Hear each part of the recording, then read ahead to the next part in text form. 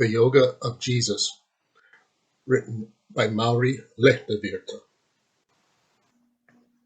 Preface to the English edition. The Yoga of Jesus was published in Finnish in spring 2009.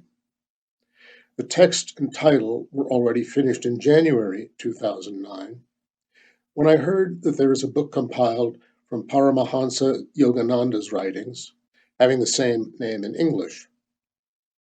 I didn't know at the time that we would translate the book into English for interested readers in the United States and elsewhere.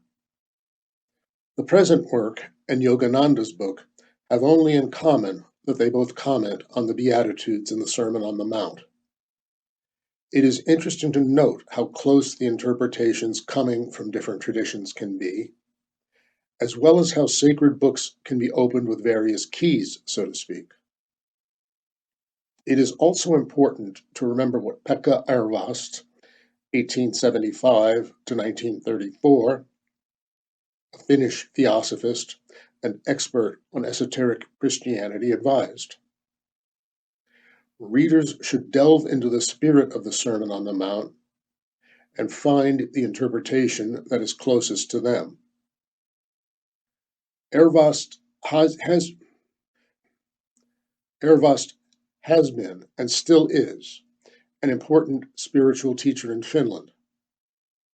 He was an author who had deep insights into the meaning of Jesus' sayings.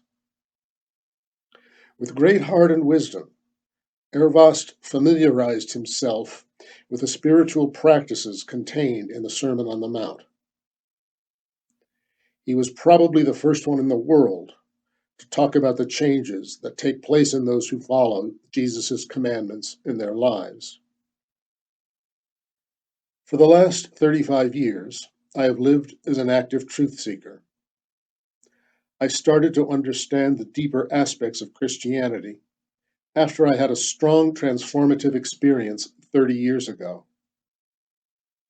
I have delivered lectures and written a great deal about it, and many times I've been asked whether I'm planning to write another book. I have answered that I have no such plans. The system of spiritual development described in this book is enough for the rest of my life. Following the path taught by Jesus in the Sermon on the Mount is so demanding in practice that I'm quite certain that my lifetime is not enough to reach the goal. Seeking for truth, talking about spiritual matters, lecturing, and artistic performances in the form of music and songs have been important ways to make spiritual knowledge and insights available to others. However, truth will begin to reveal itself only after we start applying it in everyday life, among people, as we make esoteric Christianity a touchstone of our lives. I wish to express my heartfelt gratitude to Antti Savinainen and Richard Smoley for their diligent efforts to translate and edit the Yoga of Jesus, which has no doubt been a demanding process.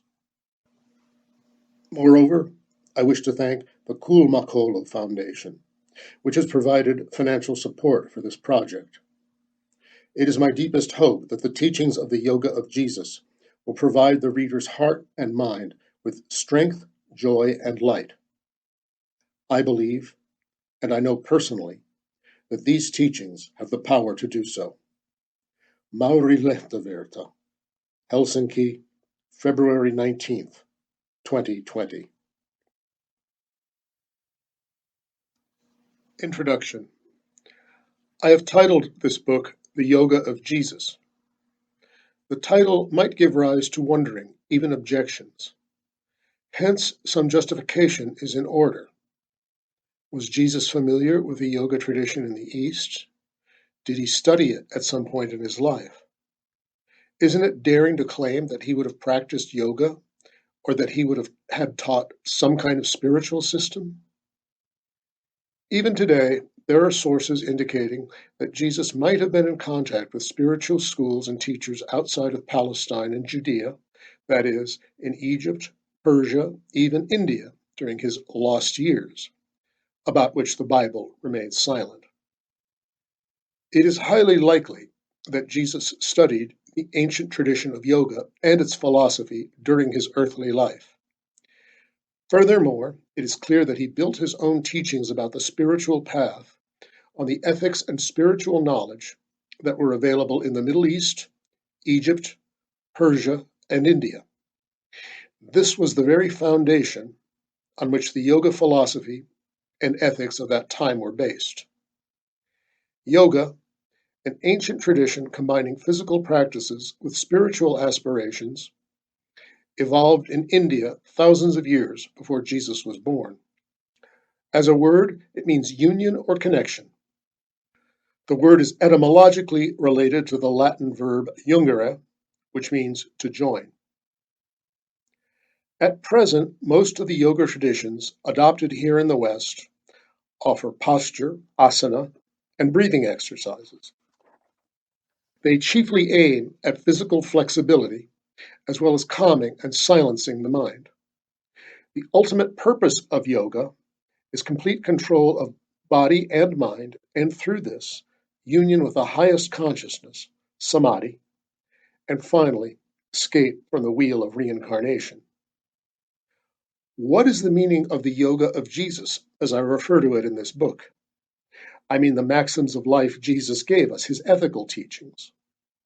Jesus provides us with these in his speeches and parables, as well as in the exemplary actions of his life. The core of his teachings is summarized in the Sermon on the Mount in the Gospel of Matthew. It is codified in the Beatitudes, the Five Commandments, the Lord's Prayer, and other supplementary guidelines for life, all of which are given here. Up to now, the notion of the yoga of Jesus has been used principally by the Theosophical Movement, which has investigated the common origin and similarities of various religions and spiritual systems for over 100 years. I have long been inspired by the idea of Jesus' ministry as a yoga, which could open a new perspective on the spiritual dialogue between the East and the West, which we are told never meet. The idea of Jesus' teaching as a yoga can create many methods of integration. It can inspire comparisons between different spiritual traditions, recognizing their similarities and common objectives. On the one hand, it is possible to consider the Sermon on the Mount as a mere speech. After all, it is a sermon delivered by Jesus. What kind of yoga could that be? On the other hand, isn't a sermon meant to be studied, practiced, and followed in life? If one goes into the words and beyond them, one can certainly see similarities and common objectives between the core of yoga and the teachings of Jesus. The latter clearly correlate with the yogic notions of yama and niyama, which form the basis of the code of ethics in yoga. In turn, if we take a look at the Lord's Prayer, we notice that it is a meditative and mantra-like practice of yoga.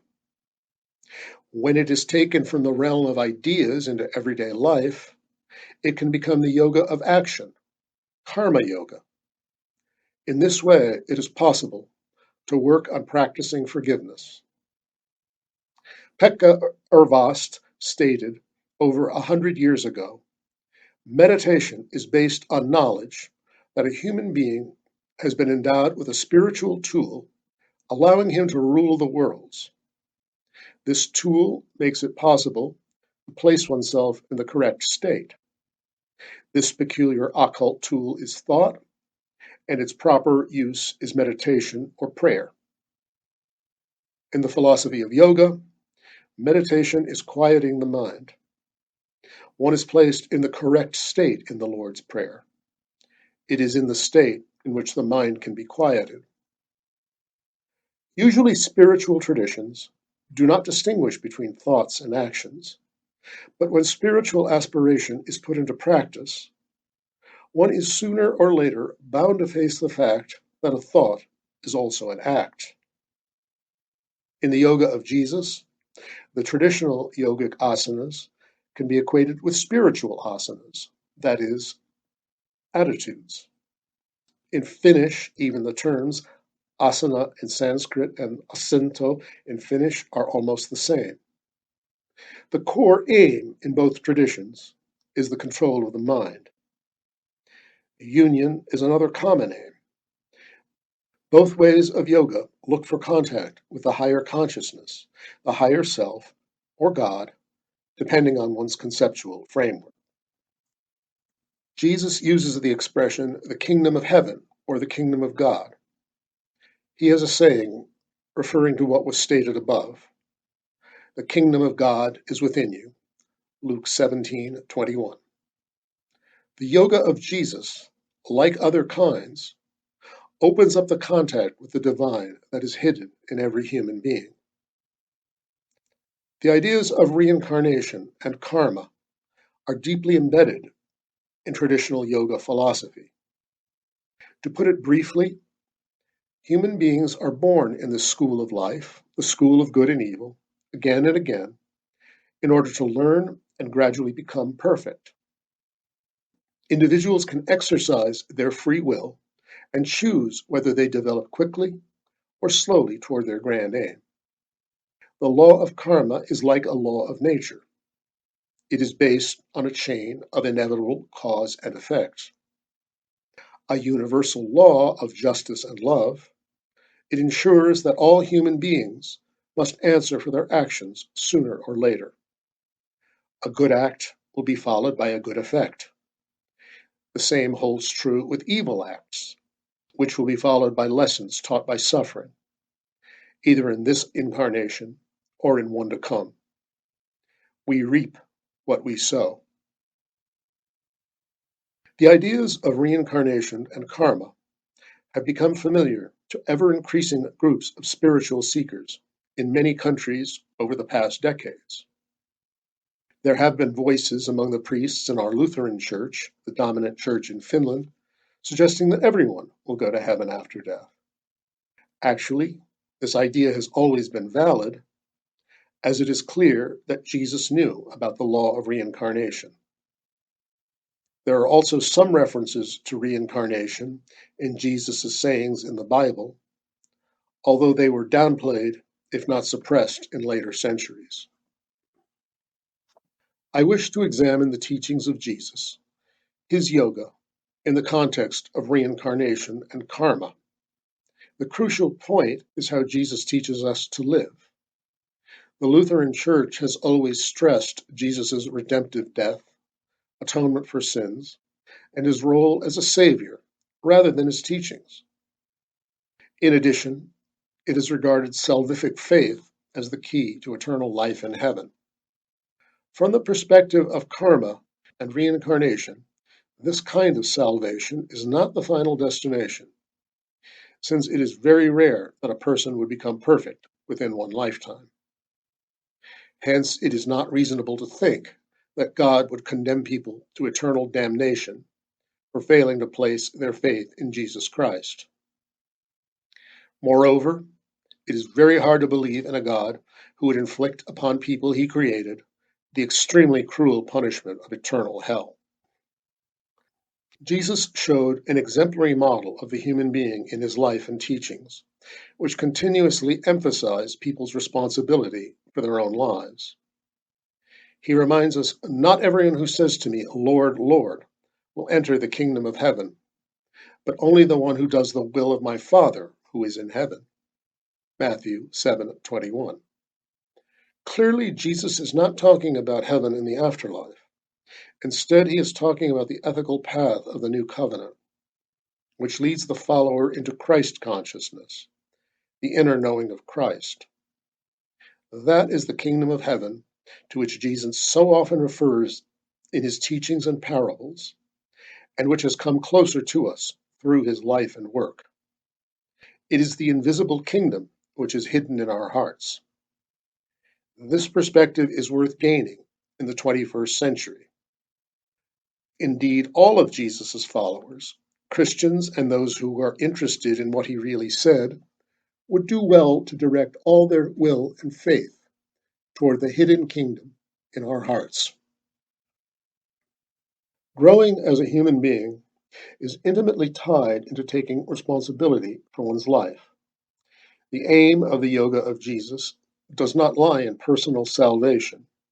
Instead, it is in learning to grow in wisdom and brotherly love, whereby we all serve each other. The question of the new covenant is how we can strive ethically to bring about the kingdom of heaven here on earth. This would make our development toward true humanity through reincarnation less difficult. The Yoga of Jesus provides us with keys and directions for spiritual aspiration, in which no effort goes to waste. The incentives of this yoga include a new kind of vision, growing spiritual strength, the opportunity for an ever-growing consciousness, and enlightenment. Jesus was the first example, the first of our brothers to finish this school and show us the perfection a human being can attain in this earthly school.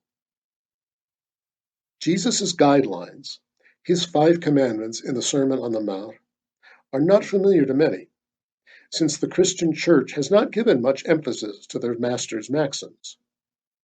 For some reason, it prefers to teach the Law of Moses, the 10 Commandments, even though Jesus says he has not come to abolish the law, but to fulfill it.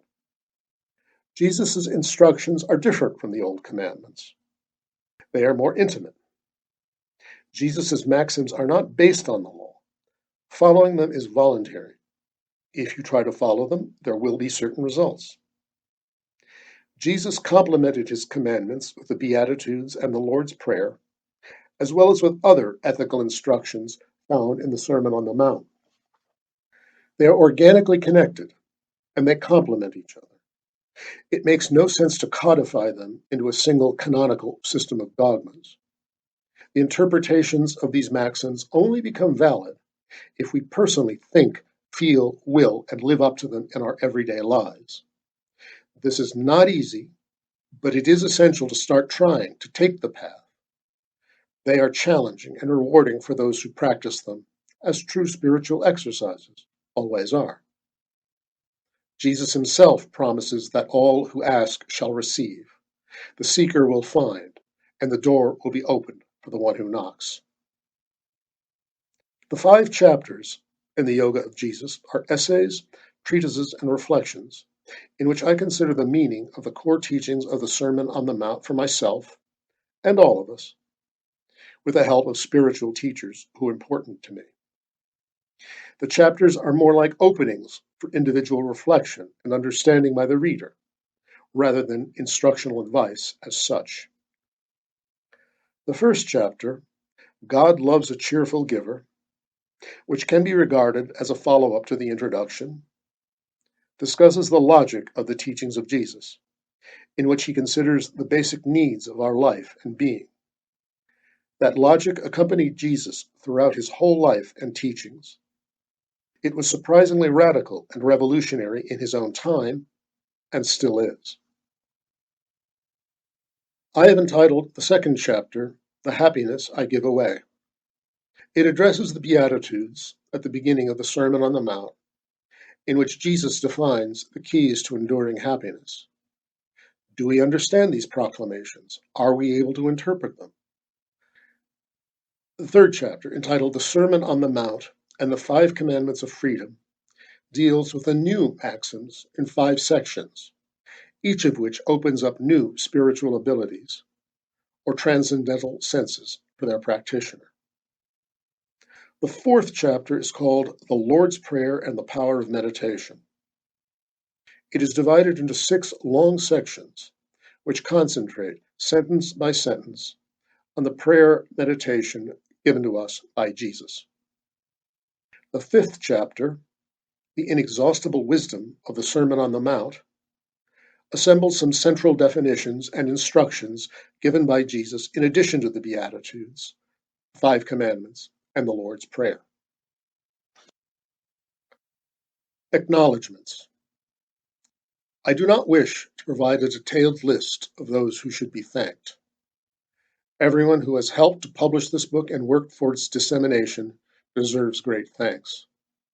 I almost dare to say that our Father in heaven, who sees all, will reward him or her. Mauri Lehtovirta, Helsinki, October 18th, 2007. 1. God loves a cheerful giver.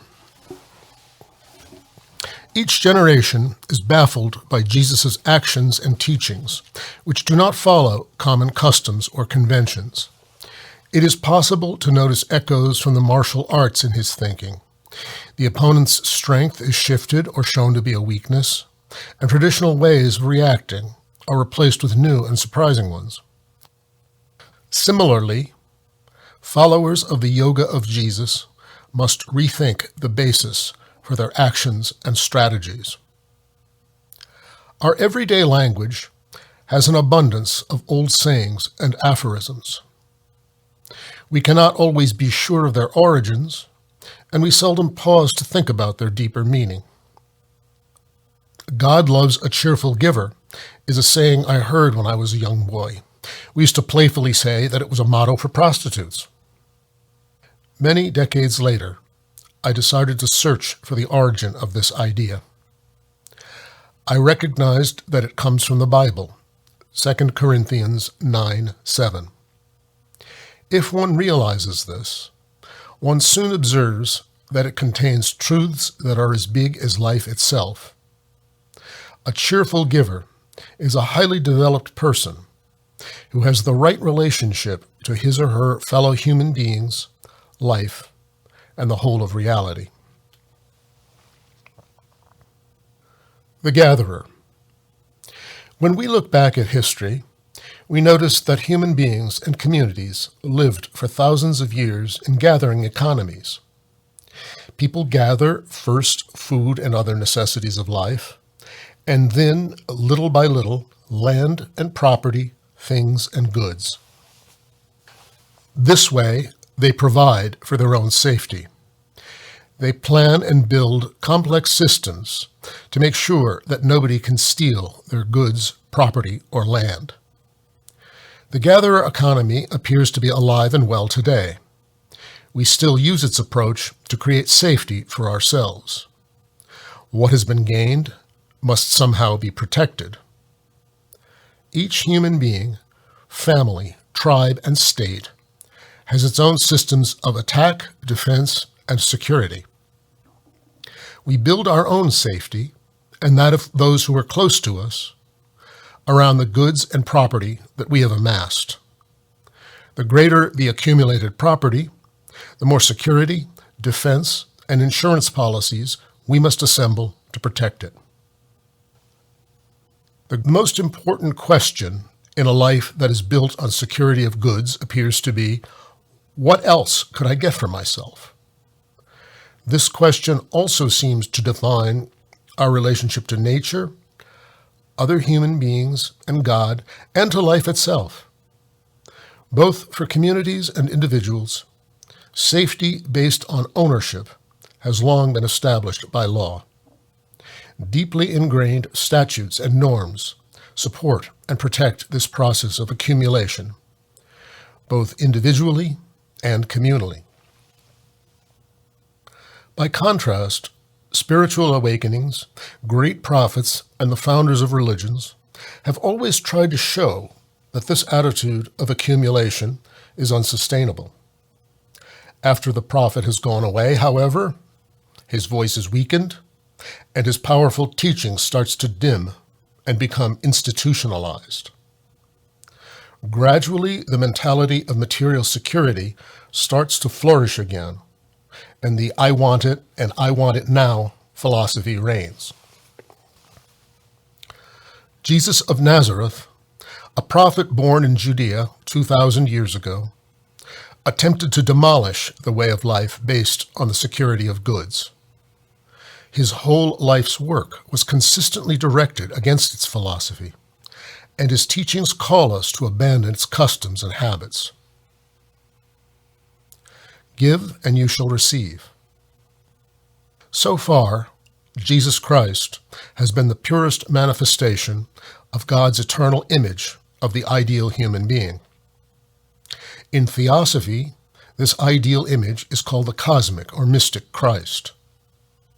Jesus Christ was a master, who is perfectly able to exemplify in his teachings and life the central feature of the cosmic Christ, that is, love. The logic of Jesus' teachings and action is that of love. When one remembers that the most accurate characterization of love is based on giving, one understands why Jesus so vehemently opposed the prevailing "what could I have for myself" type of thinking.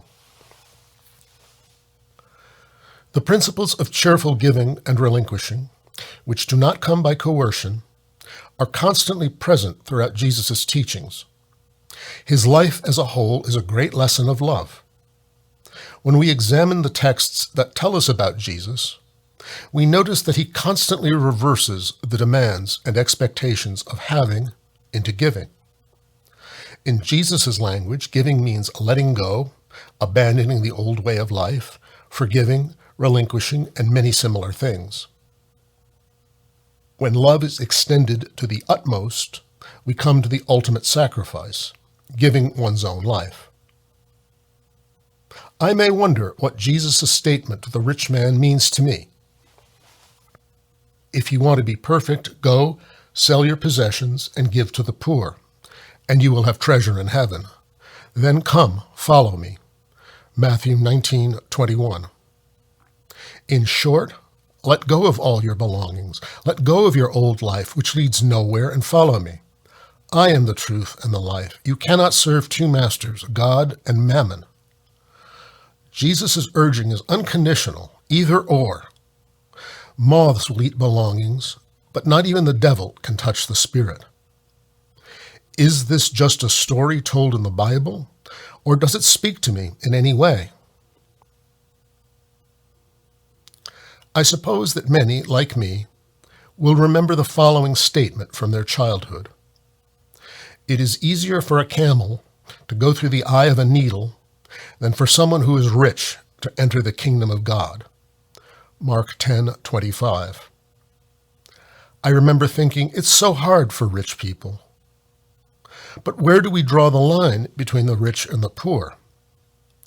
Jesus means that everyone is rich who's attached to his or her possessions, no matter how much or how little money one has. Giving up money and property, that is, mammon, is a call for a voluntary poverty. It is the poetry of simple life. At the same time, it calls for a serious and demanding resolve.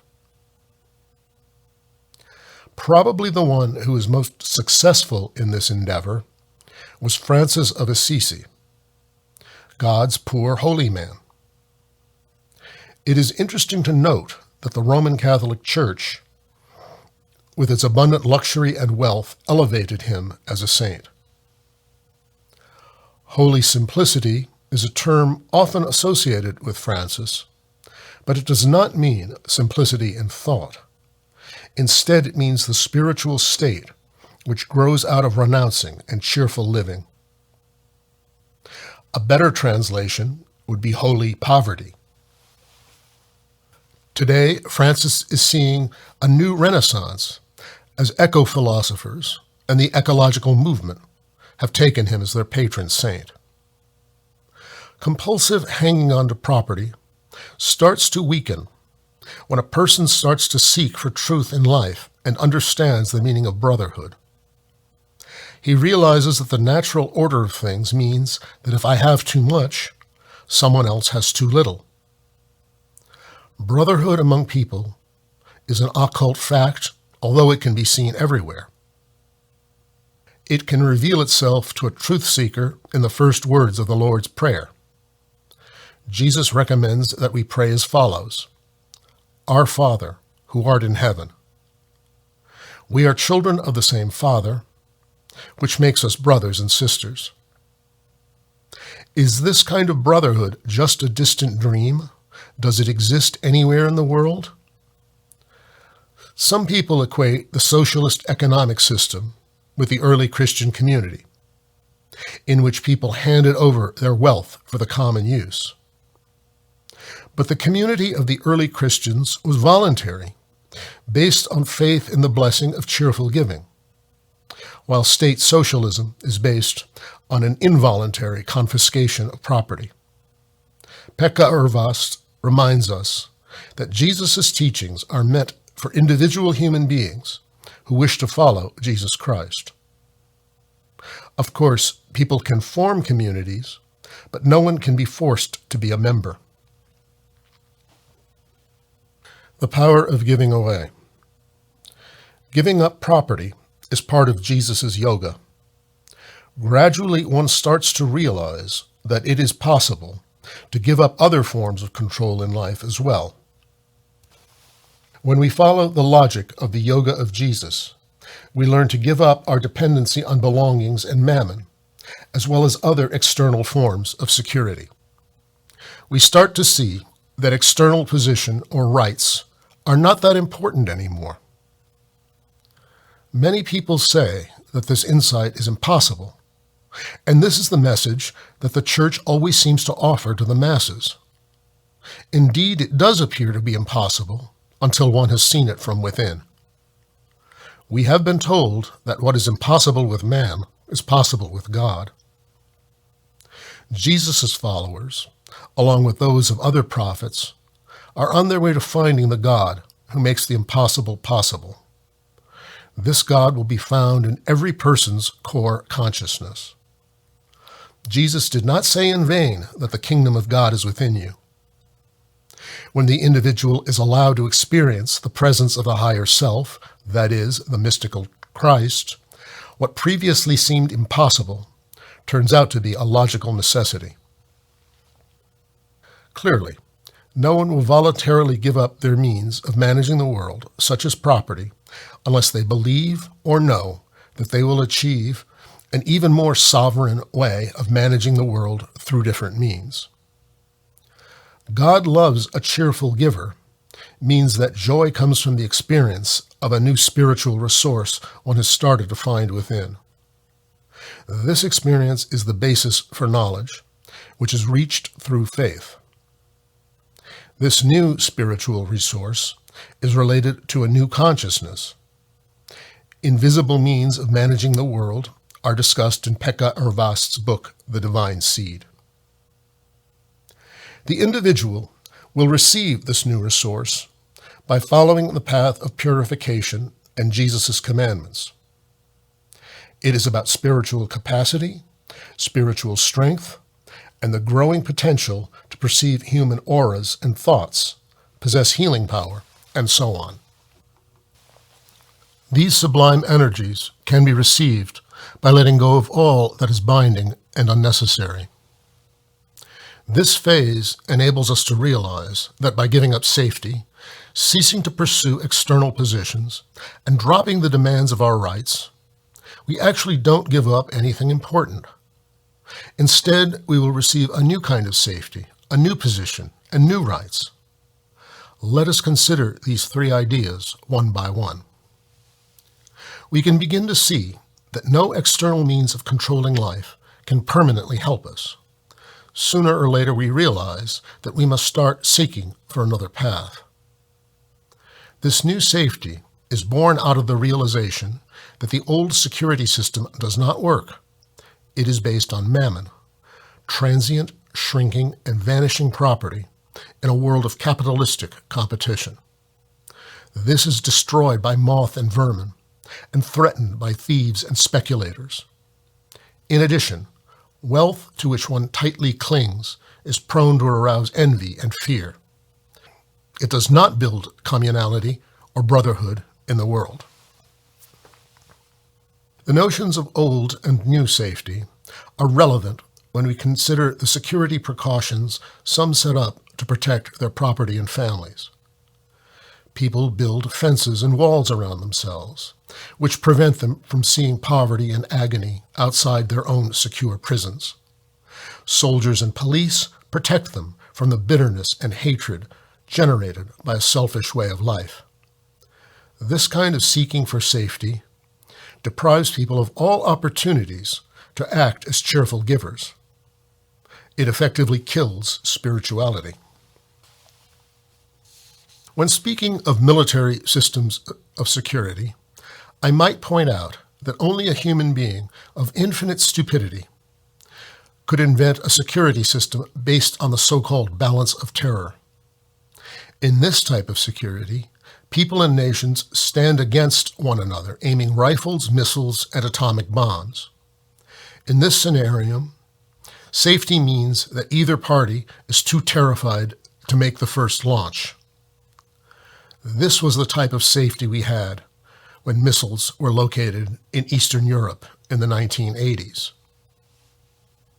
The new kind of safety is based on giving up all the aforementioned things. This is possible if a person starts to understand that no real safety, collective or individual, can be built on such fearful deterrence. Furthermore, the truth seeker starts to understand that there is no end to constant getting and wanting. Safety and inner peace cannot be based on property or status. In the Yoga of Jesus, the new safety is about turning the other cheek, letting go, and giving up. A person who starts on this path will take faith-based chances which constitute a test. Is inner certainty achieved? Does fear go away? Do new means of inner control appear? On this path of brotherhood, the individual doesn't attempt to shield himself from suffering, which is an essential part of life and our teacher. The person on the path of brotherhood will gradually grow in happiness. He will not have a shirt, he has given it away, and yet he feels safe. No one envies him because he has given everything to those who envied him. The basis of safety is brotherly love, the willing to work with the weak, sick, and poor. Following this path is based on the map Jesus gives us in his yoga when he advises us to pray, "Thy will be done." God feeds the birds of the air. Why not the human being, God's own image? When we give up clinging to external safety and start to follow our master, we will find a new course for life, along with a certainty and meaning we never had before. This is not an easy road. If it were, we would have gone much further in understanding other nations and realizing brotherhood. However, it will slowly win more support. A general sense of meaning and the discovery of inner resources gradually cause fear to cease.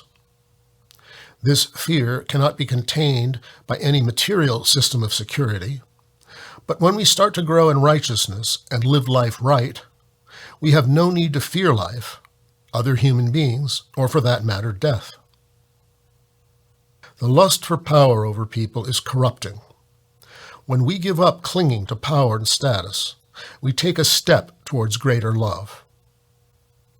The insight that is the basis for cheerful giving is crystallized in Jesus' statement, "The greatest among you will be your servant," Matthew 23:11. He also reminds us, "Whatever you did for one of the least of these brothers and sisters of mine, you did for me," Matthew 25:40. The will to power in human emotional life is based on a combination of ambition and seeking for safety. But it is difficult to see how power as such would create safety. This is not supported by experience. Jesus prompts us to free ourselves from the pride that comes with power and status by praying, "And lead us not into temptation, but deliver us from the evil one." The evil Jesus is referring to is, according to Pekka Urvast, pride. Pride keeps brotherhood from becoming a reality in this world. It can be a temptation even for seekers who are spiritually advanced. We should grow in love. Love doesn't look down on other people. The person who has this knowledge in her spirit becomes aware of the invisible reality behind this material illusion and understands that external positions or titles have no real meaning. They are traps into which we step in our self-righteousness. They divide us into different classes, castes, and so on, and hence impede the realization of brotherhood.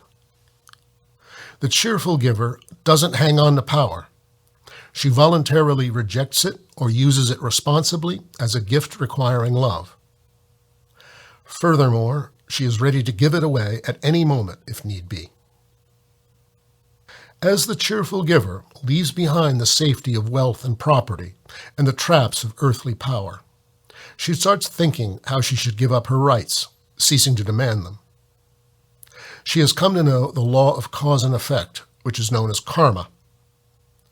This cosmic law acts as a channel for justice in every case, in this or in future incarnations. We do not have to avenge the wrongs we have suffered. An eye for an eye, a tooth for a tooth, belongs to the old covenant. Truth seekers entrust their safety to the eternal God. They have no need to worry about how justice will be served, having found that Jesus' promise is true. But seek first his kingdom and his righteousness, and all these things will be given to you as well. Matthew 6:33. They know that not a single hair of one's head falls to the ground without the knowledge of one's heavenly Father. We don't often get to see how justice is served here and now, which may severely test our faith. But we have also been told that blessed are those who have not seen and yet have believed. John 20:29. When the truth seeker enters on the path of the Yoga of Jesus, he will ask whether he needs to take any care about his rights at all. He eventually concludes that he can learn to calmly face any event and believe that justice will eventually happen. Seeing the Lord's Prayer in a new light, he will start to cherish the following verse: "And forgive us our debts, as we also have forgiven our debtors." Debt often keeps us in its grip. It could be about material things, such as reimbursement of money, but it can also mean favors we expect or even a debt in love. I will discuss the logic of forgiveness more thoroughly later, but I can point out for now that the one who is waiting for the debtor to pay his debts, requesting atonement and compensation, is paradoxically the one who feels the greatest burden of the debt. If we understand this and are able to change our demand for compensation into giving, which in this case is forgiveness, we will free ourselves and the person in debt as well. At the same time, our higher self will forgive our karmic debt, releasing us from old bondages. This is one way of fulfilling karma. It is the path of liberation. God loves a cheerful forgiver. When we cease demanding justice for ourselves and seeking payment of debts, asking nothing for ourselves but just giving, we start to be free from the vicious cycle of revenge depicted in the rule of an eye for an eye. This requires that we be ready to give up our request for compensation. Seeking revenge and calling for one's rights can imprison one. One cannot let go of the thought of being compensated. This is part of the burden of accumulated hatred, which people carry on from one generation to another, often loading it onto their children as well. And yet joy and relief will follow upon giving up, giving away, and forgiving. I have briefly discussed how truth seekers can give up property, safety, status, and rights. They learn how to give their burdens away and step lightly into the realm of spirit. This looks easy on paper.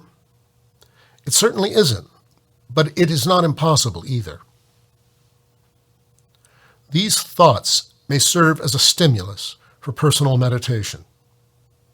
The path is individual, and it cannot be taken by another. The most important thing is to listen to oneself. After that, everyone who steadfastly pursues his or her ideals, regardless of failures, will experience an inner change as well as exterior changes. The beauty of a cheerful giver.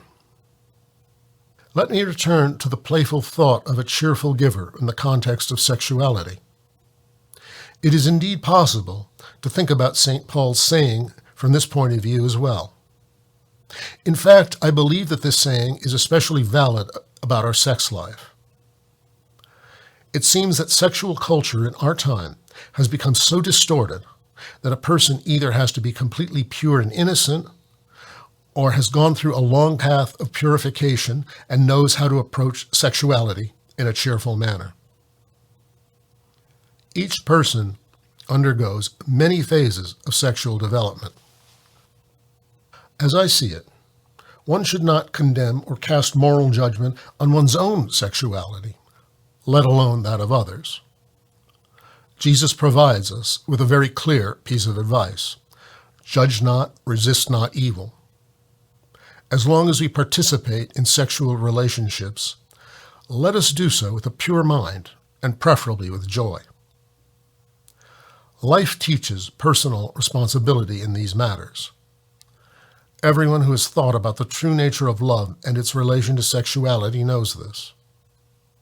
At the same time, when a person becomes aware of the liabilities involved in sexual matters, she will become responsible for her sexual behavior. She can no longer act without responsibility.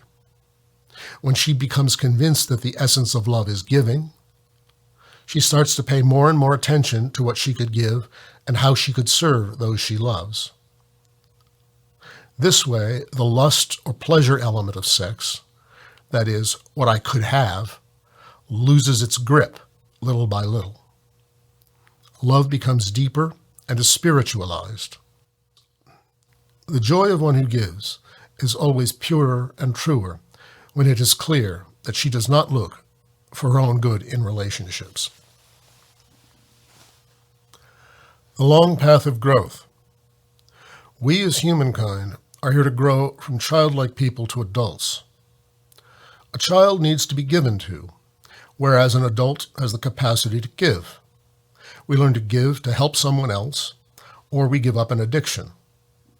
Learning this is an object of our life, as it has been of our past lives.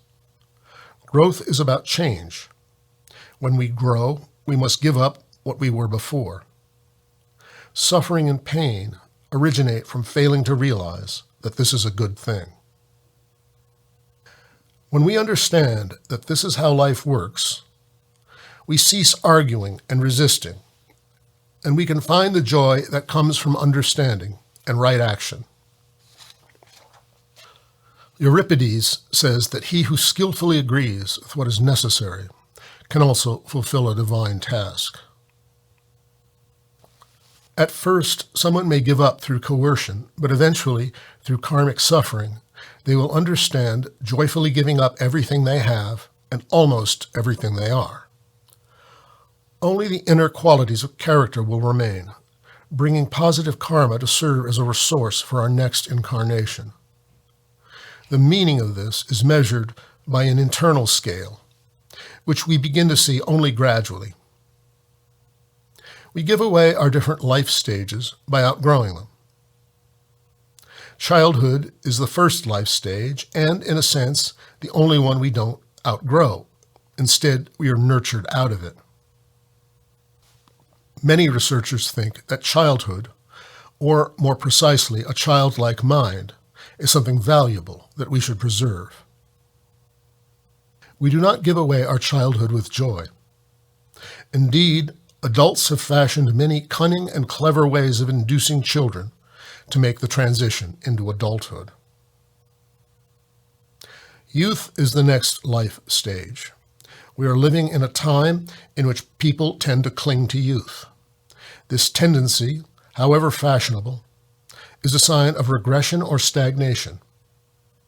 Many spiritual people I know, both old and young, face the present and future with enormous enthusiasm and definitely don't want to return to their uncertain and shallow youth.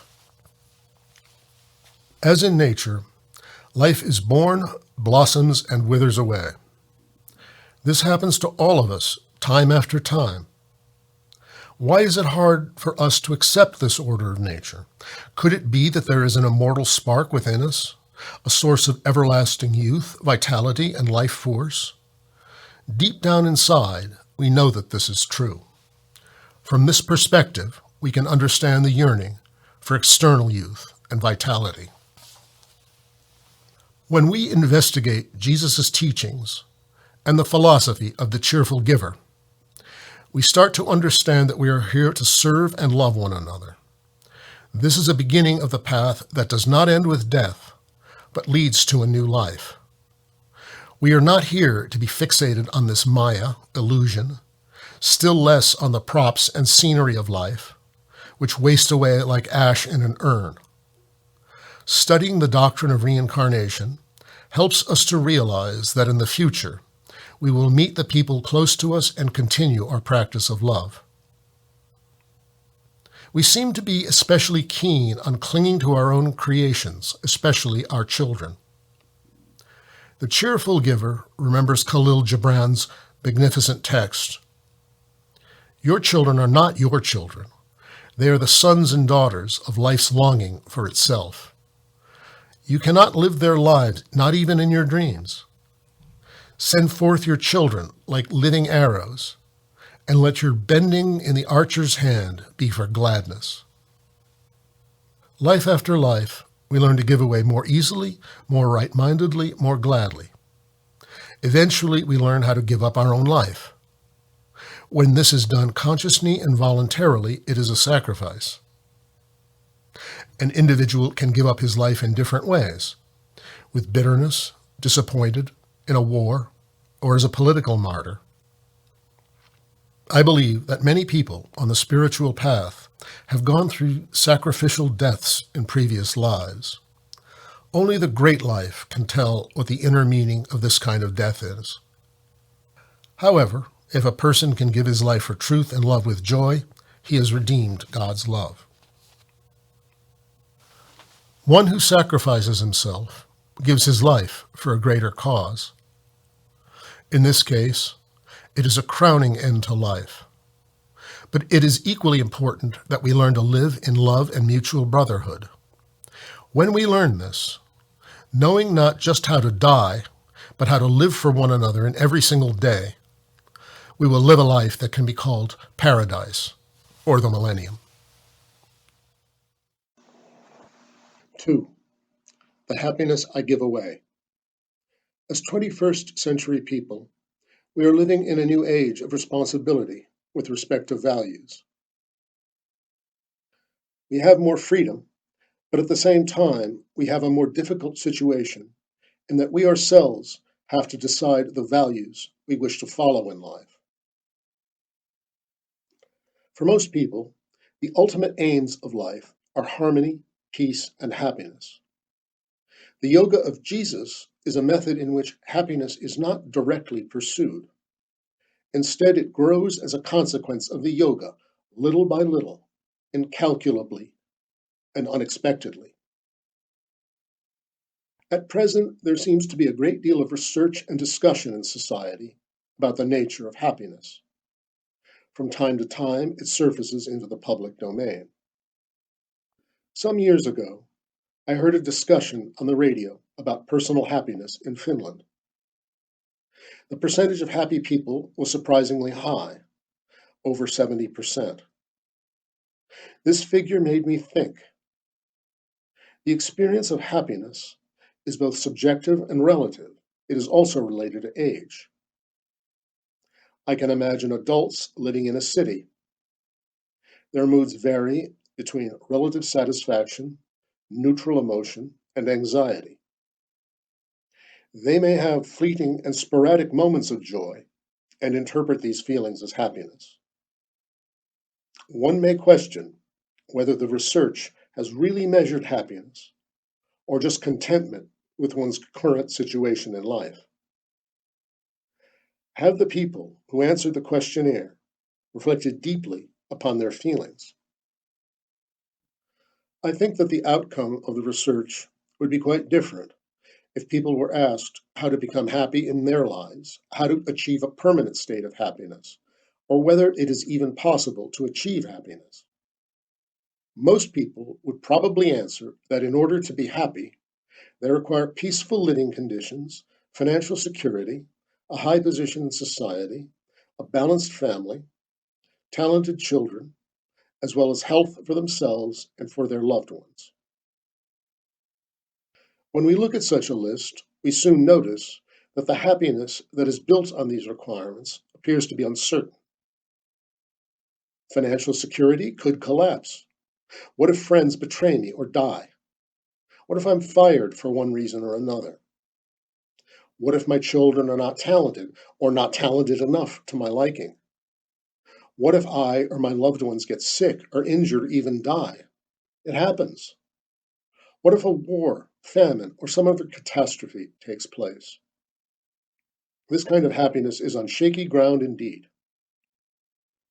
What then is happiness really? Is it earned or is it adventitious? Is it such that we cannot control it or guarantee happy conditions for ourselves? Is happiness an internal emotion caused by the pleasure center, a passing euphoria, like falling in and out of love? Should we pursue happiness in the first place? Is it a gift from destiny, God, or grace? What is the logic of happiness?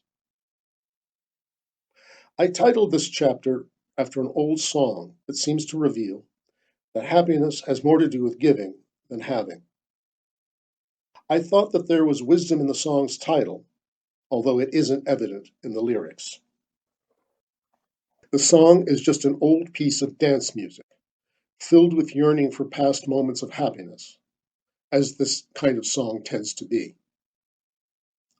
On a closer analysis, the seemingly paradoxical connection between happiness and giving proves to be a profound theme. It is connected with a struggle for existence, with the meaning of life itself, and through this to major issues such as suffering, forgiveness, love, freedom, and truth. We seldom realize that in his most important speech, the Sermon on the Mount, Jesus Christ has provided us with the instructions on how to achieve happiness. This is what the Beatitudes are all about. Jesus here is referring to a high state of happiness.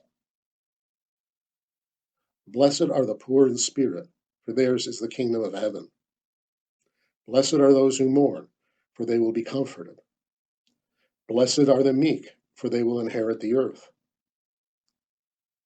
Blessed are those who hunger and thirst after righteousness, for they will be filled. Blessed are the merciful, for they will be shown mercy. Blessed are the pure in heart, for they will see God. Blessed are the peacemakers, for they will be called children of God. Blessed are those who are persecuted because of righteousness, for theirs is the kingdom of heaven. The Beatitudes are not simple or easy to understand. Nevertheless, it is worthwhile to try to interpret them correctly. Each sentence, both individually and as part of the whole, is well worth meditating upon with both the spirit and the intuition. The wise teach us that holy texts can be opened with many keys. They advise us to read them with our hearts, not just with our reason, which can easily be caught up in words and small details. In 1925, Edgar Ervast compiled and commented on a version of the Sermon on the Mount. The book discusses Jesus' great speech in an interesting and insightful way. Ervast underscores that we should penetrate the spirit of these teachings. This is the chief aim of this book, to reach the true meaning of Jesus' teachings as closely as possible. I have undertaken this project with the help of wise interpreters, such as Ervast, Paul Brunton, and Deepak Chopra, and by my own reasoning. I have also attempted to uncover the help the Beatitudes could offer for our life in the contemporary world. In addition, each of us should find our own internal interpretation, which resonates within ourselves right now and encourages us to test their usefulness in practice. This prolonged practice takes us to the state in which our minds are opened to understand the scriptures Luke 24:45, as it says in the Bible. I have no hesitation in stating that this can still happen today. Nowhere in the Beatitudes does Jesus say what one must have to be happy or blessed. Rather, it becomes clear that many of them state, implicitly or explicitly, what one doesn't need, what one should give up or give away to be happy. Jesus focuses on the nature we should have, the attitude towards life we should possess in order to be happy. Each beatitude stresses some feature, ethical attitude, or value. The crucial difference is between having and being.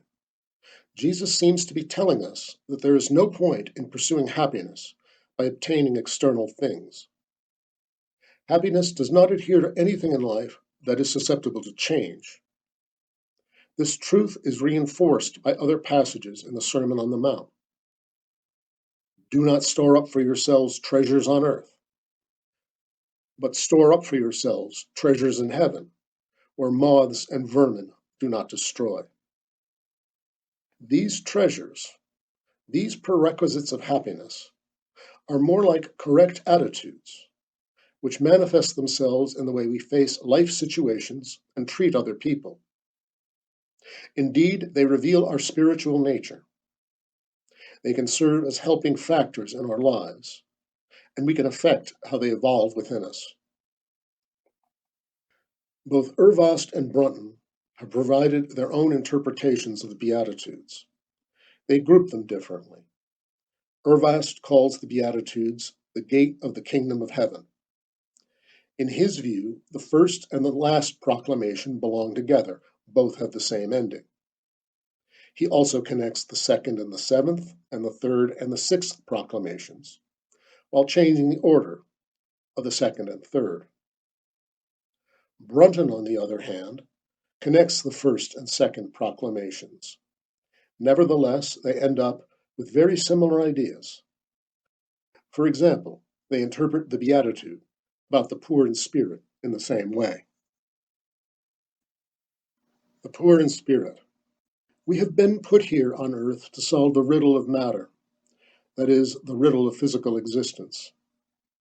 The quintessential symbol of matter in this earthly life was originally gold. Nowadays, it is usually money. When Jesus speaks of spiritual poverty, he refers to our relationship to possessions and money. As long as we are bound to money, we are neither free nor happy. We need to ponder upon how we could change our relationship with money and property. We must become poor in spirit, so that what we own does not bind us in any way. Actually, it doesn't matter whether we are poor or rich. What is important is our internal attitude towards money and mammon. It is true, of course, that Jesus said to the rich man, "Go and sell all your possessions and give the money to the poor, and you will have treasure in heaven. Then come, follow me." But the point here is not a mere external renunciation or a generous deed. In a way, Jesus asks, are you ready to let go all your possessions to which you have grown so attached and upon which you have based your psychological safety, and choose truth and freedom instead, even if it can cause you pain? This is what Brunton asks. Do you want to choose the way of service? Are you ready to abandon all that is external? Are you ready to choose truth and eternal life, even if you don't know how it will happen? The question reflects our faith in life. Is it possible for a human being to let go of a haven built on money and possessions? Can one free oneself from the addiction of money? Ervast clarifies this question in the following way. Perhaps everyone, upon awakening, renounces his earthly goods, if such there be. The life of the spirit always begins with poverty of heart, and this renunciation assumes the form of an outer symbolic act. The stress, however, is not on outer things. Of this the man poor in heart soon becomes aware. Therefore he is not frightened if fate places him in charge of possessions. He takes charge of the possessions in the spirit of the apostles. Paul Brunton agrees. We need simplicity, but not asceticism. External gestures of giving up worldly possessions are impractical in the West and are not really necessary. He adds later on, an outward gesture, such as becoming a monk or a nun, or such as giving all your wealth to the poor, is not what Jesus meant. The eco-philosopher Henryk Skolimowski expresses a similar sentiment. Elegant frugality is a precondition of inner beauty. The person who has reached the state of being poor in spirit has taken an important step towards inner liberation. It becomes visible to us as inner beauty. Urvas states that there are 3 plagues on earth which we have to overcome: poverty, ignorance, and disease. The person who is poor in spirit has assumed a new attitude toward money and possessions. Money does not bind her, nor has she attached herself to it. Money passes through her hands, and she can guide its flow, but her sense of safety is not shaken, even if she has no money at all. She has placed her confidence in the highest power, tested it, and found that it lasts. God is above market fluctuations and devaluations. Deepak Chopra speaks about the same matter in his book, The 7 Spiritual Laws of Success. He frames the 6th law as the law of detachment. It says that in order to have anything in the physical world, we must give up our attachment to it. According to Chopra, we do not have to give up our intentions or desires. All we need to do is to give up attachment to the result. Chopra goes on to justify his interesting claim. Anything you want can be acquired through detachment, because detachment is based on the unquestioning belief in the power of your true self. Attachment, on the other hand, is based on fear and insecurity. We look for security as long as we do not know our true self. Chopra adds, the source of wealth, of abundance, or of anything in the physical world is the self. It is the consciousness who knows how to fulfill every need. Everything else is a symbol: cars, banknotes, clothes, airplanes. Symbols are transitory, they come and go. Chasing symbols is like settling for the map instead of the territory. It creates anxiety. It ends up making you feel hollow and empty inside because you exchange yourself for the symbols of yourself. The Upanishads pose a similar challenge. If people paid as much attention to Brahman, the highest consciousness, as we do to money, who would not be liberated? Jesus Christ is a Savior who came to liberate us. He shows us the path from poverty, sickness, and ignorance to bliss and happiness. Paradoxically, when Jesus frees us from poverty, he also frees us from money, more precisely, from clinging on to money, the symbol of matter. How can one become free then? Perhaps the most important sentence in the Sermon on the Mount is the following: but seek first his kingdom and his righteousness, and all these things will be given to you as well. Finding this kingdom of heaven within will provide the strength needed to change one's heart. The security system created by money and mammon is a fence surrounded by fear. This is where we seek refuge when we don't believe in any other kind of safety. It can be argued that money can buy temporary security, but it doesn't guarantee any lasting security.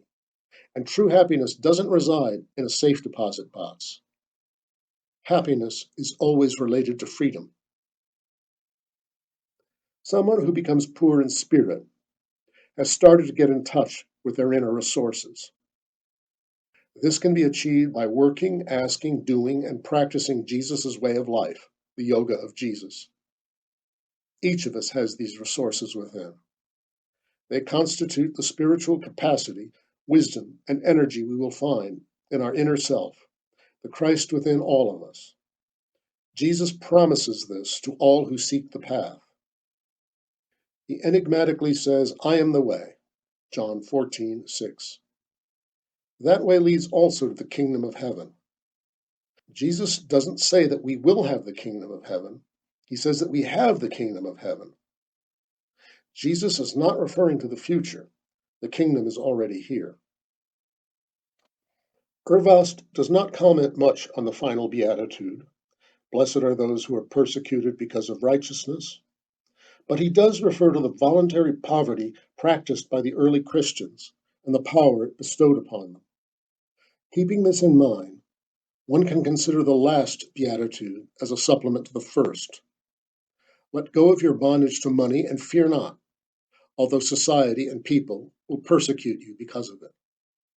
Righteousness is a condition for happiness. The world always seeks for happiness using faulty means, and it does not behave well toward those who don't want to be on its foolish treadmill. Brunton, commenting on the same issue, reminds us Jesus warned his apostles that they could expect trouble. Always, when an apostle or a prophet emerges, it awakens also the resistance by dark and aggressive forces. This is the law of polarity in the world. These forces will find dark and ignorant people who may help to nullify unselfish actions by the enlightened. The mystery of grief. In his second beatitude, Jesus says, Blessed are those who mourn, for they will be comforted. Brunton connects this beatitude to the first, and he sees them as a unity. He views mourning and renouncing mammon as related.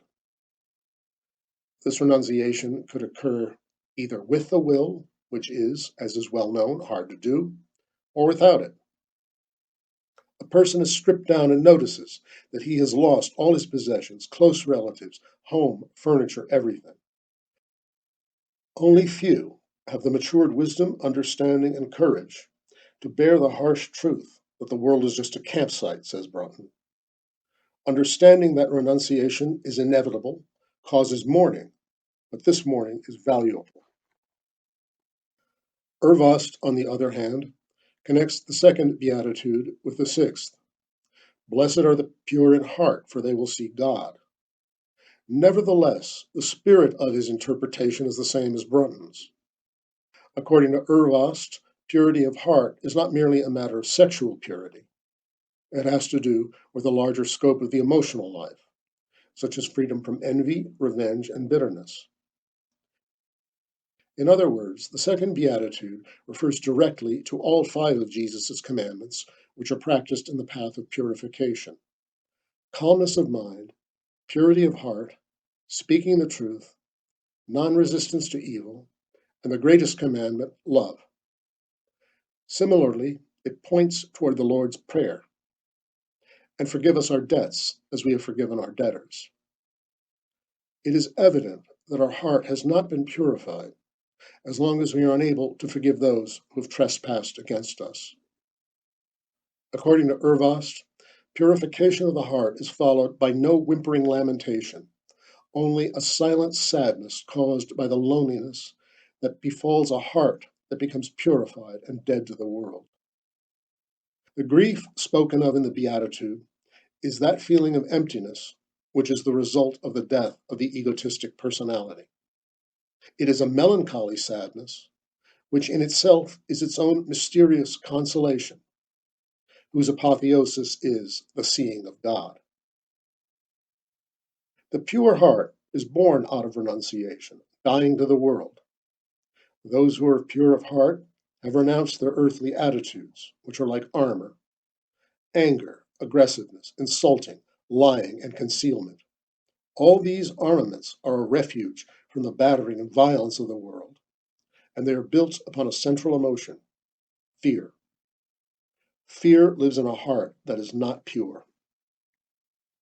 When everyone is afraid, all must take cover in the armor of offense, revenge, anger, and violence. No one dares to show how they really feel. By and large, we are living today in this stalemate. Jesus came to unravel this situation almost 2,000 years ago, but his lesson has not struck home very rapidly.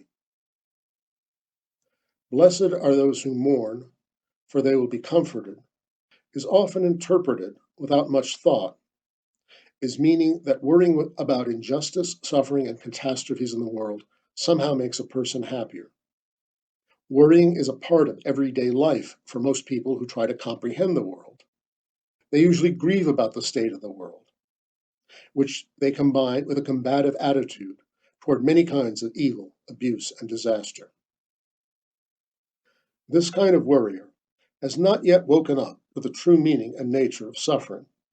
Indeed, understanding the nature of suffering is part of comprehending the meaning of evil and acknowledging its necessary role in the evolution of the visible world. Worrying also signals distress about the state of the world. One asks why this is the case and why God allows it to happen. This is a justified question, but satisfactory and consoling answers require pondering. This calls for both patience and faith in life. When we examine this issue from the point of view of humanity's wise sages, we get the unanimous answer that everything in the world is in order. This surprising and difficult answer originates from the idea that suffering and evil are an inseparable part of the dualistic polar nature of the world. Suffering is our teacher. It is closely connected with reincarnation and karma.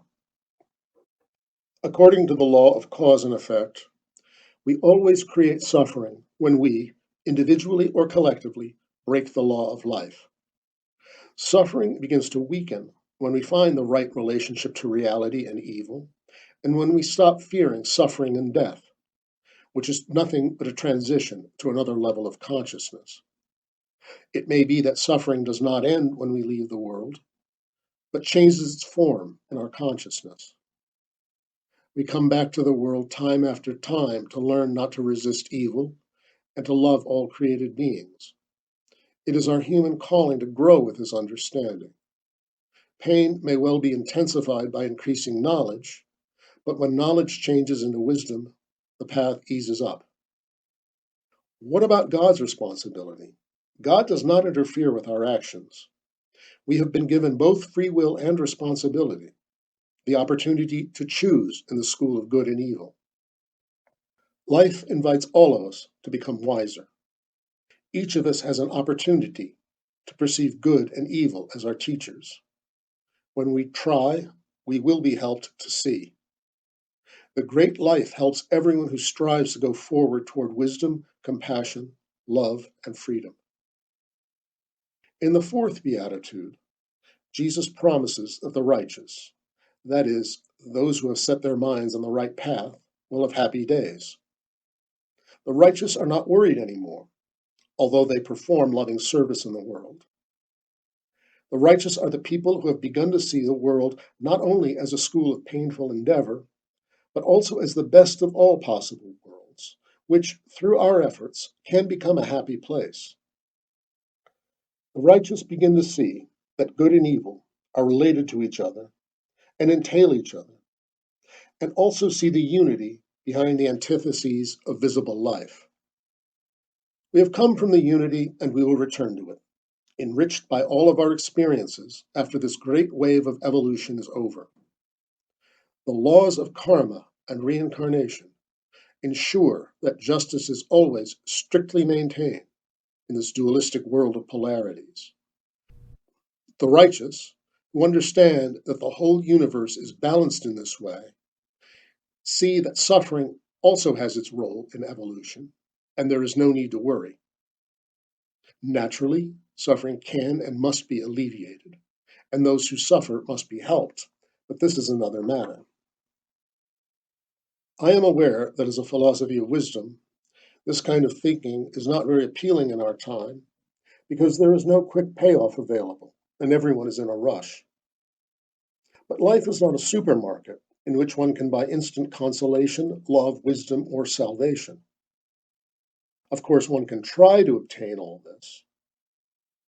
There are instant merchants in the spiritual domain as well, but instant in the context of truly important things means that the commodities soon become scarce. We are not in a hurry. We have all the time we want to learn those things. With each new incarnation, we are given new opportunities to learn the lesson of life. Few people learn it within one life. Many people reject the idea of reincarnation, saying that they do not wish to come here again. Yet how many of us are prepared to take steps so that we won't have to come back? In regard to the saying that those who mourn will find comfort, could Jesus mean that one can worry after all, that one is not supposed to worry about worrying? Perhaps worrying is a good thing. This could be a paradox in Jesus' teachings. Worry can drive a logical person to action, to take responsibility, which makes it possible for reality to unfold.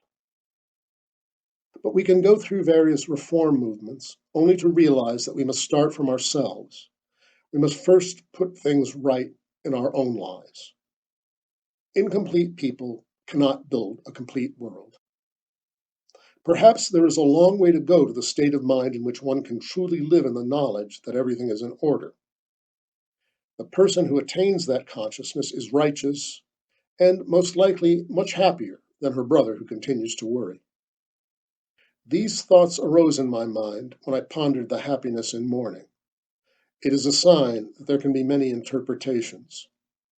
They also may vary depending on where one stands in one's spiritual path and what one needs at that point. Everyone is free to look for an interpretation that best suits their advancement. However, if one practices honest thinking, there can be no great harm. Happiness of the Peacemaker. Urvost connects the following Beatitudes as the third pair. Blessed are the meek, for they will inherit the earth, and blessed are the peacemakers, for they will be called the sons of God. Indeed, the meek and the peacemakers seem to belong together. They have learned Jesus' first commandment in practice. Do not get angry with your brother. Furthermore, the interpretation of these Beatitudes is intimately connected to Jesus' fourth commandment. Do not resist evil. The meek and the peacemakers are called happy, meaning that they have mastered the art of forgiving. In the Lord's Prayer, Jesus teaches us to pray for the strength to forgive when he says, and forgive us our debts, as we also have forgiven our debtors. In this way, the person builds inner harmony, gentleness, and peace. From this perspective, the third pair of Beatitudes appears as ethically clear and binding. When we look at how the world has treated the meek and the peacemakers, we can't help wondering if they could possibly be happy. On the other hand, they have learned how to live without anger and fear. This alone fulfills one condition for happiness. Moreover, it is possible to imagine what the world would be like if all of us concentrated on learning how to avoid getting angry. Moreover, it is possible to imagine what the world would be like if all of us concentrated on learning how to avoid getting angry. This would teach us how to build inner peace. World history tells us about amazing people who have practiced kindness and created peace around themselves. The old legends are filled with these heroes, the righteous who know how to repay evil with good. They're the ones who've thrown themselves in front of spears and guns, as happened in India's struggle for independence, led by Mahatma Gandhi. They are heroes, martyrs, the blessed, who shall eventually inherit the earth and who will be called the sons of God. Gandhi was helped by the conviction that we will reincarnate again on earth, and that death is just a gate to a new state of reality. After purification and rest, we have a chance to continue our righteous endeavors. Happiness is not just a reward waiting for us in the future. I recall a TV interview about a Polish family man who had decided to burn himself alive in a great festival in the Warsaw Stadium in order to oppose the communist regime. After he made his decision, he traveled to the stadium by train. He said that his mind was filled with great peace and happiness. Another example could be my friend Berti, who as a young man decided to refuse to serve in the army. He told me that while he was traveling to military headquarters, he felt very brave, as if he had been inflated the size of a house. Only the person who has undertaken an exceptional act can tell what it feels like. Happiness is a subjective state of mind. Although it can be externally perceived and to some extent transmitted to other people, it cannot be fully fathomed. It must be brought about by one's own thinking and actions. Happiness is a subjective state of mind. Although it can be externally perceived and to some extent transmitted to other people, it cannot be fully fathomed. It must be brought about by one's own thinking and actions. The peacemakers and the meek have learned how to deal with the conditions of life without forcing them in any way. There is no need to do anything, and nothing is worth doing by force. Deepak Chopra talks about this attitude in his book as the law of least effort, with examples taken from the Indian tradition. He says, "This is the principle of least action, of no resistance. If you observe nature at work, you will see that least effort is expended. Grass doesn't try to grow, it just grows." The principle is, do less and accomplish more. Ultimately, the aim is to achieve the state in which nothing is done, yet everything is accomplished. Chopra quotes Carlos Castaneda. "Most of our energy goes into upholding our importance. If we were capable of losing some of that importance, two extraordinary things would happen to us. One, we would free our energy from trying to maintain the illusory idea of our grandeur. And two, we would provide ourselves with enough energy to catch a glimpse of the actual grandeur of the universe." Chopra divides the law of least effort into three components, which seem to be useful in evaluating these particular beatitudes. Chopra speaks first of acceptance, which is a path to understanding that everything is in order. He notes that acceptance simply means deciding that, quote, "Today I will accept people, situations, circumstances, and events as they occur. This means I will know that this moment is as it should be, because the whole universe is as it should be. This moment, the one you're experiencing right now, is the culmination of all the moments you have experienced in the past. This moment is as it is because the entire universe is as it is. When you struggle against this moment, you're actually struggling against the entire universe. Instead, you can make the decision that today you will not struggle against the whole universe by struggling against this moment. This means that your acceptance of this moment is total and complete. You accept things as they are, not as you wish they were in this moment. This is important to understand. You can wish for things in the future to be different, but in this moment, you have to accept things as they are.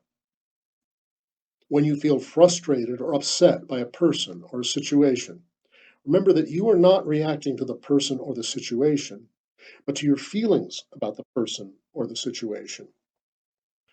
These are your feelings, and your feelings are not someone else's fault. When you recognize and understand this completely, you are ready to take responsibility for how you feel and to change it. And if you can accept things as they are, you are ready to take responsibility for your situation and for all the events you see as problems." End of quote. This leads to the second component of the law of least effort, responsibility. Chopra asks, what does responsibility mean, and answers, quote, "Responsibility means not blaming anyone or anything for your situation, including yourself. Having accepted this circumstance, this event, this problem, responsibility then means the ability to have a creative response to the situation as it is now. All problems contain the seeds of opportunity, and this awareness allows you to take the moment and transform it to a better situation or thing. Once you do this, every so-called upsetting situation will become an opportunity for the creation of something new and beautiful. and every so-called tormentor or tyrant will become your teacher. Reality is an interpretation, and if you choose to interpret reality in this way, you will have many teachers around you and many opportunities to evolve. End of quote. Chopra then continues to the third component of the law of least effort, which is defenselessness. Quote, it means that your awareness is established in defenselessness, and you have relinquished the need to convince or persuade others of your point of view. If you observe people around you, you'll see that they spend 99% of their time defending their points of view. If you just relinquish the need to defend your point of view, you will, in that relinquishment, gain access to enormous amounts of energy that have previously been wasted. If you embrace the present and become one with it and merge with it, you will experience a fire, a glow, a sparkle of ecstasy throbbing in every living, sentient being. As you begin to experience this exaltation of spirit in everything that is alive, as you become intimate, joy will be born within you, and you will drop the terrible burdens and encumbrances of defensiveness, resentment, and hurtfulness. Only then will you become lighthearted, carefree, joyous, and free. End of quote. Righteousness and mercy. Urvast's interpretation of the Beatitudes places them in pairs in a new order and calls the ark formed by them the gate of the kingdom of heaven. The last two pearls of this gate are the proclamations that are centermost, that is, the fourth and fifth Beatitudes. Blessed are those who hunger and thirst after righteousness, for they will be filled, and blessed are the merciful, for they shall be shown mercy. I have already discussed this righteousness, or, as Urvast translated it, the thought of righteousness and mercy. The righteous can elevate their minds to the point where they conclude that everything is in order in the world. This cannot simply mean leaving everything and doing nothing. Urvast places mercy alongside righteousness. Mercy, today we might speak of compassion or pity, helping a suffering neighbor, has the consequences, says Jesus, that one will be shown mercy in turn. A similar idea is expressed in the Lord's Prayer, and forgive us our debts, as we also have forgiven our debtors. As the saying goes, the world you get is the world you give away. Mercy is about forgiving, loving service, and deeds of love in everyday life. This beatitude, together with Jesus' fifth commandment, the commandment of love, provides us with a key to happiness on earth. There is an enormous amount of suffering on earth, and we have no certainty of avoiding it, even if we have created vast systems to prevent ourselves from seeing it. It is a tall order to put an end to suffering, but we can change our attitude towards it. This does not mean indifference. It is loving work done with compassion and mercy. Such an attitude teaches us to see how suffering could be brought to an end in the world. The reasons for our suffering are our own deeds, our own cynicism, indifference, selfishness, and cruelty. God does not want us to suffer in pain. God and His Son teach us how to deal with it so that it might no longer be with us, and we could have a kingdom of heaven here on earth. If we can be merciful, mercy will come back to us when we are suffering. I believe that mercy and compassion can offset old karma. Loving service always brings a blessing, both to the person who receives the service and to the person giving it. Urvast refers to the close connection between mercy, compassion, and love when he asks, what justice would there be on earth without love? How could we realize justice without being full of understanding, pity, sympathy, and forgiveness for one another? Moreover, can we put mercy before justice in our own lives? This is the righteousness that truth seekers must bring to the world. We can start small and enlarge the circle of mercy and compassion with our strength. It is a great and wonderful challenge in life to move from suffering to happiness. Both the Beatitude concerning mercy and the first Beatitude concerning the poor in spirit suggest that happiness is created by creating happiness for other people. Our own comfort or pleasure is no longer our first concern. We start by bringing small crumbs of happiness into the midst of suffering. Condolence, understanding, and helping are themselves a medicine. They bring consolation. They also contribute to our own happiness, which extends even to our post-mortem life. The wise say that your personal heaven is created by the thoughts of people who love you. Mercy and forgiveness are accompanied by a new kind of humility, which helps one to be free from the need for revenge. When pondering on mercy, it is advisable to think about the situation in which Jesus lived. At that time, life was much harsher and crueler. Revenge has long roots in history, and it extends to our time. It has upheld cohesion among tribes and nationalities, but at the same time, it has had a demoralizing effect. The secret of happiness. In addition to the Beatitudes, there is one more condition for happiness, which is linked to the question of the meaning of life. Happiness is clearly related to the questions, why do I live and what is the meaning of my life? I must somehow see that there is some sense in my own life as well as in life as a whole. Happiness, in this sense, is bound to the meaningfulness of my work. Of course, this is not just about paid work. It entails my dharma, that is, my mission in life, my purpose on earth. Happiness can ultimately lie in finding meaning and seeing how everything fits together, even momentarily. Happiness, or bliss, in the sense that Jesus meant, is a dynamic state of harmony in which the meaningfulness of life is present in every changing moment. It is the present moment, as Deepak Chopra says. Another meaning for the word present is gift. It often seems that finding meaning in life in itself constitutes a foundation for carrying on. But Jesus' Beatitudes take us even further. They promise us bliss. Finally, let me return to the title of this chapter, The Happiness That I Have Given Away.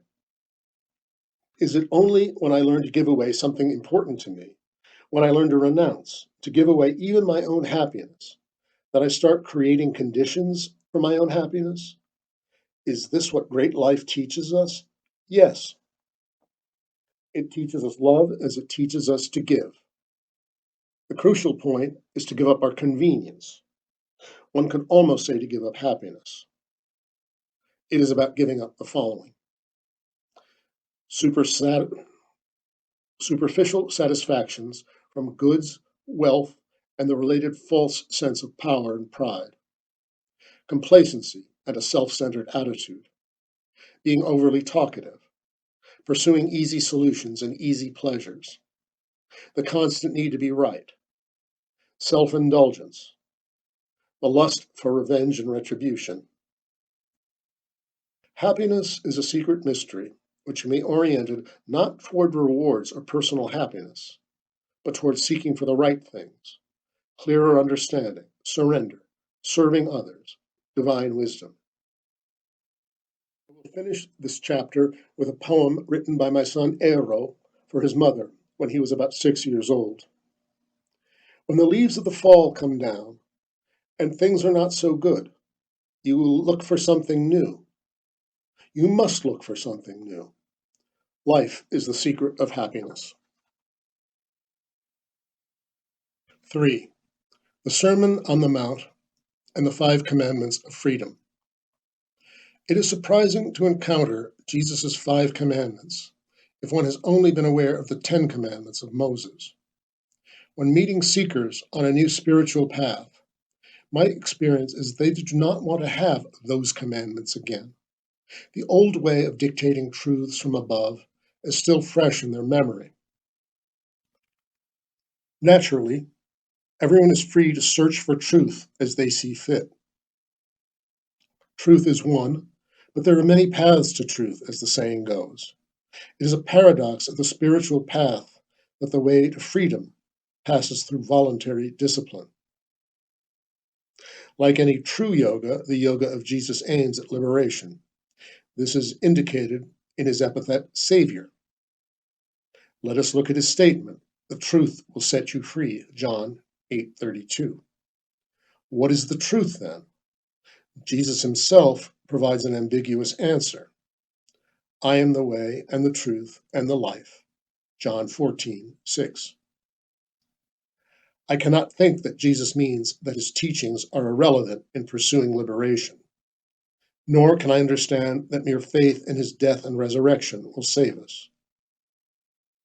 It is inconceivable that this kind of belief, holding a certain proposition as true, could decide the eternal destiny of a human being. We who believe in him and follow him are required to do something as well.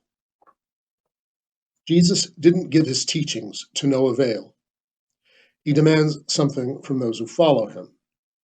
It is our task to grow and go forward in the path of wisdom through the 5 commandments.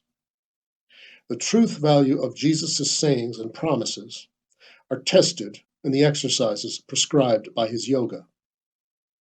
Does he speak the truth? And does the truth really set us free? Let us reflect upon what prevents us from being free, and upon what we should be free of.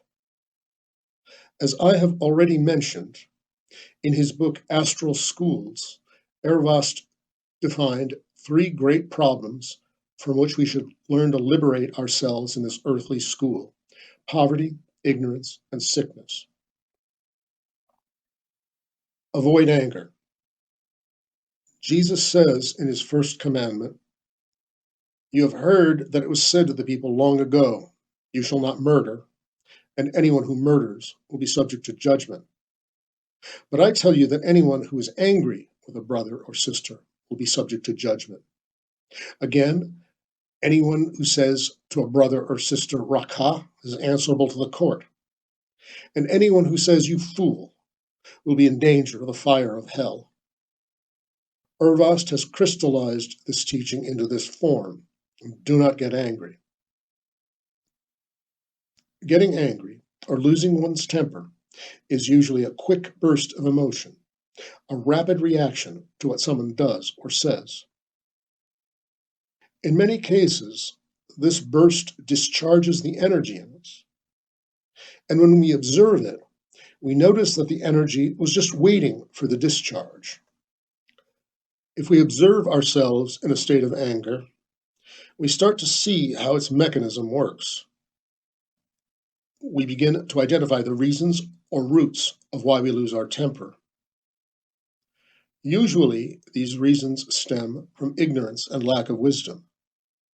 We are unable to penetrate deeply enough to the reasons that cause us to lose our temper, nor are we able to think of the consequences of our anger when we are immersed in it. Sometimes the anger and resentment can linger within us, even after a bout of losing our temper, acting as a seed for hatred on which we dwell for a long time. We are then caught in an emotional trap. Hatred is a long-term form of anger. The Swedish-Finnish poet Elmer Diktonius has said that a person can never understand what he hates, as understanding is always underpinned by love. There is a well-known saying that rage is blind. Blindness and lack of understanding are often synonymous in Jesus' sayings. When we give in to anger, we drive ourselves onto a path that seems to have only one way of proceeding: violent reaction.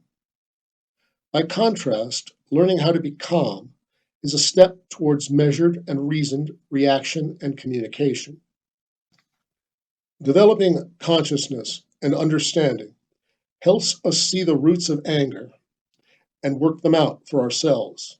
This work begins with a practice of remaining calm. Talking about avoiding anger sometimes raises a question posed by people who have read their Bible. It is related to a story in which Jesus, apparently in anger, drives money changers and vendors away from the temple. The common question is, Why did Jesus get angry in that situation? If we are practicing the yoga of Jesus, we must read the Bible in a meditative way, not as a fairy tale or textbook on history. We must try to penetrate beyond the words and find a more profound wisdom. Jesus presented his teachings in the form of parables, partly because it is easier to remember a teaching when it is given as a story. Could it be that the scene from Jesus' life could also be allegorical, thus leaving room for different interpretations? It is possible to open Holy Scriptures using many keys. Paul tells us that our body is the temple of the Holy Spirit, 1 Corinthians 6:10. The yoga of Jesus aims at bringing discipline at a moment of exaltation to the experience that the Christ is within us. At that point, the Christ has entered the temple of our own spirit, and the unholy features within us vanish. In that light, we clearly see what in us doesn't belong to the temple. Jesus performed a powerful symbolic act in cleansing the temple.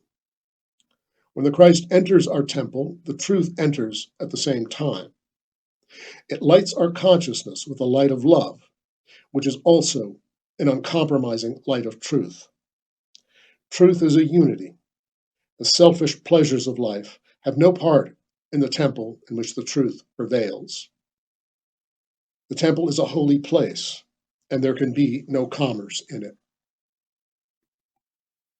I cannot think that the Christ within us would get angry with our lower passions or misplaced thoughts, represented by the vendors and money changers.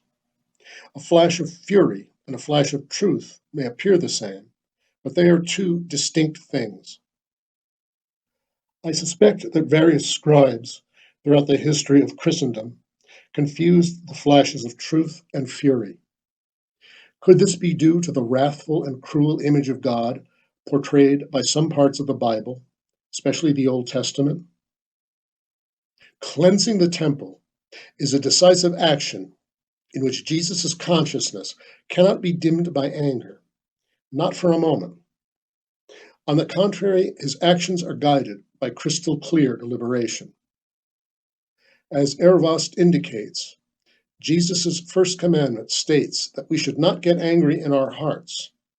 Our external actions can be forceful, our saying and doing can be decisive, yet our conduct is in strict inner control.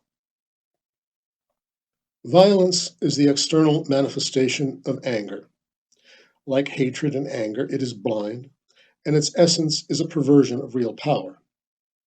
It is based on the use of physical force to threaten or coerce. The person wishing to have real power will eventually realize that it is spiritual in nature, reflecting genuine authority. That kind of power presupposes the capacity to rule over oneself, that is, controlling lower feelings and desires. When we start to practice the yoga of calmness, that is, not getting angry, we notice that our consciousness changes and grows. Eventually, we will realize that there is no reason to get angry or feel hatred. This path enables all of us to do our share in reducing violence and conflicts in our surroundings. The history of anger and hatred is so long that unlearning it could easily take a whole lifetime, perhaps many lives. However, this is a crucial lesson, and unlike harboring hatred, it will keep us on the path. Avoiding anger can be taken as a daily yoga practice. It is not an easy lesson, but every step forward is rewarding, manifesting itself in enhanced self-control, as well as in a gradual release from the grip of negative emotions. A truth seeker who practices the yoga of Jesus has the task of observing himself calmly in a state of anger and pondering upon why he is angry with his brother. For a Christian, everyone is a brother or sister. In situations that give rise to anger and hurt, what are other possible ways of responding? When practicing this form of self-observation, It is possible that one will get angry at one's own anger, but the reaction of anger cannot be vanquished by force or coercion. Instead, we can calmly learn to see what the origin of anger is, what lies behind it, and what it does to us. There should be no violent attitude towards it. Learning how not to get angry is, in this respect, closely connected to Jesus' fourth commandment, which states that one should not resist evil. The psychologists are correct in saying that one should not confine or suppress anger and hatred as nice people tend to do. Often, these experts say we should express our anger. It is said that anger and a good fight clear the air, but this is not what we are addressing here. In fact, keeping long-term anger inside is not healthy for us. In this situation, the person who doesn't understand his anger tries to control or contain it, or just lets it erupt.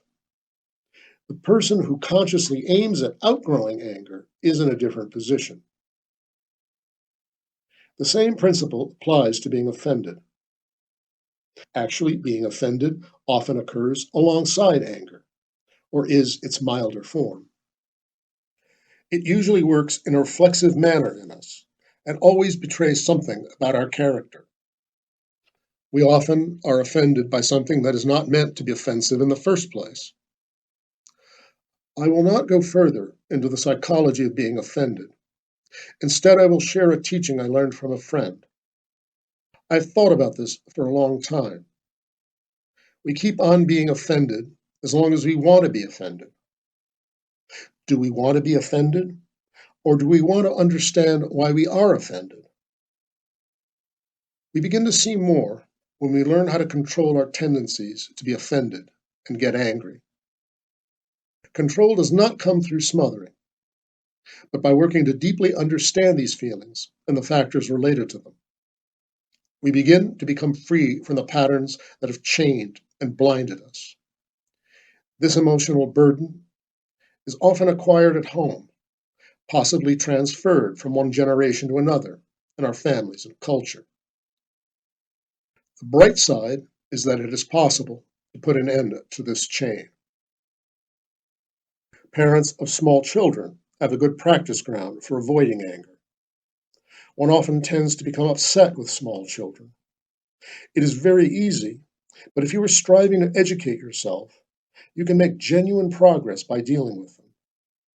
Ending the chain of anger fosters a nonviolent and peaceful atmosphere. It also promotes holistic health by strengthening our etheric being. In this way, it diminishes one of the great obstacles to human liberation, disease. Like everything in the Yoga of Jesus, learning not how to get angry is learning to love. It liberates us from disease and ignorance. In addition, as Ervast states in The Divine Seed, we begin knowing others' thoughts, even though no words are uttered. The person who has learned to keep his thoughts pure will learn to see others' emotions, to see their energy bodies, that is, their auras. Keep your thoughts pure. In his second commandment, Jesus addresses the relationship a person has with one of the strongest drives, sexuality.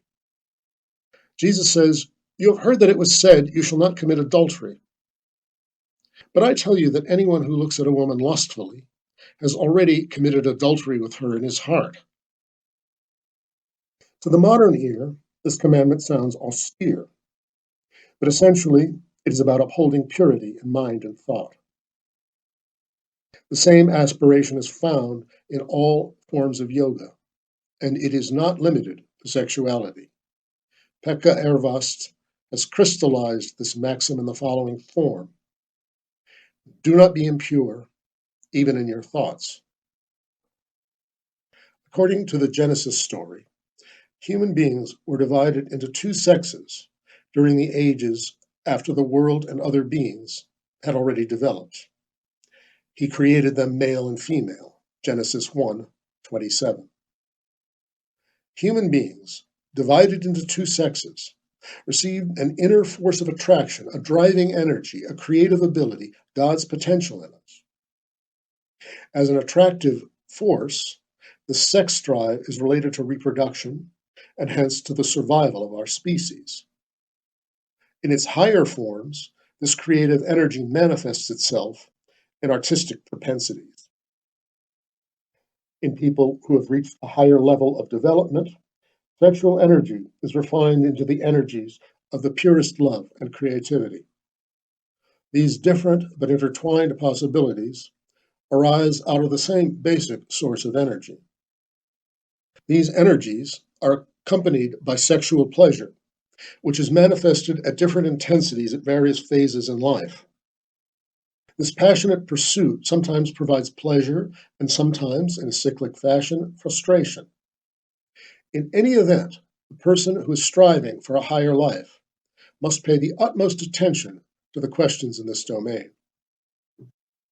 The sex drive is a natural, life-supporting force in the animal kingdom, whereas human beings, in the course of their evolution, came gradually to emphasize its pleasurable aspects. At this point, the pleasure has become detached from its original connection.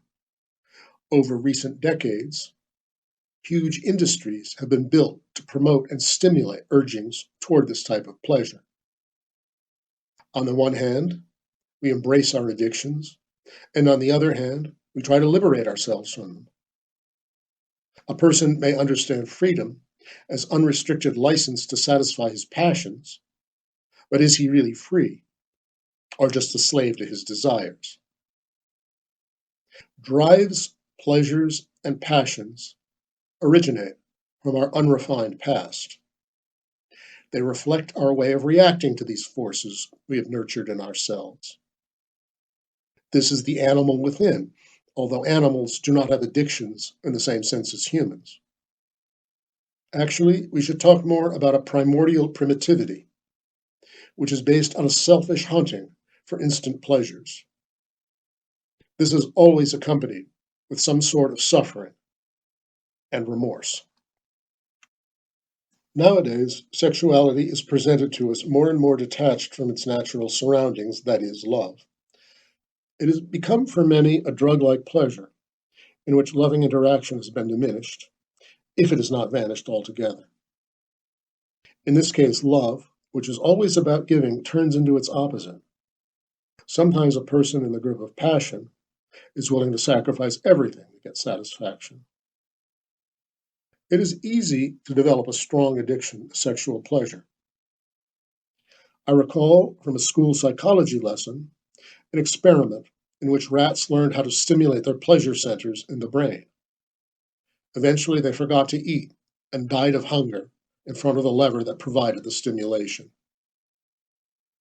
Let us think of the 5 commandments in the Sermon on the Mount as maxims of life that bring us towards freedom. In this light, we can interpret the 2nd commandment as follows. We should observe our thoughts in the same way as in the practice of not getting angry. We do not force ourselves, but we draw our attention to what is more important. We focus our thoughts away from desire and addictive factors and toward love. In this commandment, Jesus does not address sexuality per se. Rather, he addresses our attitude towards sex. He teaches us to listen to our heart and act wisely in the riptide of the strong energies of love. The Yoga of Jesus, like others, emphasizes controlling the mind. Mind is the crazy monkey that must be calmed down in order to allow the higher consciousness to take charge. This yoga entails the daily monitoring of thoughts and practicing the ability to distinguish the essential from the non-essential. This critical approach teaches me to question which aspects of my emotions are true and enduring. Am I just being driven by my lower instincts and desires? When we meet others, our sense of responsibility grows little by little. We ask how I should react to another person, and in what way I should love him or her. Practicing in real-life situations provides a measure of our status in the path. This practice invites us to a closer interaction and to a closer sense of communality, which seems to be elusive today. Indeed, we find our real humanity in relationships. Mere analytic deliberation easily leads to mechanical choices, bookish Puritanism. Admittedly, there is the danger of repressing sexuality. Hence, it is worth remembering St. Paul's statement, "For it is better to marry than to burn," 1 Corinthians 7:9. Yoga requires determination and self-discipline, but the right action arises from the right thought, not from force. None of us means that we should reject the physical aspect of love as morally inappropriate.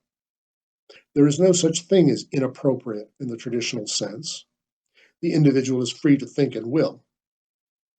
But Jesus is calling forth a growth of will in us. In the Yoga of Jesus, one seeks for real freedom, in which no one and nothing, let alone lower desires, chains us or drags us down. When the thought life is gradually purified, the student begins to pay attention to what is purest, most beautiful, and valuable in her feelings toward the other person when she loves, falls in love, and makes love. We usually want to give the best in ourselves to the person we love. We also know that after encountering another person only in the domain of sexuality, we may feel we wanted to say more. However, I do not recommend being too austere, relentless, or unforgiving towards oneself. This is resisting evil, which Jesus urges us not to do. Let us show wise kindness toward ourselves.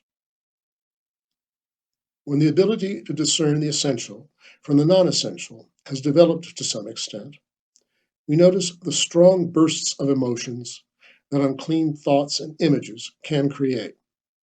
These churning emotions bolster passion.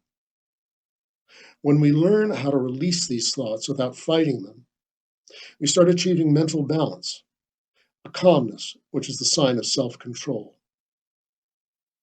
A thought begets a deed. Pure thoughts create pure deeds. Jesus' second commandment teaches us to become free from the chaining passions of emotional life, which can even become pathological. It is not hard to imagine, for instance, that a man addicted to child pornography may have nurtured this addiction in an earlier incarnation and is unable to let go of constant lust, anxiety, and fear. Strong passion can indicate a karmic inheritance. One might think that it is impossible to reach a pure mind when dealing with the strongest human passions. As we can see, Jesus aimed at a faraway future. Every day is an opportunity to embark on a spiritual journey, even if it is for the first time. This yoga is not easy, but ask and it will be given to you. Seek and you will find. Knock and the door will be opened to you. Matthew 7:7. These openings will come to us as a growing sense of inner peace and spiritual experience if we persist and do not give up when the first failures take place. Like any form of spiritual practice, the Yoga of Jesus requires patience, but it also requires mercifulness and tolerance toward ourselves when we fail. The higher powers accompany everyone who follows the path of yoga. If we fail, there is always the mercy of a fresh start. Be truthful in your speech. Jesus' third commandment addresses speech. He forbids us to swear oaths. All you need to say is simply yes or no. Anything beyond this comes from the evil one. Urvast crystallizes this commandment in this form: always speak the truth. When we take an oath, we solemnly swear that we are speaking the truth, but there is no need for an oath if we always speak truthfully. We are committed to the truth, regardless of the consequences. If we think of an explicit situation of an oath-taking, for instance, a military oath, it is above all an oath of loyalty and obedience. In this situation, the oath-taker hands over the power to make decisions and responsibility for his actions to others, in this case, military leaders. One promises to obey without questioning and follow orders in future situations, with no knowledge of what the future might hold. Of course, a true follower of Jesus cannot act this way. Responsibility is a part of being human. Becoming a true human being means becoming responsible. Handing over responsibility in this situation is giving up one's humanity. In discussing such topics as the army and going to war in the context of Jesus' commandments, we need to keep in mind that they are given as spiritual guidelines to individuals. The Master does not speak to states or nations. He gives his advice to his disciples, to those who want to follow him. Speaking the truth is a demanding yet simple maxim. When we speak truthfully, we don't have to restate our case all the time. Relationships between people become easier. Living in the world is significantly easier with honest people than with liars. What if we want to be honest when everybody else is lying? Admittedly, there is a risk in honesty, but there is also one in lying. Someone who doesn't speak the truth is usually attempting to gain some advantage, such as money or power, or is trying to avoid the consequences of previous wrongs or lies. Little lies, gossiping, and slander, in fact, all the vices of the tongue, entangle us in a web of small chains, which are reinforced by new lies. Constant lying eventually drives a person into a corner, producing anxiety. The wisdom of Jesus, the truth will set you free, is at its clearest in the context of the third commandment. Speaking the truth destroys the web of lies and cuts off the chains of fear. When I tell a lie now, I cannot be honest in the future, otherwise my lying will be exposed. Living in a web of lies is living in constant fear of being exposed. It is hard to breathe in such agony. Right thought, right speech, right action, says the Buddha. The purification of thought is closely related to speaking the truth. The yoga of honesty actually begins with the right thought. In his book, At the Feet of the Master, J. Krishnamurti emphasizes temperance and deliberation. It is well to speak little, better still to say nothing, unless you are quite sure that what you wish to say is true, kind, and helpful. Before speaking, think carefully whether what you are going to say has those three qualities. If it has not, do not say it. The yoga of honesty can be seen as fasting from speech, which gives us time to consider and purify our thoughts and mind. Taming the mind and speech, having them under conscious control, builds inner peace and improves mental insight. This development happens organically. When we give up the old, we receive something new to take its place. Speaking the truth develops our ability to discern the essential from the non-essential. We do not have to say everything that comes to mind. In some situations, it is possible to save lives by keeping silent. The use of reason is always advisable. All of this relates to listening as well. We don't have to listen to lies, gossip, slander, or any evil talk about others. We can cut the chain and clear the air. It is possible to stop lying to oneself and others and start speaking truthfully. It is always a daring decision, signifying that one has entered the path that leads to liberation from selfishness and self-interest using lies. It is also a step toward accepting karma. When we are honest, we are ready to accept the consequences of our words and actions. Deciding to start speaking the truth does not necessarily mean that we know the truth, but at least we are heading towards it. Speaking truthfully is the condition and prerequisite of evolution. Courage is needed because we know that the world treats the speaker of truth quite differently from the liar. It is peculiar that many are ready to take extreme chances, for instance in war or crime.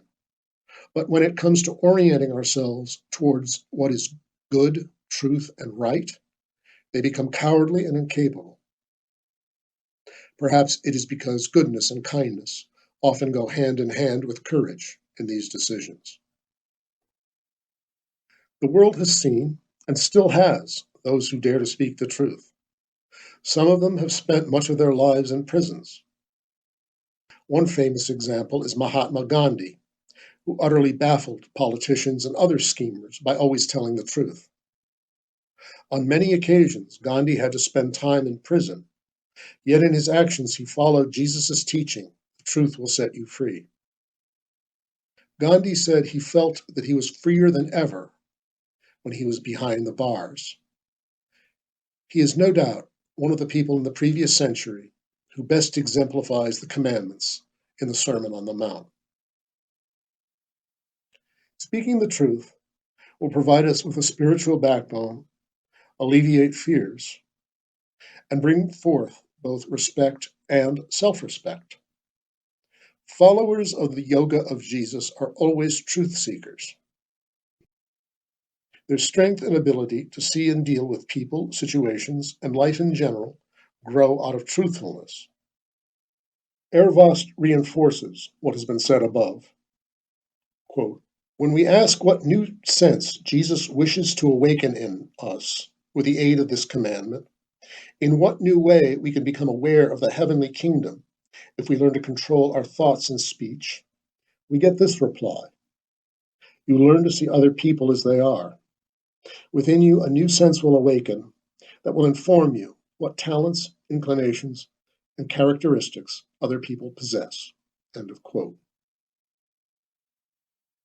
Do not resist evil. Jesus' fourth commandment teaches us to regard evil in the right way. It is a fundamental question in Christianity and for humanity in general. According to the Bible, we are here as human beings to solve the riddle of good and evil. Jesus says in his fourth commandment, you have heard that it was said, eye for eye and tooth for tooth. But I tell you, do not resist an evil person. If anyone slaps you on the right cheek, turn to them the other cheek also. And if anyone wants to sue you and take your shirt, hand over your coat as well.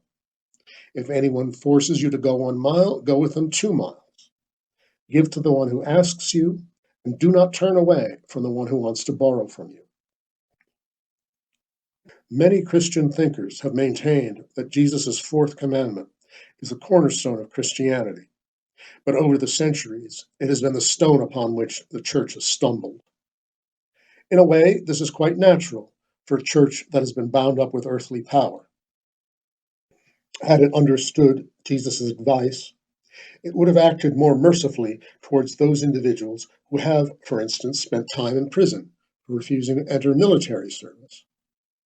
The liberation struggle of India, led by Gandhi, sets an example that is still worth researching further. The commandment to not resist evil is usually the hardest one to understand. It is natural to think that if we are striving for good, we must fight evil. Jesus' advice requires inner strength and integrity. When one tries to follow it, one can find oneself in the midst of external difficulties. Nevertheless, this maxim is based on the fact that, on the one hand, it is not possible to conquer evil with evil, because one evil is fighting on the same side as another evil.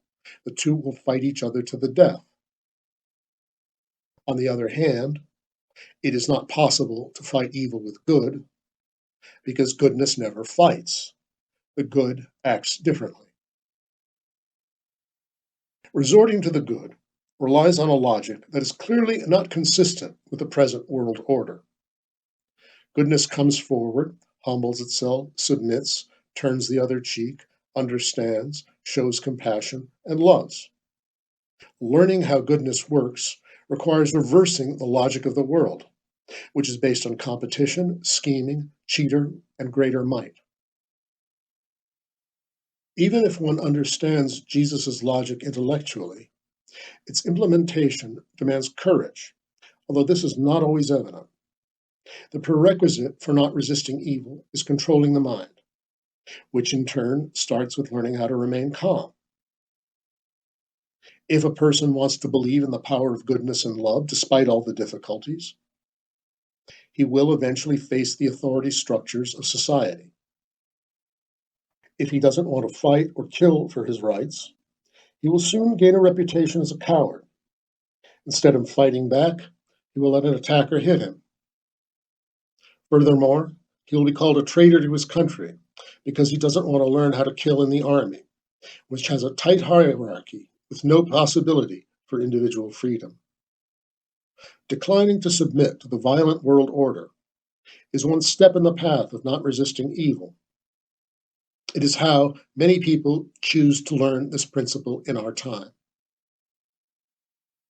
In the Yoga of Jesus, the problem of evil leads us to define what is evil and what isn't.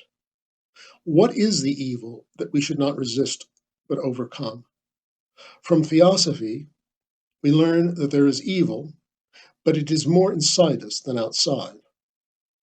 Lower desires and lust form the evil that keeps us away from truth. In the Yoga of Jesus, liberation from this kind of evil entails inner purification. We cleanse ourselves of desires without resisting any visible evil. It is a kind of light treatment. We concentrate on the light, that is, on the goodness within. Little by little, lower desires and bad features will wither, no longer receiving the nourishing energy of attention. It is generally thought that external suffering is evil. Cruelties, horrors, and various catastrophes and diseases that we see all around and which we encounter in our lives as well. But when we become aware of reincarnation and the law of cause and effect, or karma, we realize that this hardship is something we deserve. It is paying old debts, and its purpose is to teach us. As Ervast writes in The Divine Seed, quote, "We realize that what we once believed to be evil is actually good, because it is reflective of our past mistakes. In this way, we rid ourselves of evil, and being freed from these deeds teaches and enlightens us. Feeling indebted to others will preoccupy us until the debt is paid. We would be quite ignorant if we felt indignant when paying a debt. For it is natural that stable people pay debts in order to free themselves." End of quote. Ervast's explanation forms the basis for the true Christian attitude towards suffering, surprising as it may be, by which one is grateful for the suffering one meets. Ervast addresses another key point related to Jesus' commandments and their liberating effect. He teaches that we must balance the suffering we have caused by bringing an equal amount of love to this world. This is a way of liberation from our karma, which is not just suffering, but the way of neighborly love and loving service. The yoga of not resisting evil teaches us to react properly to suffering. It is not easy to see why someone would learn to meet violence and suffering with calm submission. However, the yoga of Jesus doesn't make us ineffectual wretches. It changes how we react to external suffering and punishment. It develops our consciousness and our ability to discern the essential from the non-essential. We begin to distinguish the times when our suffering is an unnecessary martyrdom that helps no one, from the times when real sacrifice is needed. As we progress, our attitude towards evil changes. We begin to see more clearly how the law of cause and effect works. We will gain and cultivate a new attitude towards suffering. When we cease to fight evil, strength and certainty will flow into us from above. We rid ourselves of negative emotions produced by our desires to get even, punch back, and punish those who have trespassed against us. If we don't repay violence with violence, it loses its edge. It is good practice to observe situations in which people react with violence and see how those situations are devoid of love. The practice of not resisting evil nurtures inner strength and peace. These qualities will follow us into the next life.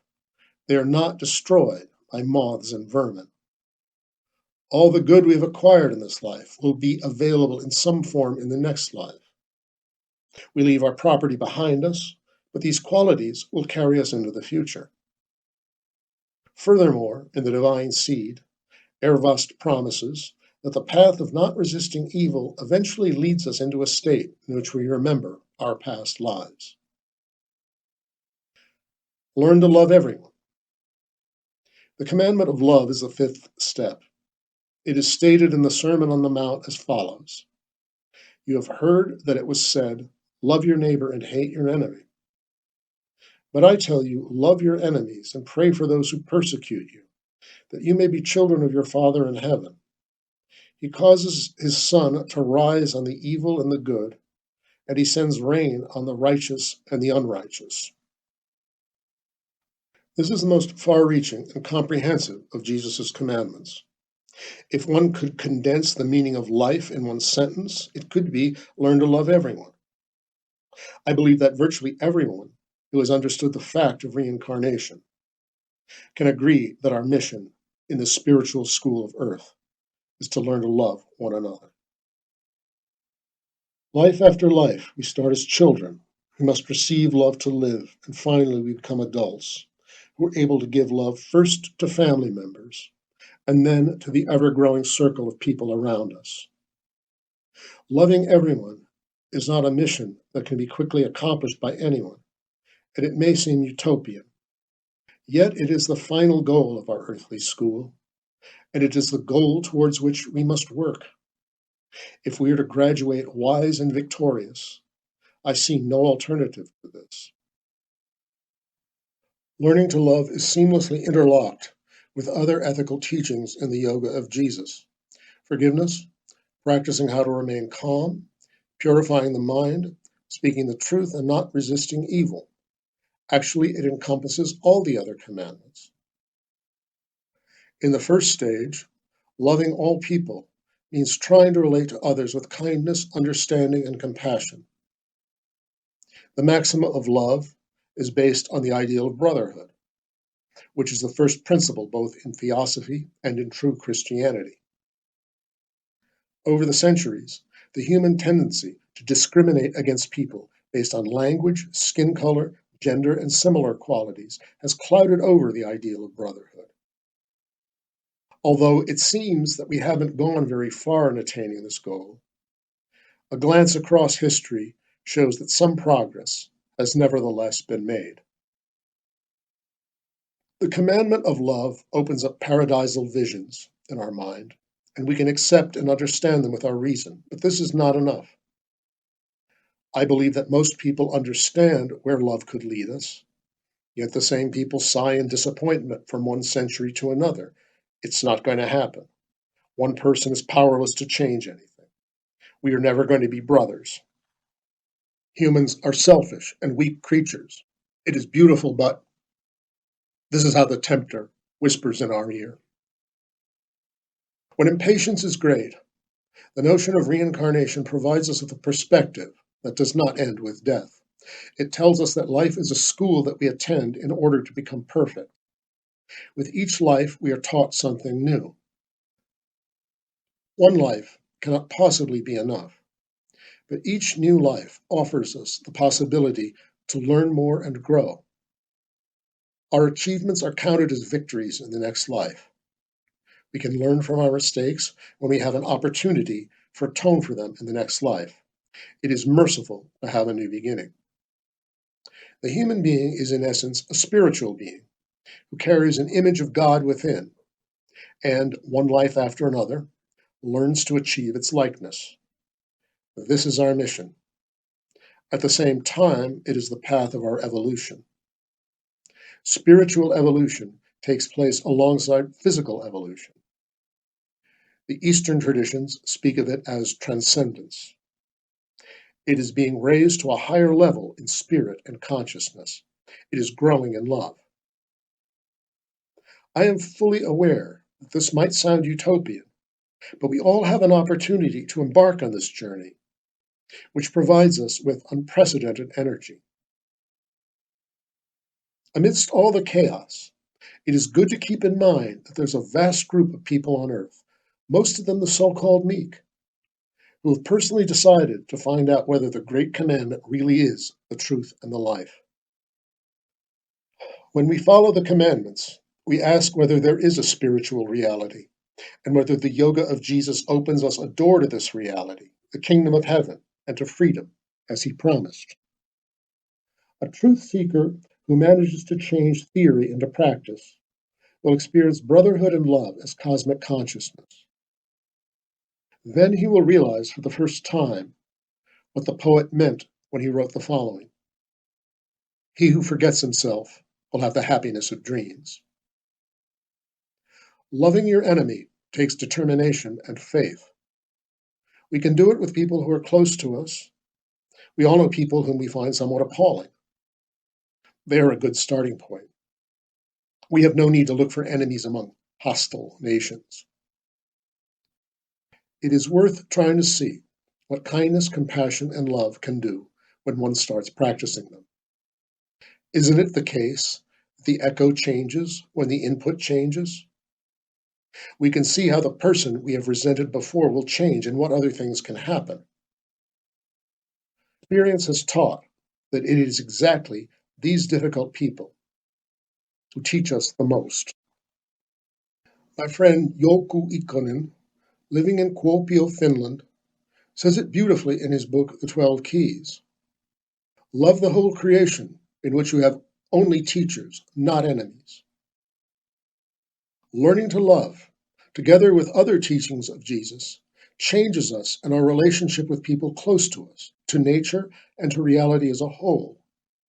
Practicing the yoga of Jesus enhances our respect for life and for all of existence. Spiritual empowerment changes our relationship to suffering and karma. Our spiritual growth is bound up with karma, the universal law of justice, which allows us to atone for our evil deeds and past mistakes. The spiritual power that guides us in this school of life becomes part of us and changes our relationship with karma and suffering. We can pay our debts to life more calmly and with a trustful mind. The will to atone becomes our inner richness and strength. It is nowadays said that love is a verb. This is true, but it is also the right attitude to have towards our neighbor. The Apostle Paul characterized love in his first letter to the Corinthians almost 2,000 years ago, and his description can still be taken as a guideline for investigating how love works in everyday life. Freedom begins from within. When we do the inner work of purification, we make space for new love to come. It gives us unprecedented strength and courage, which then flow out of us as well. This is what the Master told his disciples: "You are the light of the world." It is generally known that humans can use violent means to awaken their dormant spiritual powers. Many have looked for a shortcut to happiness from drugs, but there are no shortcuts to spiritual growth. The powers and abilities stimulated by drugs are virtually never based on enduring ethics or pure motives. Such supersensible abilities are not in the service of life. Instead, they serve the individual's selfish aspirations. In this case, spiritual powers and forces of consciousness can turn into forces of destruction, which are pernicious to the person using them. Elevated streams of energy that pass through the seeker are like intensive radiation, which burns off the impurities of mind. If there are too many of these impurities, the consequences can be fatal. Spiritual teachers do not cease warning about these matters. Jesus gave his new 5 commandments of the Sermon on the Mount for inner life, which together with the accompanying guidelines of purity offer a safe way of development for us. He says, "But seek first his kingdom and his righteousness, and all these things will be given to you as well." The kingdom of God is, as Jesus says, within you. It is love consciousness, the divine light, which is hidden in our hearts, and which we are called to brighten from one incarnation to another. We come here to study love, the right, deeply satisfying kind of life. The journey will be long. It has already lasted for a long time, and it will continue to last for a long time. This journey requires patience. However, when we grasp hold of the light, it will constantly provide us with more consciousness and liberate energy that we never knew was in us. Pekka Ervast describes this process in the context of the fifth commandment. In The Divine Seed, he writes, quote, "Extending love and doing good acts have profound psychic influences and consequences, allowing us to see God, the Heavenly Father, experiencing great love, which is behind everything and contains everything within itself." End of quote. 4. The Lord's Prayer and the Power of Meditation. The Lord's Prayer is at the core of Jesus' yoga and the Sermon on the Mount. It is a composition of truly powerful verses. I will interpret this prayer verse by verse in the following chapters. The prayer starts with the words, "Our Father, who art in heaven, hallowed be thy name." The necessity and power of sacralization. Have we lost touch with the sacred? Do not worry, it is still present in our lives. However, the problem is that we are not present. It is possible for us to experience, either for the first time or again, the touch and the subtle energy of the sacred when we concentrate on hearing and sensing and learn to relax our minds. We have to be mindful about the kinds of impulses we allow to flourish in our consciousness. There are ever more factors numbing our senses and making us less sensitive. Experiencing and being sensitive to the sacred, living in its energies, is nourishment to our souls. The Lord's Prayer is at the heart of the Yoga of Jesus and the Sermon on the Mount. It is a true collection of powerful verses. In the following, I will unpack the prayer verse by verse. The prayer starts with the words, "Our Father in heaven, hallowed be thy name." I have always thought that this verse literally means what it says. We must hallow God's name, guard it, use it always with care, and only in certain contexts. However, I wonder whether there is more to be found in this verse. What does the sacred mean to us? What happens in us when we get in touch with the sacred, when we feel it within us or around us? When one concentrates on this question, one becomes more sensitive to it. One starts to notice how the sacred insists on becoming stronger within us. It works within us while we are working on it. Finally, I see that experiencing the sacred is both powerful and necessary for me. The Yoga of Jesus concentrates our consciousness on what we truly regard as sacred. We enter the presence of God in the space in which we release the mind from hustle and bustle and silence it completely. If we can concentrate, we place ourselves in front of the altar in our hearts. We start listening to or conversing quietly with our divine, higher self. The inner space we enter in the beginning of praying is an important starting point of sacralization. Pekka Ervast says that at the beginning of the Lord's Prayer, we place ourselves in a correct relation to the invisible world, God, good, and evil. The Old Testament commands us not to utter the name of God in vain.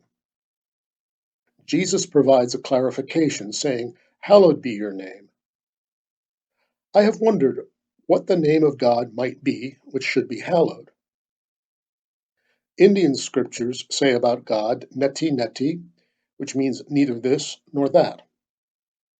In the Bible, God himself says the following, "I am who I am," Exodus 3:14. God is his own explanation.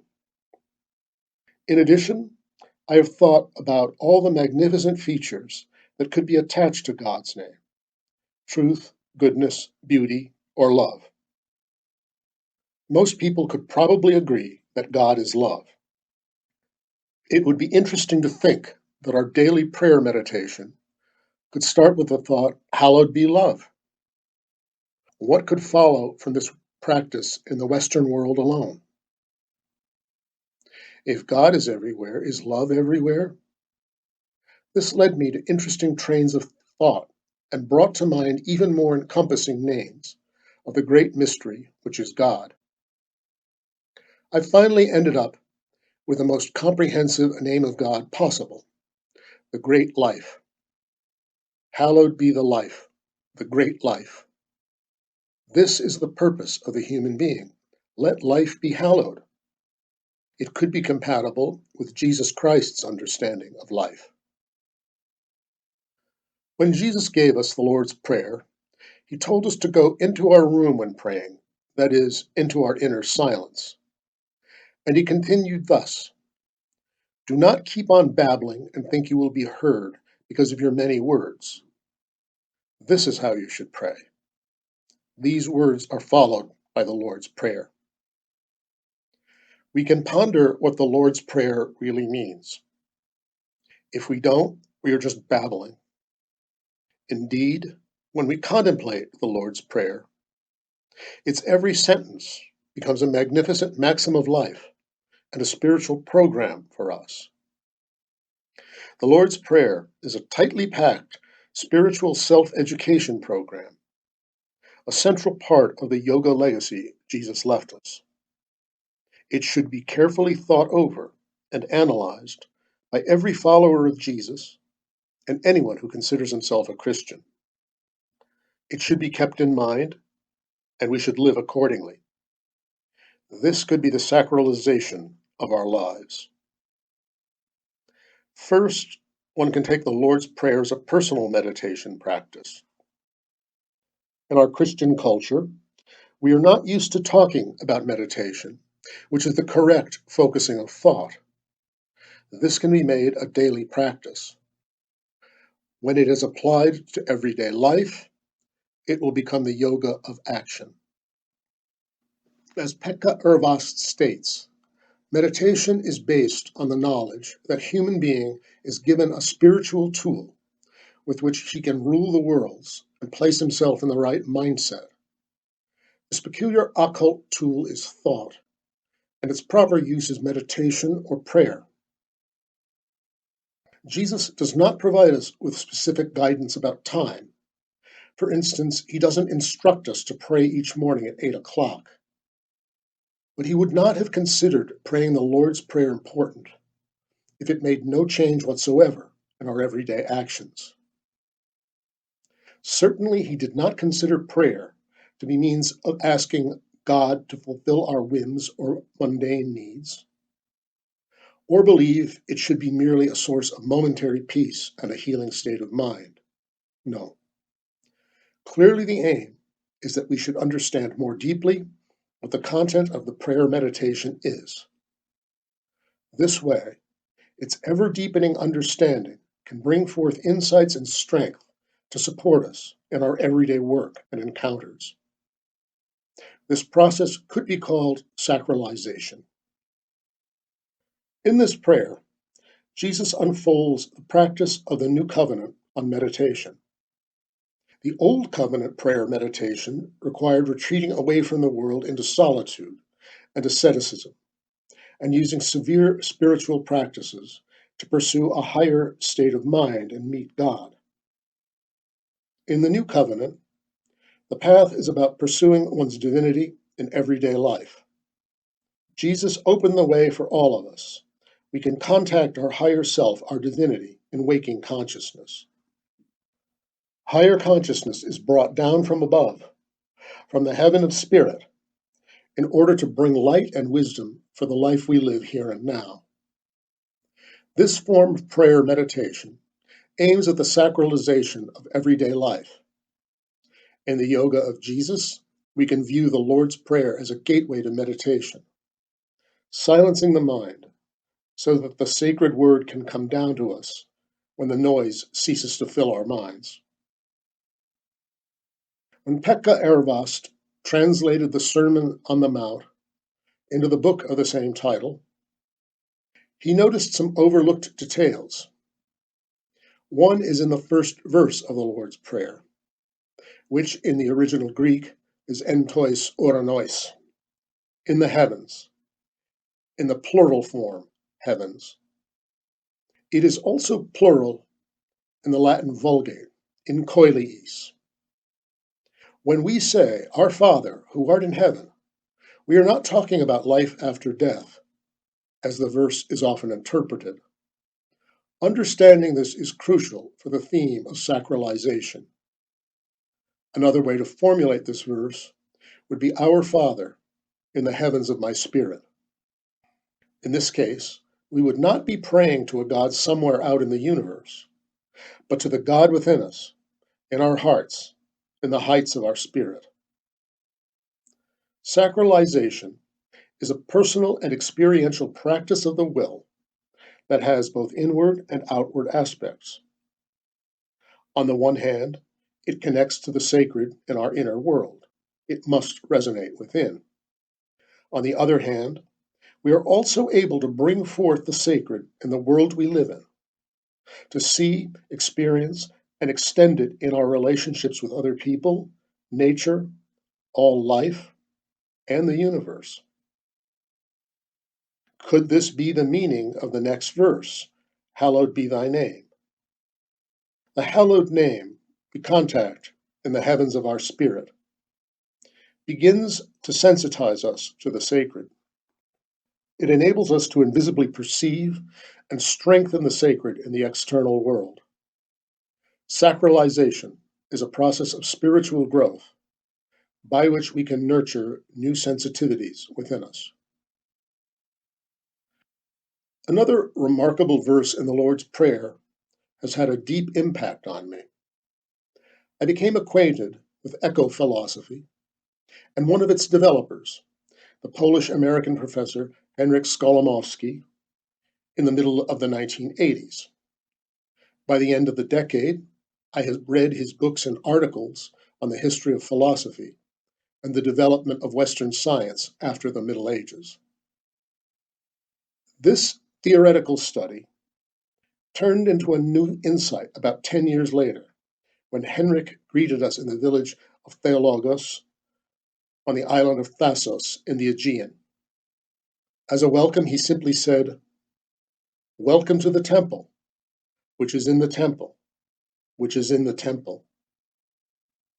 Henrik's observation was simple, yet it was based on a long line of reasoning, including the image of the universe as a sacred place, a sanctuary. This is a core idea in eco-philosophy, which sees the universe as constantly evolving and consisting of nested temples. My own mind complemented this image with another. I recalled from the New Testament that we are temples, sanctuaries of the Holy Spirit. This image did not appear to me as an empty church, but as a nested inner state of being, filled with the Holy Spirit, just as a vast primeval forest can be a temple, and a person in that forest is a temple within a temple. A necessary question follows. Does the person have any communion with the Holy Spirit in that temple? This is exactly what is sought in sacralization. Skolimowski had been studying the history of philosophy over the years, and in his writings summarized how the Catholic Church, no later than the Middle Ages, dictated the conditions of sacralization. By doing so, it effectively defined its own place between God and man. A new era dawned when Galileo and his colleagues started to crack the rigid authority and influence of the Catholic Church all over Europe. Soon after, starting at the beginning of the 18th century, science became trapped in the claws of a smothering, mechanistic worldview. It moved our worldview to the other extreme. The universe was a gigantic machine, as in Julien Lamettrie's Man, a Machine, first published in 1747. Transition into the contemporary technological worldview was the next logical step. Science was unable to provide spiritual wisdom, nor could it offer a nourishing antidote even for the dogmatic and petrified spirituality of the churches. As a result, the scientific, technological conception of the world helped create the materialistic, technological conception of humanity. Over the past few decades, this idea has turned us into visionless consumers and threatens to dash our existence into ruins through nuclear war or environmental destruction. A vast number of Western people are still searching for a place between an intellectually free but spiritless science and authoritarian, fundamentalist, or irrelevant churches. Furthermore, philosophy, which is supposed to be the love of wisdom, has almost completely lost touch with the foundational questions of humanity and turns its attention to intricate intellectual gains. We truly live in the dark ages now. These unfortunate trends have only seemed to accelerate in the new millennium. What would happen if we accepted the principle that the universe is not like a machine, but like a temple? If we accommodate our lives to this perspective, our way of living and being will change for the good. We will form a new worldview in which space, planets, nature, and other central features of the universe gradually gain a sacred aspect. The whole of nature, people, animals, plants, even rocks, will be sanctified. Skolomovsky uses the term resacralizing, which means making something sacred again or restoring the sacred which has been lost. When we rediscover the sacred in nature, we begin to act as if we lived inside a temple. We would not behave in the temple of nature the same way as in a nature we perceive to be an object of utility, exploitation, and pleasure. Nature, in the latter sense, can be regarded with arrogance and indifference. It can be drained of life. It can be left to the forces of desertification and subjected to clear cutting. It is time to realize that we cannot live in a temple that is increasingly subject to destruction and pollution. Unfortunately, this is how things currently are in the world. Our way of life necessarily brings schizophrenic anxiety, agony, and a sense of powerlessness into our being and lives. Hopelessness is increasing, since so little seems to be in our own hands. Modern science has come a long way from Lamettrie's conception of the universe as a machine and of the human being as just one part of that machine. Science has done a huge amount of work to make our everyday life easier, but it has not been able to solve the essential problems of being a human and evolving as a human.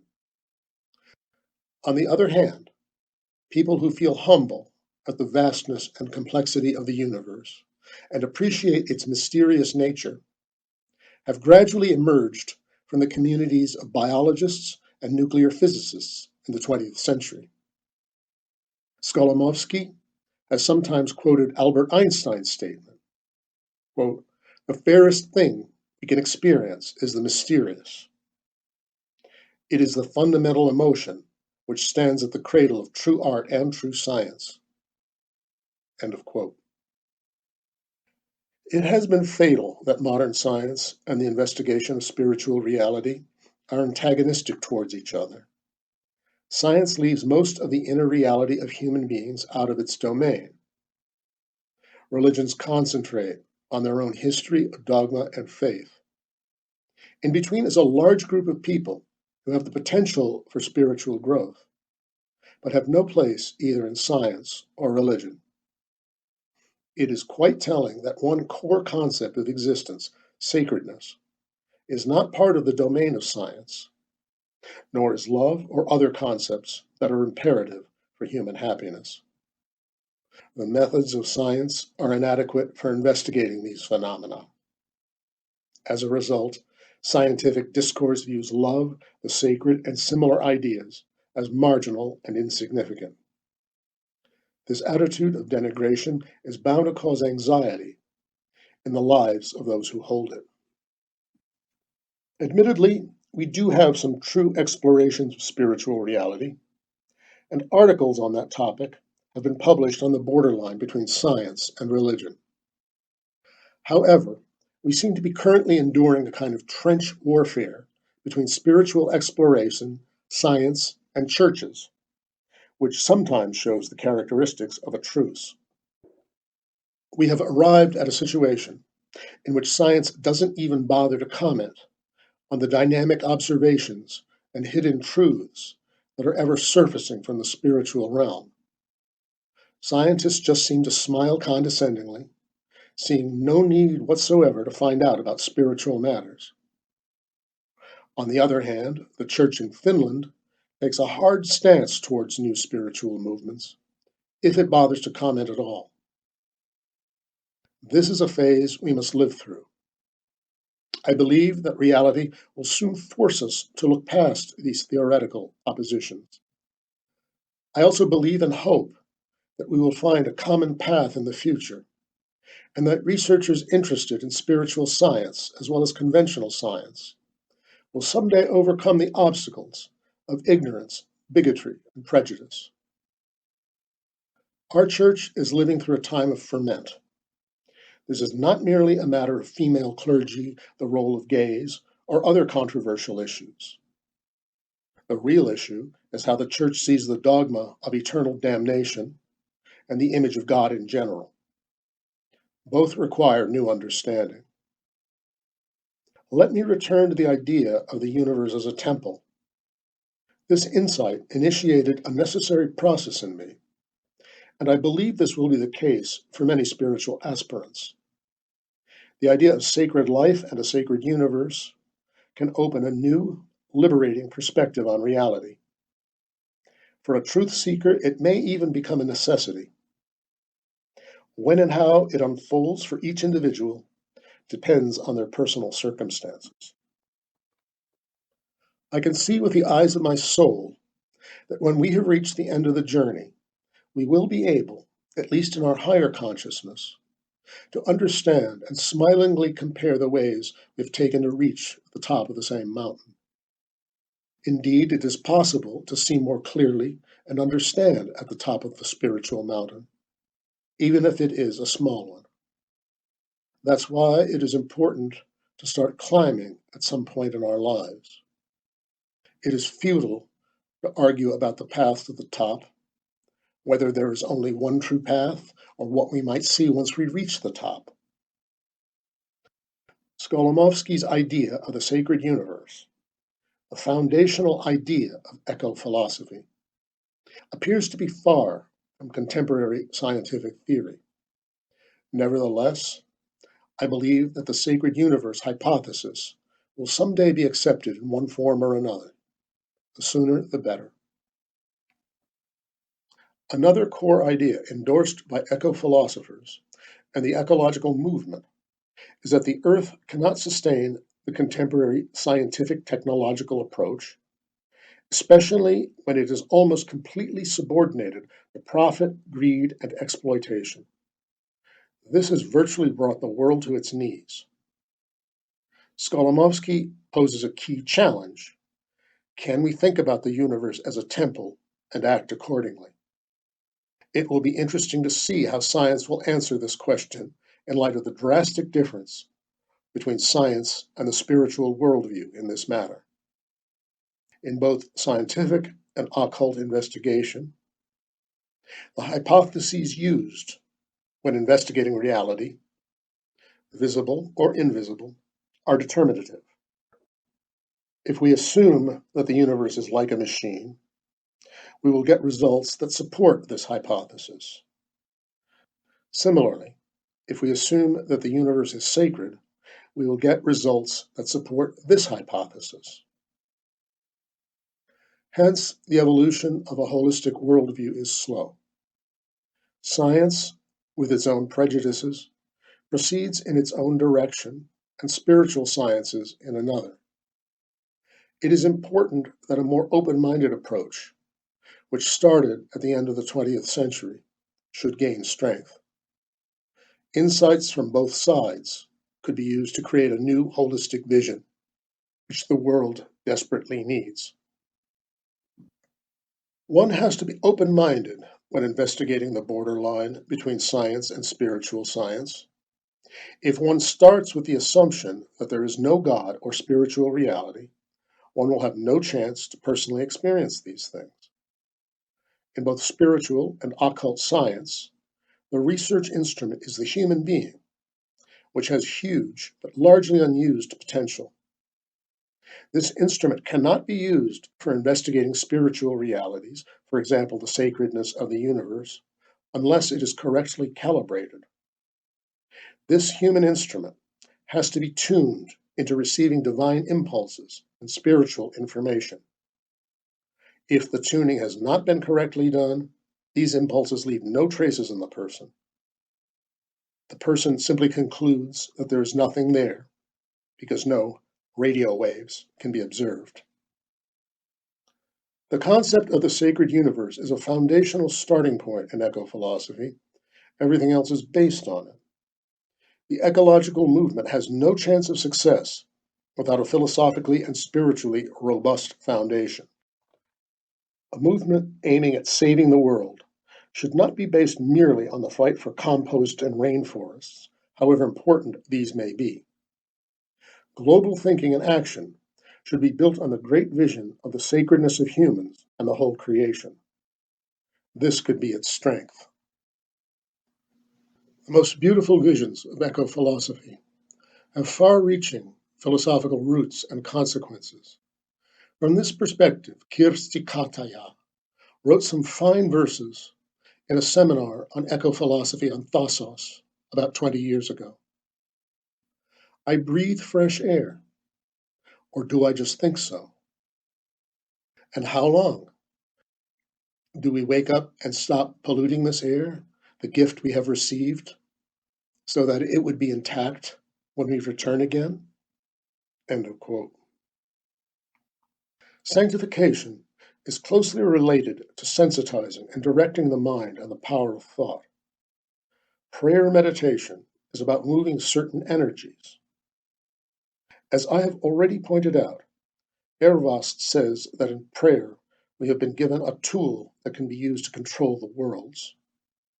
One often hears people from different traditions talking about the power of thought, both positive and negative.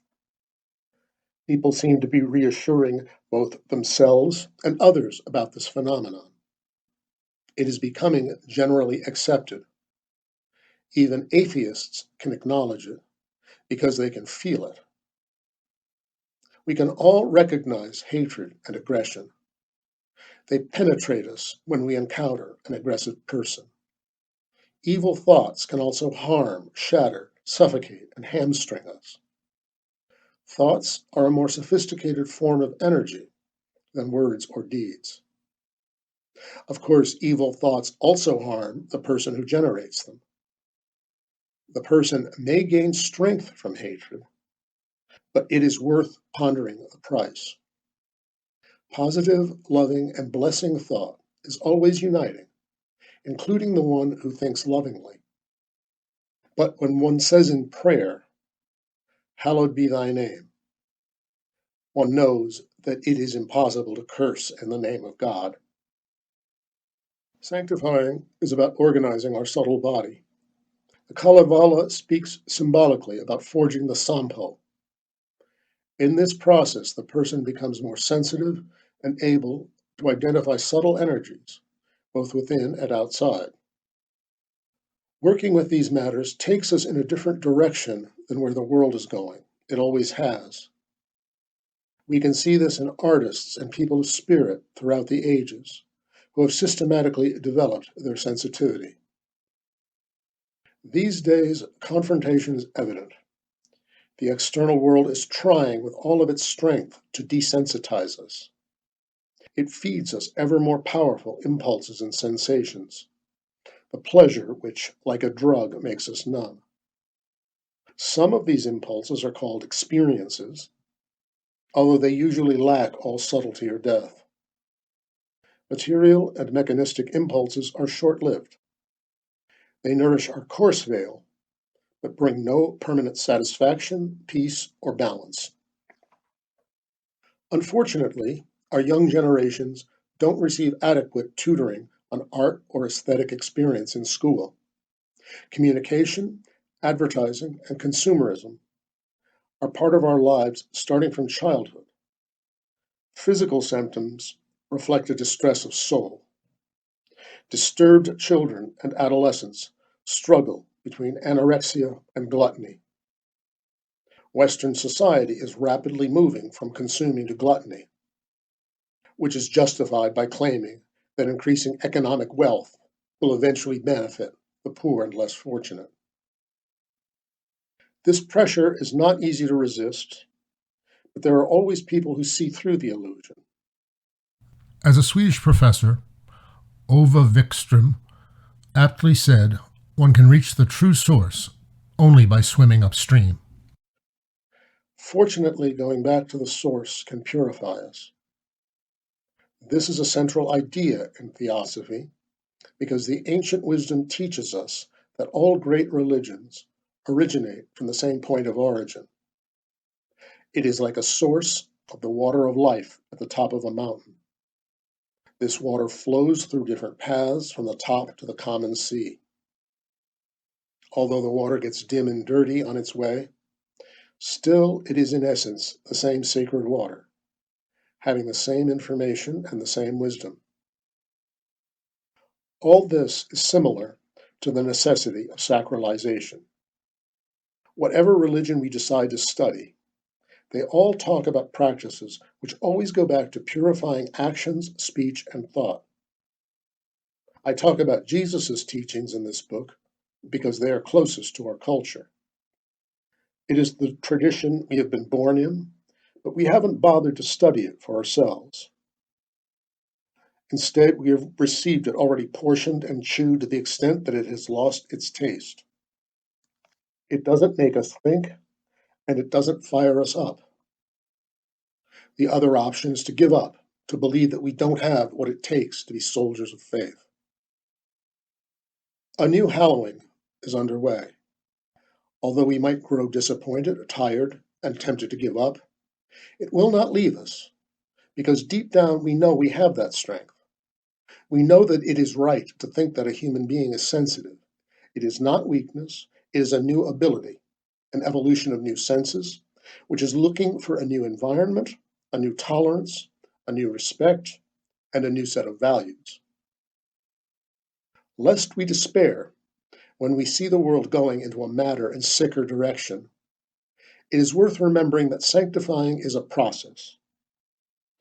It is personal work and takes place deep within us. It is achieved through many methods, in many traditions, and at many levels. Most importantly, much of this work takes place invisibly, in secret, with no signs or noise. In our culture, sanctifying everyday life is not distant in time. In my childhood, both in the countryside and in cities, it was normal to keep the Sabbath day, to sanctify it. The home was prepared for Sundays. Cleaning was done on Saturdays, people washed up, and special carpets were rolled out. On the other hand, the nature of Sunday was colored by the influence of the church in the 1950s, which for a child may have made the day feel stagnant and distressing. Even so, at the bottom there was a correct belief in alternating work and rest, inhalation and exhalation. In agrarian society, the sacred was present in our relationship with nature. The resacralization of nature is very important. It could be a national project. Dining together among family members used to be standard, And fortunately, this practice has not completely ceased to exist. Dining together is often endorsed by various lifestyle therapists, as well as by Central and Southern European traditions, which help us see how healthy and empowering this practice is. It contains a seed of the sacred. Dining together can be accompanied by saying grace. I don't care for forced evening prayers, but a quiet, voluntary blessing can be enough. I have been touched by the prayer in the Waldorf preschools, where children say grace in the following way: bread out of a seed, the seed out of light, the light out of the good house of the sun. The path of purification starts by cleaning up our thoughts, which creates inner peace and space for the sacred to re-enter. The inner world is cleansed of anger, bitterness, and grudges. In addition, we may have strong addictions that must be purified, often related to sex or the lust for property and money. Spiritual practices are aimed at changing thought patterns that have become automatic. Our relationship to violence and evil plays a central role in our spiritual aspiration. This purifying inner work will develop and sensitize us for receiving the sacred. The sacred universe will sense its own sacredness through us. Little by little, persistent work will unfold new abilities, such as psychic vision and clairvoyance. We become sensitive to human auras and energy fields in different places. It may not be far in the future when it can be scientifically shown that certain places have especially strong and beneficent vibrations. I visited France in the early 1990s and went to Chartres Cathedral. The energy fields in that sanctuary were almost palpable. On the other hand, there is no need to go far. These energies can also be felt in Finnish temples. It is a sign that spiritual work has been carried out there. Over the decades and centuries, thousands of people have brought their purest thoughts to these places. The thought energy has become attached to them and nourishes and tunes us when we visit it. My impression is that the more subtle the energy, the stronger its effect. Each of us can elevate the vibration of a place. If we concentrate and work together, the effect will be stronger. We all know that there are people who have the ability to light up a room. The question becomes, can I live in such a way that I leave a sacred footprint, that my touch doesn't wound and wreck, but nurtures and heals, and that my thoughts and words bless and nourish? This question is posed to everyone who thinks about their effect on the world. Do I just seek some stimulus for myself? Do I have something to give to the world? Giving is the most important function of love. It is the verb that defines love. What do I have to give? This can be a start for reaching the sacred. Sanctifying is energizing and empowering. Prayer meditation is about moving these energies, as Ervast said. If we return to where we started, to the original thought of the prayer, hallowed be thy name, we can realize that we can create with the help of God's name. We can give our thoughts and actions the sacred name of God, its strength and quality, that is truth, goodness, beauty, and love. We nurture these qualities in meditation, concentration practices, and prayers. These qualities will in turn cultivate us. We grow God within us and purify the space for Him to enter. This sanctification will one day illuminate the whole world. The secret of the kingdom. Jesus says that the kingdom of God is within you. This paradoxical statement is a mystery that can only be realized in one's own experience. How does the kingdom of God come? Can people hasten its arrival in this outer reality? Is it impossible for us to build a new paradise on earth after all? We meditate and pray this in saying, "Thy kingdom come," in the Lord's Prayer. The notion of the kingdom is often used in Jesus' speeches. Sometimes it is the kingdom of God, my Father's kingdom, or the kingdom of heaven. Jesus is speaking the word of the kingdom. In his parables, he describes an incident and starts by saying, for instance, quote, "The kingdom of heaven is likened to a grain of mustard seed, which a man had taken and sown in his field." Matthew 13:31. The term kingdom appears in Jesus' sermons and in his recommendations in various contexts. I will examine this question about the kingdom largely based on the keys provided by Rosicrucian theosophy. These impulses have in turn led to personal experiences and insights. We who live here on earth can be viewed as citizens of three kingdoms: the physical kingdom, the kingdom of thoughts and consciousness, and the kingdom of spirit. We could take as a starting point the second sentence in the Lord's Prayer, "Thy kingdom come." This means that we pray that the kingdom of God will come to this material reality. The physical kingdom is all that surrounds us, the visible and sensible concrete world, in which we share similar observations. Then we have the world of mind and consciousness, which is intertwined with the world of matter and interacts with it. It is like a reflection of the material world that makes it understandable and moldable by our consciousness. In addition to these, there is something else that Jesus calls a kingdom.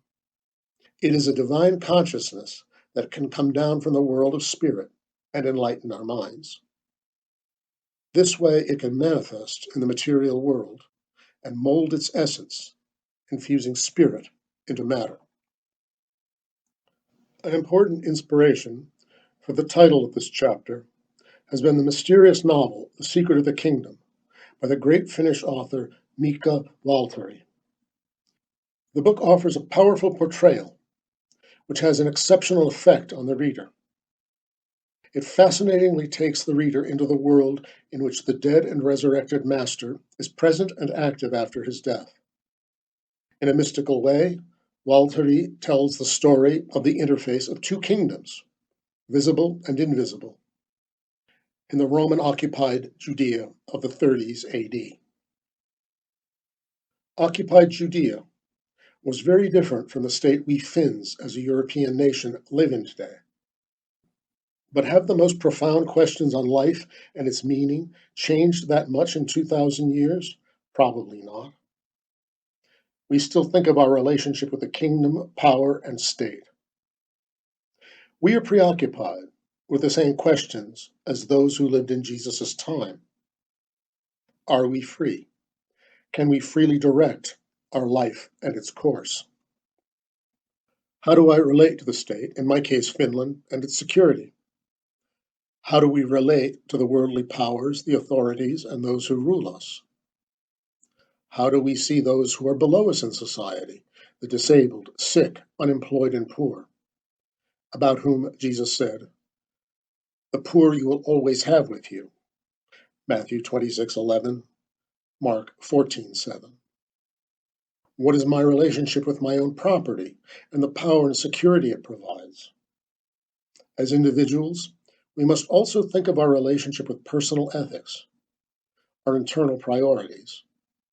These questions must be asked regardless of any changes in external reality. It seems to be our task. One doesn't need a deep understanding of the world to notice that the values of the inner kingdom and the spirit, in which one develops one's ethics and values, do not always coincide with those of the external kingdom. In this regard, the situation is very much as it was 2,000 years ago. Still, we are obliged to consider the question Jesus raised. How can I give back to Caesar what is Caesar's, and to God what is God's? Matthew 22:21, Mark 12:17, Luke 20:25. Next, I will discuss what Jesus teaches about the kingdom and how it could be applied to contemporary life. When making this comparison, we must be careful to note the demarcation line that Jesus draws in saying that my kingdom is not of this world, John 18:36. Jesus Christ is the ruler in the kingdom of spirit. He refers to the kingdom that does not operate under earthly laws. At the same time, he provides clear and demanding ethical advice for everyday life, which creates the demarcation line between the visible and invisible kingdoms. We humans stand between these two kingdoms and must consider our responsibilities to each. Christian ethics, which contains the same teachings as the other great religions, emphasizes the difference in requirements of the two kingdoms. Which system of values do we find more appealing? Don't the values of this visible world demand an answer from us? This is certainly the case, but what is our foundation for the answer? Pekka Ervast, who is a profound thinker in writing on Christian ethics, notes that Jesus directed his teachings to individuals, his followers and disciples. He didn't mean them to serve as economic or political programs, or as laws for states. Any interpretation of Jesus' teachings will cause contradictions if this point is not crystal clear.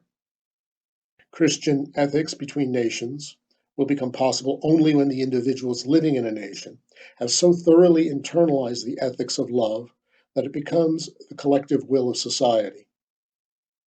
Every nation that is called Christian has a long way to go to achieve that end. From the perspective above, the church associated with the state is in a difficult position. This difficulty is even harder since the church abandoned the doctrine of reincarnation during the early centuries.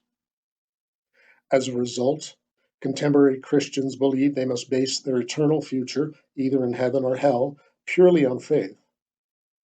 Although this faith is more in conventional Christian doctrine than in what Jesus really teaches.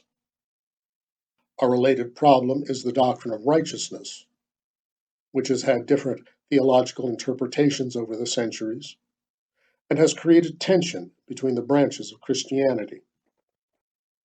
The question is whether a human being is saved on the basis of deeds, faith, or the mercy of God. Since the Lutheran Church has decided that mere faith and mercy are enough, personal striving and ethical self-education have become less important. It is believed that when a person finds faith, they will do good deeds. But this view neglects Jesus' teachings, which provide us with the means and advice needed for spiritual growth leading to contact with our inner God. This is not only faith, but knowledge about the kingdom of spirit as taught by Jesus. When dealing with earthly conflicts between the interests of state and church, the church is often compelled to let Caesar have his way. Over the centuries, prosperity and power have become more important than uncompromising following of the doctrine. This is evident, for example, in going to war to kill both neighbors and people living far away. As a user of earthly and economic power, the church has a risky position, as is always the case when one must serve two masters. Nonetheless, I do not want to belittle the progress or the social and spiritual good that the institutional church has created and is creating right now all over the world. Finland, as a Lutheran country, has a unique opportunity to come back to the roots of the original Christian doctrine and listen more carefully to what Jesus had to say. The unbearable contradiction between the ideas of eternal damnation and of a loving, graceful God needs to be addressed immediately. This irrational contradiction has alienated thinking people from the church.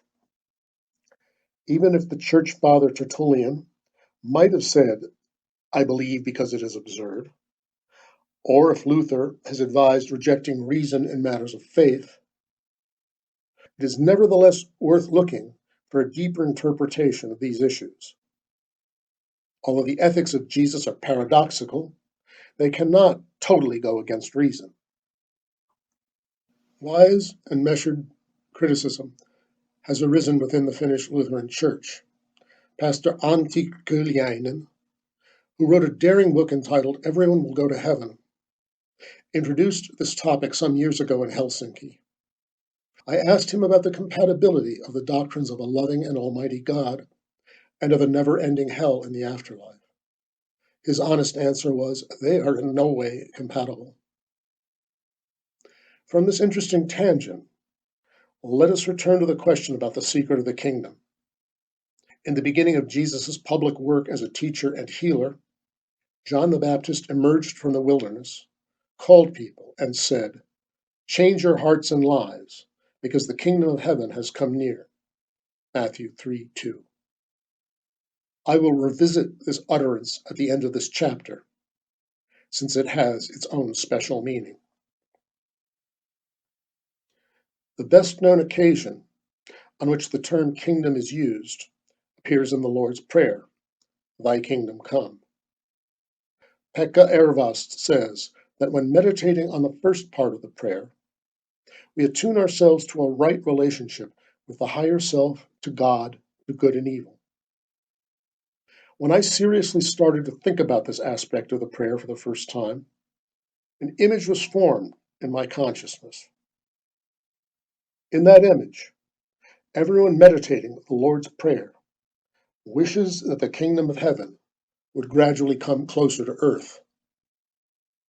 If there were enough of these prayers, a critical mass would be reached, so this wish might come true. So I initially thought. Later I realized that this is not quite the case. The kingdom of heaven comes from within. It will grow within us into a state of consciousness that acts in the background of the mind and energizes it. From within us, it will color and illuminate our thoughts with new light, and the quality and content of this light is love. In the Lord's Prayer, we ask, without necessarily realizing it, for this new, love-filled insight. As part of a comprehensive system of prayer or meditation, the Lord's Prayer is a meditative practice by which we direct our will and express to the universe what is important to us. With this practice, we approach a gate which, when it opens, will show us life's true face and its true priorities. This new light, which can be turned on within us, requires practice. It entails a change in our mindset as well as striving. But when this light emerges, it will change the course of our life. What else is included in this new state of consciousness? What is it like, and what is its nature? The person who hasn't experienced the consciousness of the kingdom has great difficulties in understanding this transformation. It can be intimidating, and I think it is safe to say this is always a personal mystery. Each person has his or her own kind. The kingdom lives in every person as a seed. It is an inner mystery, possibility, and a foreshadowing. Each person will approach the kingdom one step at a time from his or her own history and experience, through his or her own subjective understanding. In his parables, Jesus describes the nature of the heavenly kingdom, its laws, and how its inhabitants behave and act. One of his best-known sayings is the following: "Let the little children come to me, and do not hinder them, for the kingdom of God belongs to such as these." Matthew 19:14. By my interpretation, this saying stresses confidence above all else, like that of a child who runs and throws herself trustfully into the arms of an adult. It is an act of full faith that comes with a child's marveling openness. For an adult, it corresponds to a newfound moment or state of innocence. This quality comes naturally to a child, but we can also perceive it in all highly advanced masters. It is a state in which constant trying, struggling, and striving have ceased. It is more than doing and executing. It is holy presence. Becoming childlike is always more a matter of the heart than the head. It requires the right kind of humility, which is a brother of love. When discussing the kingdom of heaven in his parables, Jesus starts with explaining the principles it entails. He talks about a field in which wheat is growing. When people are sleeping, an enemy sows weeds among the wheat. Sleeping doesn't necessarily imply that it is night. Actually, we often live our day-to-day life in sleep, as the Finnish theosophist and minister Yoga of Calmness aptly pointed out. The servants want to go and gather the weeds among the wheat, but the master forbids it because they could root up the wheat too. When the harvest comes, the reapers will gather the crops. Only then will the wheat be separated from the weeds. Death is the reaper, the wise one who will enact this separation and make it visible to us. Each of us will see this separation at the moment of death. This phenomenon is well described in recent research reports on near-death experiences, which document people's life reviews. In this state, the dying person can be objective. It is as if she has stepped outside of her personality and is now capable of evaluating her bygone life and its deeds objectively. This parable leads us directly to Jesus' fourth commandment, in which he advises his disciples not to resist evil. We are not supposed to tear evil from the midst of good. It is not our task to condemn. Jesus talks about turning the other cheek. Evil is not one with evil. It'll get what it is due in time. Our task is to concentrate on the good in us and in others. When we do, the good will gain strength and become more powerful. In recent years, there has been much talk about the power of positive thinking. This can be linked to Jesus' fourth commandment. Not resisting evil means concentrating on good.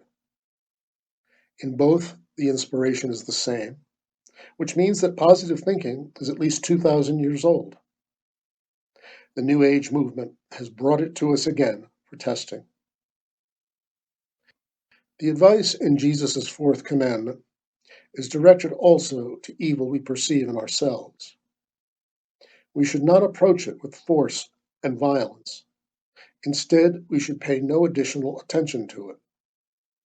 When we make ourselves familiar with non-resistance to evil and all that it entails, we notice that following this advice has an enormous potential for change. It is a force that will open the gate of heaven for the practitioner. At this point in history, it is not possible to make non-resistance to evil a law or a model for action in any nation. There is no nation that is so evolved. However, this doesn't mean that we shouldn't look for and practice compassion, conciliation, and clemency on a smaller scale. On the contrary, these practices will build a more humane future. Through this example, nonviolence will grow in individuals and spread into society. People who are interested in developing on a spiritual path should definitely familiarize themselves with non-resistance to evil, the philosophy of nonviolence of Tolstoy, Gandhi, Ervast, and others. These people have examined and lived this deep practice of Christian ethics, even Gandhi, although he was a Hindu. One who is seriously dedicated to practicing non-resistance to evil and makes this a pledge for life will face many new experiences and situations. She will be tested with no warning and will come in contact with aggression and violence in the outer world. In addition, she will have to deal with her own inner dark side, her own bad impulses and lower desires. This is known to all who have made this kind of promise in their lives. Life will test us. I would like to provide encouragement by saying that the world starts to change around such people. Practicing nonviolence and non-resistance to evil is unbelievably different from what one could have imagined, because when this change unfolds in the person's inner world, it will also have effects in the visible outer world. When we concentrate on good, good will increase in our surroundings as well. The immense power and beauty of nonviolence will manifest itself. Non-resistance to evil is one of the touchstones of faith. It is possible to test one's faith in Jesus' yoga by adopting the following working hypothesis. Do not answer evil with evil. It is customary in science to have hypotheses. One assumes that something works in a certain way. This will then be tested in practice, and the outcome of the test will show whether the hypothesis is correct or not. In a similar fashion, a truth seeker can test whether non-resistance to evil will work in her own life. This is esotericism in practice. When she goes forward in her pursuit, she will find out how this hypothesis works. Faith will become personal knowledge. Then it becomes esoteric knowledge that has been tested in real life. The test laboratory is the human being, while the tests are provided by the forces of destiny. One of the most important insights I have had on non-resistance to evil has been understanding Ervast's teaching that what we usually perceive as evil in the outer world, accidents, hunger, misery, and suffering, is in fact not evil at all. Evil is within us. Lust for revenge, cruelty, mercilessness, grievances. This is the evil we must work with, and we must conquer it not by fighting, but by understanding its roots. This is the work of a truth seeker. The law of karma teaches that one reaps what one has sown. When I look at the world at this point in history, it seems to me that understanding karma is one of the greatest demarcation lines in human action. In Western culture, materialism and irresponsible attitudes encourage blatant disregard. Money and short-lived pleasures dictate the logic for action. This cultural decay is advanced by the most powerful people in society and the economy, who are themselves the very incarnations of greed. The righteous may feel powerless, but they will have their consolation from their master's promises. After all, each tree is recognized by its own fruit. Luke 6:44. Jesus continues his parables on the kingdom of heaven. He compares it with a mustard seed, the smallest of all seeds, which nevertheless will grow to be a giant tree. He also compares it with yeast. The kingdom of heaven is like yeast that a woman took and mixed into about 60 pounds of flour until it worked all the way through the dough. Matthew 13:33. Pekka Ervast notes in this context that both of these parables describe the heavenly kingdom's own law and order. He points out that, quote, the heavenly kingdom is the higher life, which attempts to manifest itself in the human consciousness. Its seed is in every individual, and it is a reality which grows alone in the earth. Furthermore, it is the smallest seed because it is invisible. End of quote. It is the hope for a new, more rational, and more spiritual way of life. And this hope will grow and take shape if correctly irrigated. The yeast is born in an interaction. That is why it is worth constant attention to forming and nourishing, along with a critical monitoring of the development which drives us apart into loneliness. Jesus compares the kingdom of heaven to a treasure hidden in the field, which a man found and covered up. Then he sold all that he had and bought that field. In another parable, a merchant found a pearl of great value, sold all he had, and bought that pearl. That is, the individual gave to this earthly, material life what belongs to it, and kept the pearl and the treasure, which are more precious than earthly wealth. These parables are closely related to two other episodes in Jesus' life. In the first episode, he holds a Roman coin in his hand and says to give to Caesar what is Caesar's, and to God what is God's. Matthew 22:21. In the second episode, he meets a rich young man. Jesus urges the rich young man to sell all his possessions, give the money to the poor, and follow him. But this demand is too arduous for the young man, and Jesus responds, "Truly I tell you, it is hard for someone who is rich to enter the kingdom of heaven." Matthew 19:23. Jesus speaks about the same thing in his first Beatitude. Blessed are the poor in spirit, for theirs is the kingdom of heaven. The kingdom is born within us when we can give up, give away, let flow, and learn how to be without attachment. The secret is not to attach our mind to the fleeting material world, which is the object of ever more fierce competition on a global scale. Money is one of the worst addictions we have, and yet paradoxically it appears to be our most important guarantee of safety. It doesn't help to say that there are no pockets in this shroud. Everybody already knows this. The problem is that we don't believe in the treasure or the pearl Jesus talks about, or in the bliss that is the higher state of happiness. We do not want to empirically test whether Jesus' teachings, taken as a working hypothesis, are true. Our fear and resistance to change keep us locked in our current misery. It would be daring to knock on heaven's door. After all, it might be open. Everyone who has tried knows that taking a crucial step in life is difficult.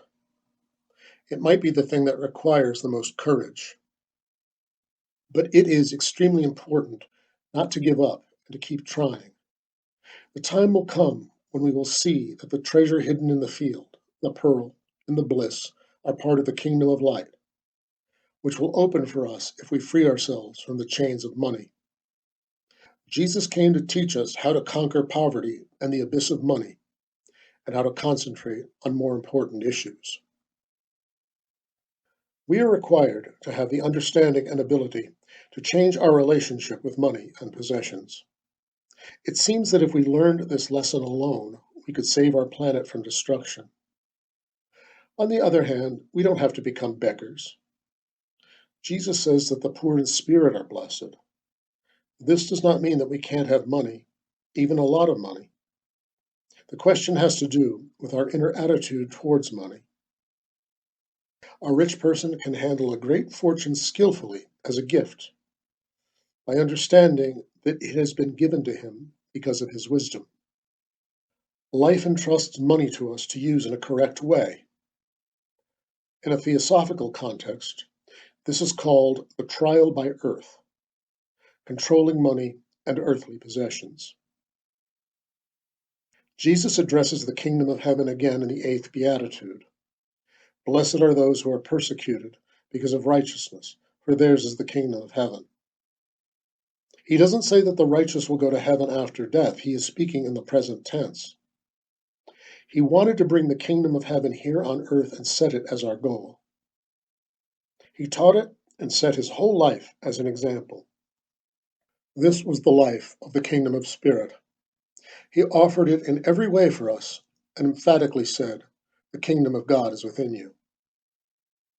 When Jesus promises the kingdom to those who are persecuted because of righteousness, I interpret this to mean that the righteous one does what he knows is right in his heart, regardless of opposition and persecution. Jesus consoles his followers and promises them the bliss of the kingdom of heaven. This is a new strength and a fearless joy, even in the midst of persecution and hardship. Everyone who has experienced the kingdom of heaven, even for a short time, knows that Jesus is speaking the truth. It is, with no exception, the most important occasion in life, at least until a new experience takes place. It is essential to have the courage to start the path, which takes us toward life, harmony, peace, and joy, and avoid going in the wrong direction, which will lead to a dead end. But even in the dead end, there is mercy, a new chance from the Father, which is always open for us. It is mercy to have a chance to repent, turn around, and start over from a clean slate, or at least from a cleanable one. In a well-known parable, Jesus talks about how a sower sows seeds, which are the word of the kingdom, in different types of soil. Seed that is cast on stony land does not germinate. A person hears the word and gladly accepts it, but he has no roots in himself for the seed to attach itself to and grow. The seed sown among the thorns will suffocate in the thorns, that is, money and mammon. But the seed in the good ground will bear fruit 30-fold or more. Eravast explains that the word of the kingdom does not in this context mean the teachings. It must be understood more widely.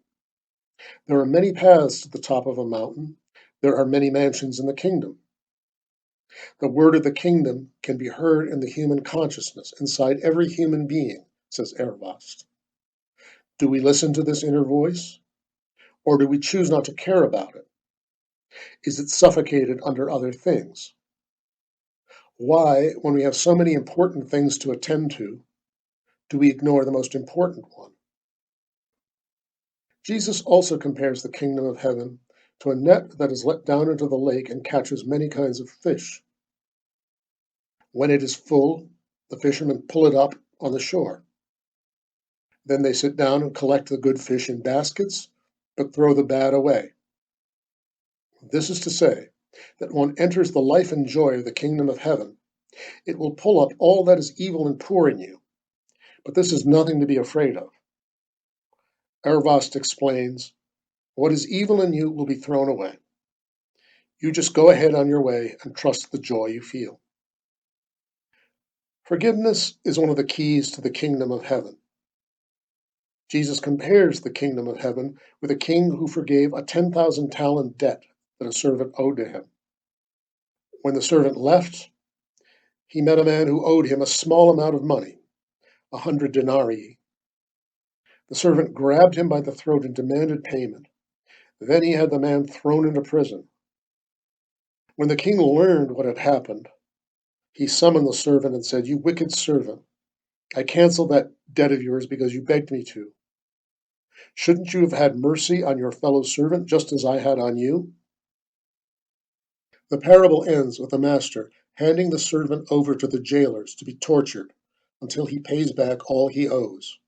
Matthew 18:22 through 34. What is this severe imprisonment?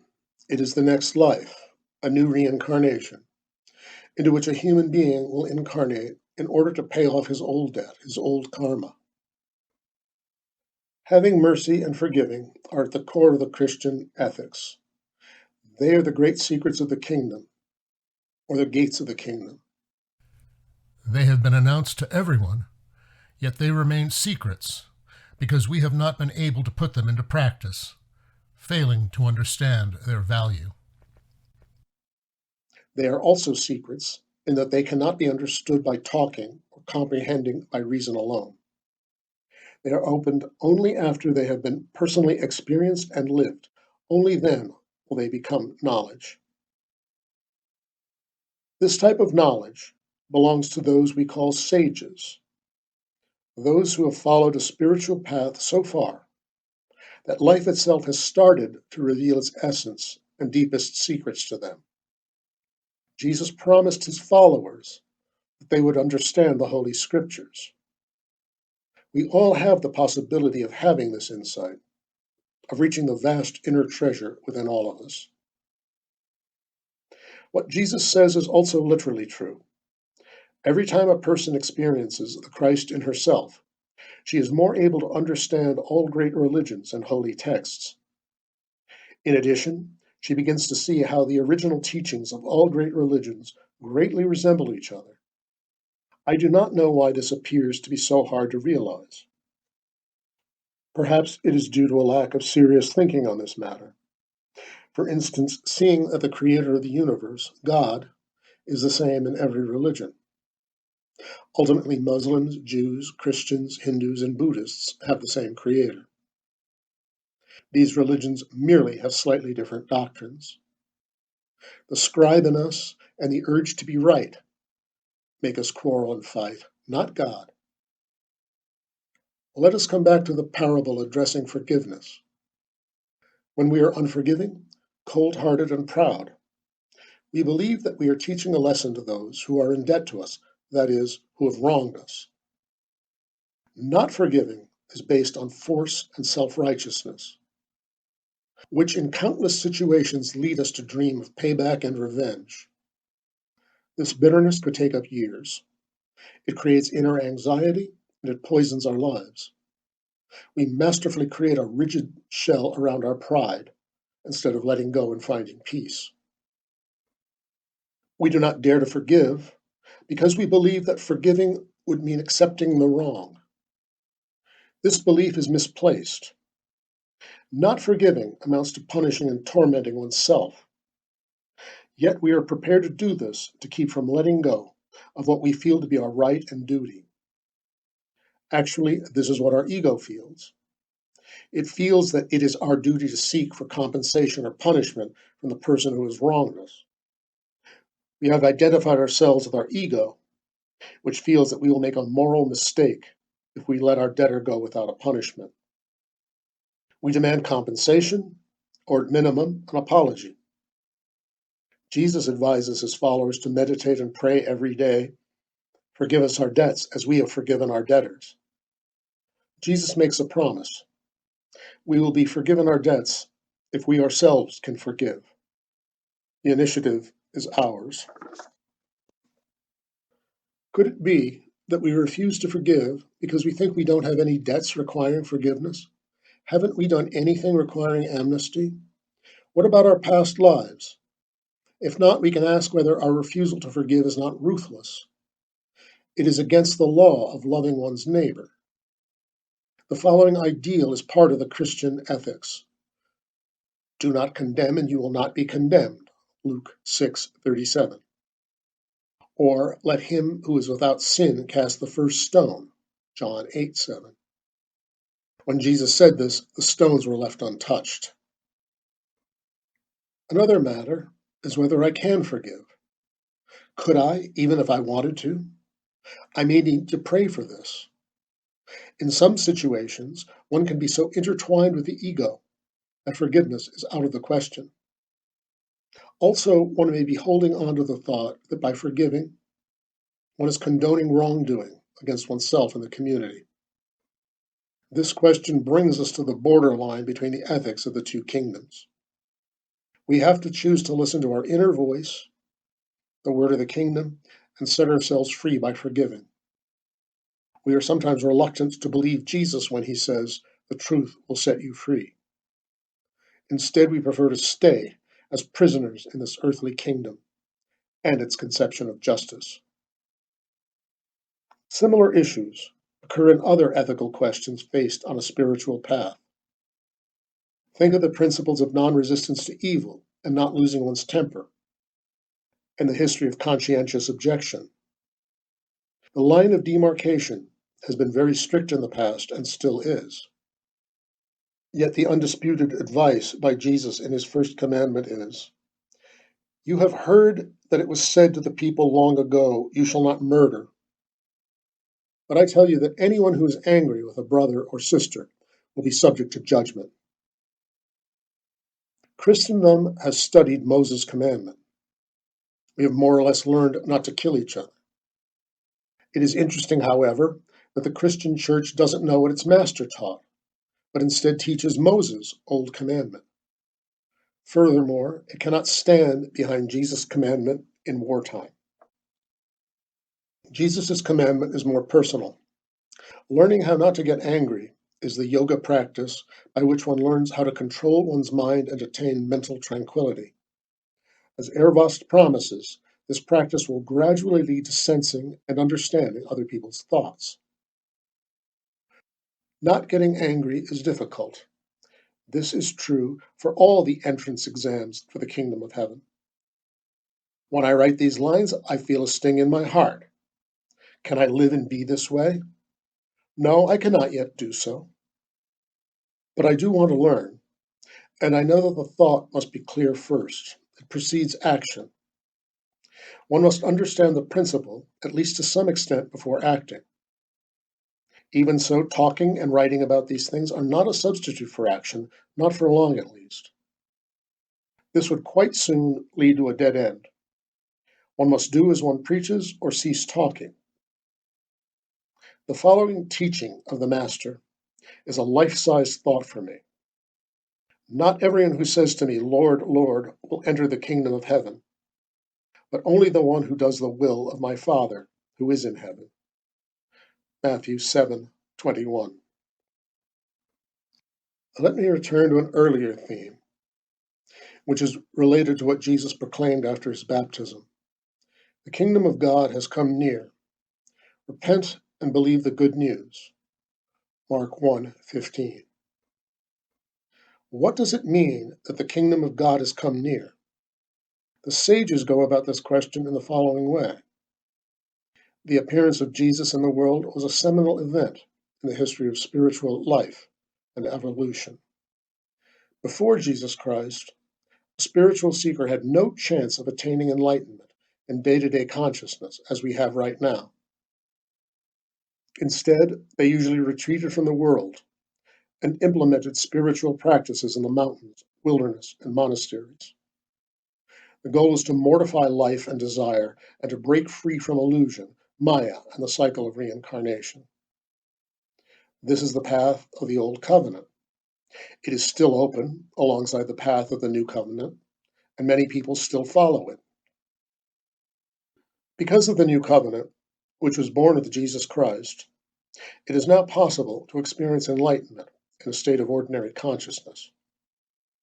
There is no need to pursue other states of consciousness or to get away from the world. The aspirant can receive the Christ consciousness while awake.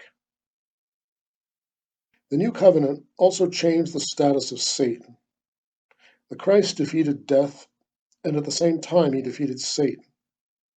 He changed the spiritual path, as well as our life, both in this visible world and in the afterlife. Indeed, the kingdom of heaven has come near. We all live in the aura of Christ now. There is no need to strive to leave this world to attain spiritual heights. Our mission is to brighten the kingdom of heaven here on earth by following the example set by our Master, to initiate the birth of the kingdom within ourselves and live the life of the kingdom in our everyday lives as well as we can. This is a correct and productive way to improve the world. I would like to point out a small yet interesting observation on the notion of the kingdom in the Gospel according to Matthew. There is a story of a centurion who comes to Jesus and tells him about his servant who is ill. When Jesus asks the centurion to take him to the centurion declines and asks that Jesus simply say the word and the servant will be healed.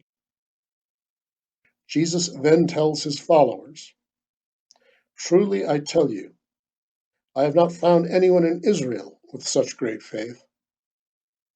I say to you that many will come from the east and the west and will take their places at the feast with Abraham, Isaac, and Jacob in the kingdom of heaven." Matthew 8:5-13. What could Jesus' statement mean? Pekka Ervast has said that many people will find Christianity through the Eastern religions by first getting acquainted with the religions older than Christianity. On the other hand, the New Covenant has opened the possibility for all nations and cultures to encounter the Christ in spiritual reality, that is, to enter the Christ consciousness.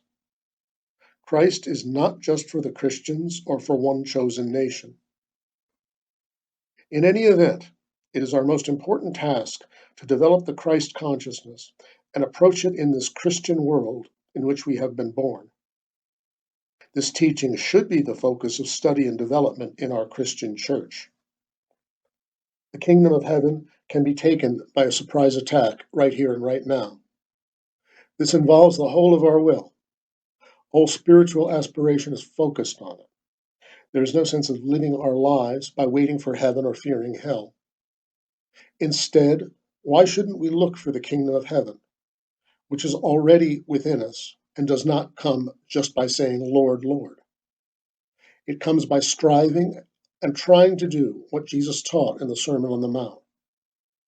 In that practice, striving in the esoteric school of Jesus, everyone will be shown the secrets of the kingdom. This kingdom is already here, and little by little it is emerging in the visible world. Will your will be done? Thy will be done seems to be one of the most difficult verses in the Lord's Prayer. There is a struggle between the person's will and God's will. Many questions regarding free will, true humility, and faith are intertwined in this struggle, but above all, it is about consciousness and one's stage of development. This verse acts as a mirror in which one constantly must reflect upon one's hopes and actions, as well as upon one's meditations and aspirations on the path of the truth seeker. Pondering the verse, Thy will be done, one might first ask, what do I need to do if it is all about God's will, not mine? Can't the Almighty exercise His will without my praying? A related question is, how can my will be adjusted to accord with God's will? The philosophical question of free will is relevant here. Hence, we encounter a huge question in the very beginning of our analysis. On the one hand, there are God's incredibly high manifestations and evolutionary plans. On the other side, there are tiny objectives and small people implementing them. Becca Ervast says that God's will is always done in the heavens, in the worlds of spirit, in which His Spirit can freely act and manifest itself without restrictions. The situation is different here on earth. The struggle between spirit and matter does not permit the will of spirit to reign. Matter is not easily bent according to the aspirations of spirit. We can infer from Genesis that God's will was done in our original home, called paradise, at the beginning of time. In those times, we were living as one with each other and God. We were part of God. But our symbolic archparents, Adam and Eve, wanted to know good and evil. They wanted to leave paradise and come to learn in this physical realm. In that moment, our relationship with God changed, and the great unity was broken. However, as the great religions teach us, this was not a permanent break. In this new situation, the human being seemed to have a different will from God's. God gave human beings free will, freedom to search for a solution to the problem of good and evil, freedom to do as they please in the school of evil here on planet Earth. God remained in the depths of our hearts as a divine spark, a monad, an invisible sound of silence, the potential for higher spirituality. From one incarnation to another, each of us carries along this potential for growth and divine consciousness. We are born to play different roles in life, which challenge us to develop different aspects of our personality. Life after life, we grow towards the measure of man through the free choices we make. In this school of two polarities, good and evil, we have a chance to eventually become pure, wise, and beautiful images of God. This process begins when we get in touch with our inner divinity. We will then merge with the divine light as well as with the divine will, which will eventually illuminate and transfigure our body. We will become co-creators in God's great work of creation and manifestation. The Spirit descends into matter every time a human being is born from the heavenly state to a new earthly life. At the same time, it descends into the realm of restriction, where the development of humanity takes place. We have wanted to be part of this cycle of development. Indeed, we have willed it. We have wanted to eat from the tree of knowledge of good and evil, to solve the riddle of good and evil. This will manifest itself in us as a living force, will to live. The Church talks about the fall, but in his book, The New God, which is not available in English, the title has been translated from the Finnish, Pekka Ervast sees this matter in a completely different light. He writes, quote, "The greatest of miracles has happened in the creation of man. The divine consciousness has donated its sense, intelligence, will itself. God has sacrificed himself for the birth of man. This is truly a miracle and the greatest mystery of all." We are living here in the physical realm, in which matter offers obstacles to the realization of spirit. Matter is slow to learn and understand. It is sluggish in becoming conscious. It fights against the spirit. However, the ancient wisdom tells us that as we attain new sensory sensitivities, we can gradually begin to experience the divine spirit vibrating in all nature, in everything. It sleeps in the rocks, awakens in the plant kingdom, starts to manifest in the animal kingdom, and becomes conscious in a human being.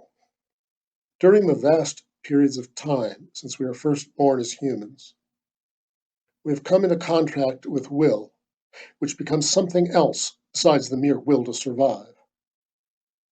When investigating creative evolution, Henryk Skolimowski concluded that evolution, the driving force in nature, has an inner attention to produce ever more complex and conscious organisms. The problem of free will has been discussed for thousands of years. Let us consider our own time in a high-tech Western country such as Finland from the point of view of free will. It seems that the long period of the culture of obedience is approaching its end. By this I refer to the culture that was upheld until the first part of the last century. Today, an ordinary citizen is much less on a leash or controlled by fear than a person 100 years ago. Rural village communities no longer exert social control, and the church no longer has intimidating spiritual authority over people. Moreover, political organizations have lost much of the power they had, say, 50 years ago. One can claim on good grounds that the Finns have never been so free to live their lives as they wish. When we ponder over the situation, we notice that society has indeed changed, but has it provided a genuine freedom? Governmental, spiritual, and economic regulation is still alive and well in the structure of society. It has just taken a more subtle form, with more sophisticated methods of control. Over the last 50 years, we have developed completely new systems of authority and control for ourselves. We have handed over a great deal of collective and private power to structures that are much more complex than the communities, churches, and parties of the past. All over the developed world, these new structures align, suppress, and manipulate individual will. Digital entertainment and leisure systems, integrated TV, cell phones, internet platforms, virtual reality, fashion, and advertisements all tell us, starting from childhood, what we should aspire for, what values should guide us, and what we should want. They attempt to tell us how we can be happy. Behind this all is a faceless global money and market economy that sets the highest goals as publicity, self-interest, and greed. Human values and individual volition are under great pressure. Have we entrusted our will to the wrong hands? Have we chosen false leaders? What is behind this all?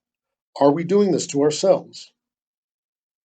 I don't believe in conspiracy theories, but I do believe that humanity is in its adolescence and is unable to understand, which may drive ourselves and our planet into a serious crisis. If we ask the wise, who see more deeply, we will receive an answer. There are spiritual powers on this planet that educate us through enticement and temptation. Behind this vast information and entertainment complex is a certain being, or a group of beings, whom the Theosophists call the teacher of this earth school. Henryk Skolimowski points out that over the past 150 years, technological advancement has created countless means of making life and work easier for people. There has never been a time when work has been so easy and we have had so much leisure time. We have enormous powers in our possession. We have never been so powerful with respect to nature. Having said this, Skolimowski asks why the individual feels more powerless than ever before in history. Where can we find strength? After all, we are given free will to choose differently, and we don't have to let anything or anyone manipulate us. Many philosophers say that human beings have been given free will. Although I am not an expert in philosophy, I haven't heard that this concept has been discarded from the collection of essential philosophical ideas. If I were to characterize the theosophical view of human free will as I understand it, I would say that it can be actualized within certain frames defined by destiny, karma, and a wider blueprint of spiritual evolution.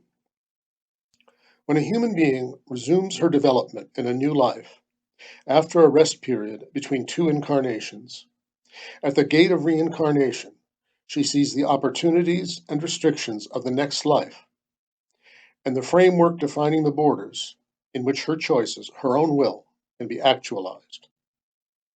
That field of life is open to different possibilities, which are bound by choices made by other people and society at large. This is the domain of creative evolution, in which the individual's will and consciousness have a significant opportunity and responsibility to guide the process of development. Free will is evident in children's play at a very early age. When a child is born, the first 7 years of his development are about developing will. Indeed, the child develops by expressing and following his own will. At the same time, the child is gradually becoming conscious of choices and the resulting consequences. Experts seem to agree that the first 3 years in a child's life are the most important for the future. The child learns by imitation. It is also known that one learns best by experience, not by teaching. During the first 7 years, children learn by playing freely, expressing their experiences and sensations on the external world through play. In Finland, children start school at the age of 7.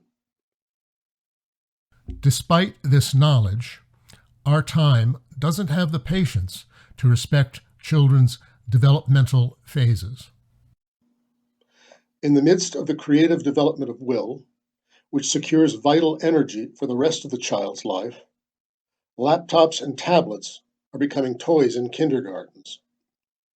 There's also a tendency to introduce children to a hobby, starting as early as 3 years old. The government has been worried about increasing demand for an intelligent industrial workforce. Consequently, at one point, there was some pressure to start school earlier, which in Finland would mean that children would start at the age of 6. Educators call this age the child's regal year. This would mean, figuratively speaking, that a king would be placed behind a school desk. Fortunately, this plan wasn't implemented because it was not supported by the Ministry of Education. Even small children are exposed to the flux of entertainment, advertisement, and fashion, along with an oversupply of commercial sex. We are also fed the narrative that our children should be good-looking, thin, high-achieving, and sexy, just like everyone else. This used to be called groupthink, but nowadays it is just called being trendy.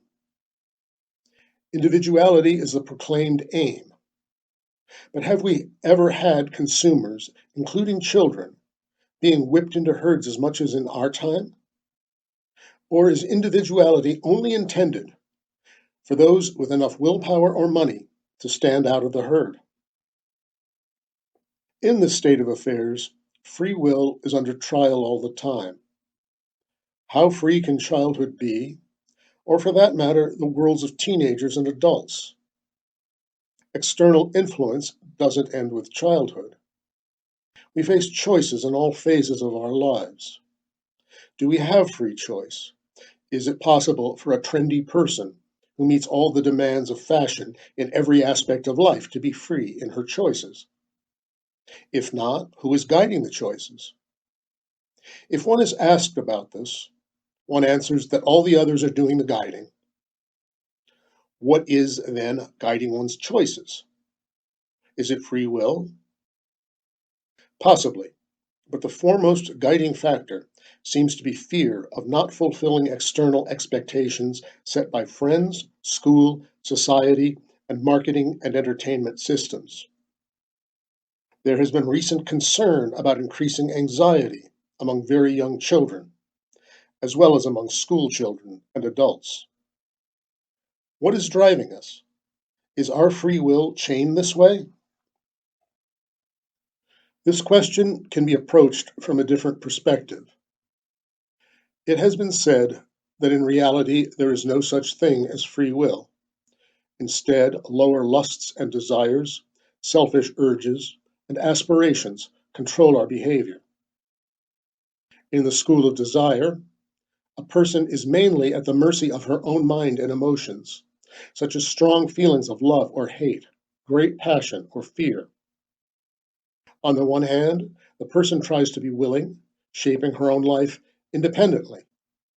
On the other hand, she is guided by other people, as well as her own unchecked urges and desires.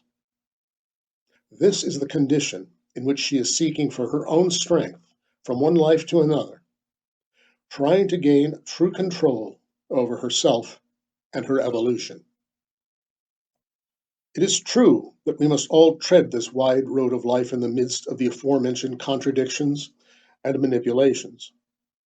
However, we have to find the willpower to bravely move on, to see the end of the road. By this, I primarily mean the courage to live without being afraid of the challenges and pitfalls of life. We must be able to see life and its reverse side eye to eye. It is part of our right of free will. A person goes to the school of life with its ordeals until he is an adult. He can see what can be reached with his own will and consciousness. He has to think whether or not the aims he has reached are enough. He reflects upon how happy he is and how happy he could be. Furthermore, he ponders whether all the competition and pursuit of possessions and status are sufficient for contentment. The individual may already have attained everything he was seeking, and yet may feel empty inside. At that point, he realizes that this is definitely not enough. There must be a deeper dimension in life. This usually happens in a life crisis. Sometimes the crisis will have a good outcome.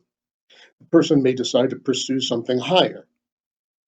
He leaves cynicism behind and goes in search of what he understands to be wisdom. This may be the first time in his life when he has genuinely made his own choices. He is at the verge of a new state of will. He is going towards the new dimension of will. Then the question becomes, how should I live my life? Is there a higher will I should follow? How do I know what it is? Is there really a God? How has he revealed his will? Has he really done it somewhere? A person who investigates will soon notice that God has revealed his will through the great teachers we know as founders of religions. Similar guidance has been found in all religions. These teachings have always been advanced and highlighted by seers and mystics in their own lives. Hence, the truth seeker starts reading and looking for knowledge that feels right and helps him to act and live accordingly. He recalls that according to the Bible, not everyone who says, "Lord, Lord," will enter the kingdom of heaven. One has to do something, to do the will of the Father. Soon the truth seeker notices that those great teachings point to a different direction than the one he has gone in before. He has wanted to have entirely different things: money, belongings, status, property, safety, and such externals. Furthermore, he has always been ready to get angry. He has wanted to enjoy himself with impure images and deeds. He has wanted to see justice take place, even if it demanded violence. And he has wanted to have revenge and answer evil with evil. He often has wanted to hate other people, especially strangers and enemies. The great masters, Jesus of Nazareth among them, seem to be talking about something else. Jesus says that we should never get angry and that we should guard the purity of our thoughts. We should speak truthfully. We should learn to be gentle and not to answer evil with evil, but to forgive and understand. In the end, we should learn to love all beings as our brothers. Jesus urges us to change our minds. In his commandments, he presents completely new ideals for us to will.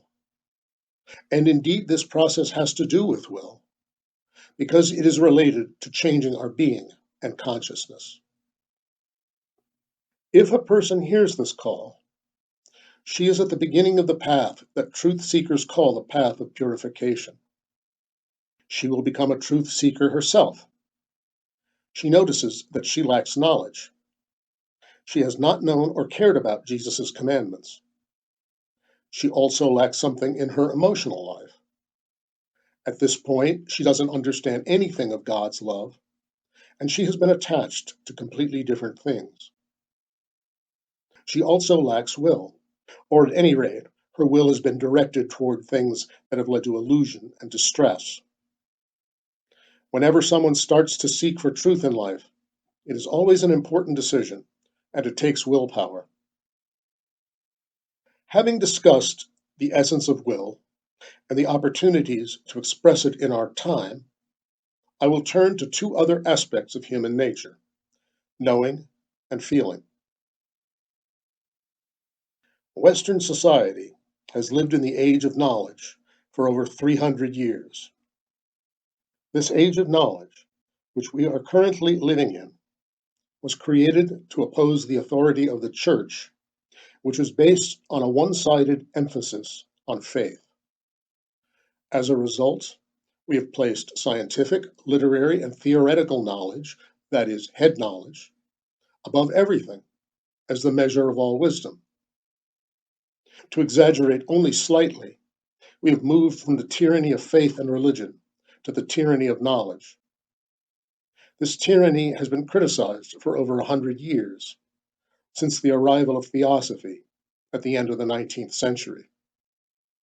The second wave of criticism arose at the end of the 20th century, when the New Age and subsequent new spiritual developments started to contest the supremacy of knowledge. Theosophy literally means wisdom of the gods, the wisdom that gods possess, and it says that a human being can become conscious of his or her own divinity over many incarnations. This information can be easily received as a lower type of knowledge, head knowledge. We then read books, think, and argue about whether or not this knowledge is right or wrong. A theosophist has to realize that reaching God knowledge requires more than mere head knowledge. In fact, even reaching God knowledge is not nearly enough. We must become one with God wisdom, which requires heart in addition to intellect. It is said that we see and hear more clearly with the heart, and only when the heart is involved can we call knowledge wisdom. At that point, emotion and intellect can find a harmonious balance. Truth seekers must know their divinity with their emotions as well. They know it initially momentarily, and then gradually more and more when they feel the divine love passing through themselves from God to other people, including strangers and enemies. This is not the type of love we speak about in mundane life. It is the love that is discussed by St. Paul in his first letter to the Corinthians. As we aspire to reach God knowledge and wisdom, at some point we may realize that we don't know anything. From the wise who have trodden the path before us, we learn that the situation can be the beginning of deeper wisdom. Truth seekers can nurture within themselves God knowledge and wisdom, and God feeling, which is love. This self-education requires will and faith, which can become knowledge. But can our will become God will? What is God will? What does God want from us? Or should we want something from God? If I were to humbly answer these questions, I would say that God wants us to behave as human beings, not to do or possess something, but just be. We must do this right here and right now, because it is the only place where we can just be. The Yoga of Jesus can teach us how to behave. It is sometimes said that being born as a Finn is like winning a lottery. I wish we were able to make use of this opportunity. Being born in Finland means freedom of religion. We have the opportunity to familiarize ourselves with many spiritual traditions. If there is willingness to try, there is choice. It is possible to grow in the will to truth, although we will never know the whole truth. We have exceptionally good access to all great teachings of the wise. Yet few people know that Theosophy, for instance, offers a completely new perspective on Christianity, in which we can grow and be active with no need to feel miserable or sinful. Although behaving in accordance with Jesus' ethics is demanding, it is also rewarding. It offers a new vista, new hope, strength, and meaning in life, even in future incarnations. If we use our will for good, we will gain strength. Our senses will develop and become more sensitive. We will receive energies for healing, clairvoyance, and other dormant abilities within ourselves. Another question remains. Should we want something from God? Could this be God will within us? I believe that we should want to have some kind of experiential relationship with God, which we usually need to become convinced that God does exist. As a Finnish saying goes, a Finn doesn't believe before he himself sees. When one prays from the bottom of one's heart, "Thy will be done," it is always a leap into the unknown. This is probably why one avoids God. There is also a saying, one doesn't seek for the truth, one runs away from it. No wonder. The fear of God has been preached in churches in Finland and elsewhere for centuries. I have doubt that we have seen the end of it yet. When someone avoids, is afraid of, and runs away from God this way, one might interpret this as willingness to take responsibility for oneself. However, taking responsibility always means going towards greater freedom. Responsibility is an essential part of spiritual growth. Some people interpret "Thy will be done" as asking that all of our old karma will quickly come to us for repayment.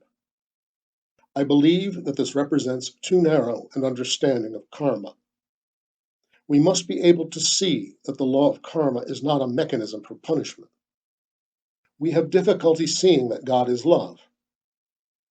If he is, then the law of karma is a cosmic law of absolute justice and love.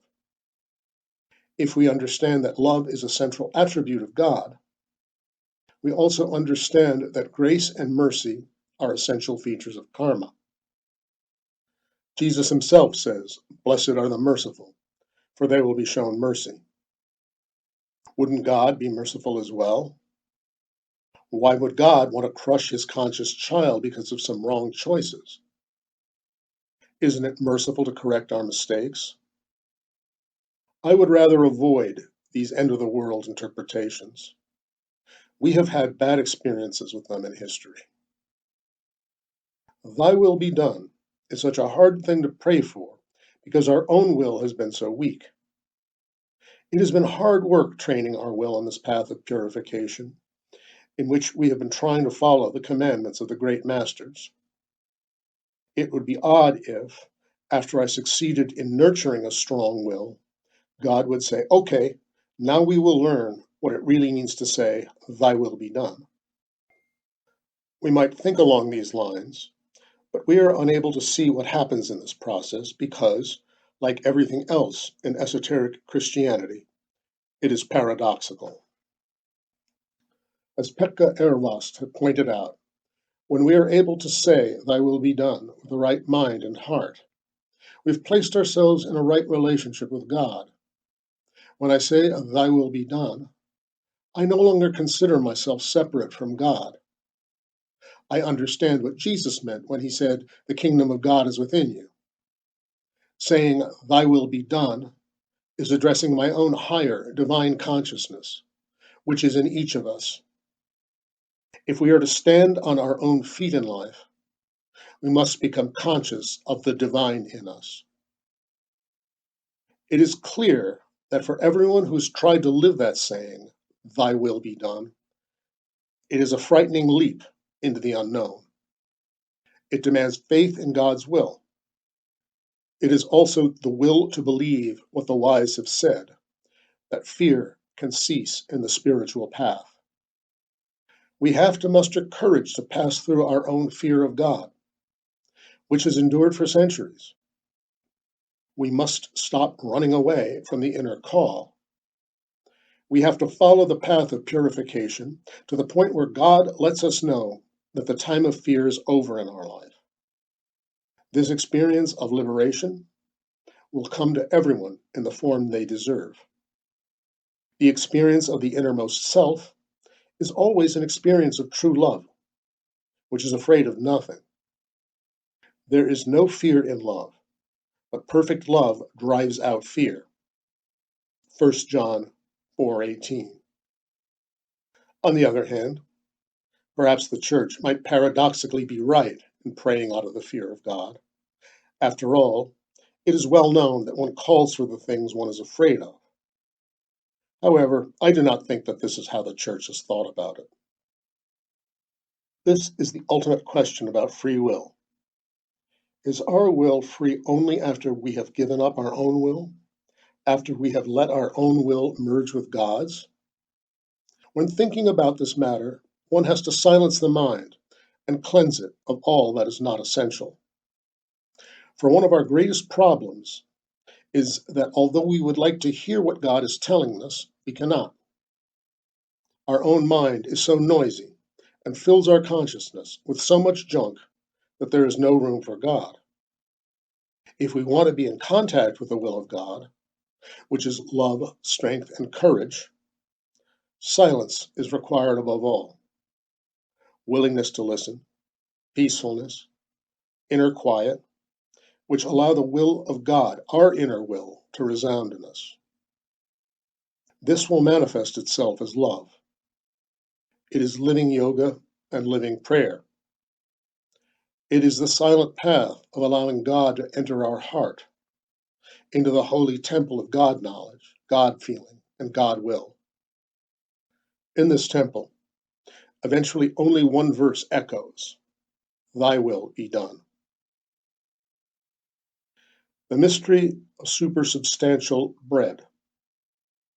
Among its other highly spiritual verses, the Lord's Prayer has one verse about praying for daily bread, for nourishment for sustaining physical existence. One can understand this from the point of view of the world's hunger problem, which we know could be solved with the available resources if we wanted to. But did Jesus have something else in his mind when he gave the verse on bread? We all need something to eat to stay alive. Over the history of humanity, acquiring everyday bread and all that is related to it has taken great effort. Even though today, especially in the Western countries, less and less effort is needed to acquire what is necessary, There is still some validity in the Bible verse, "By the sweat of your brow you will eat your food." Genesis 3:19. Those of us who believe in the power of thought and prayer could think that this progress has been, at least to some extent, due to diligent praying of the Lord's Prayer and its verse on daily bread for 2 millennia.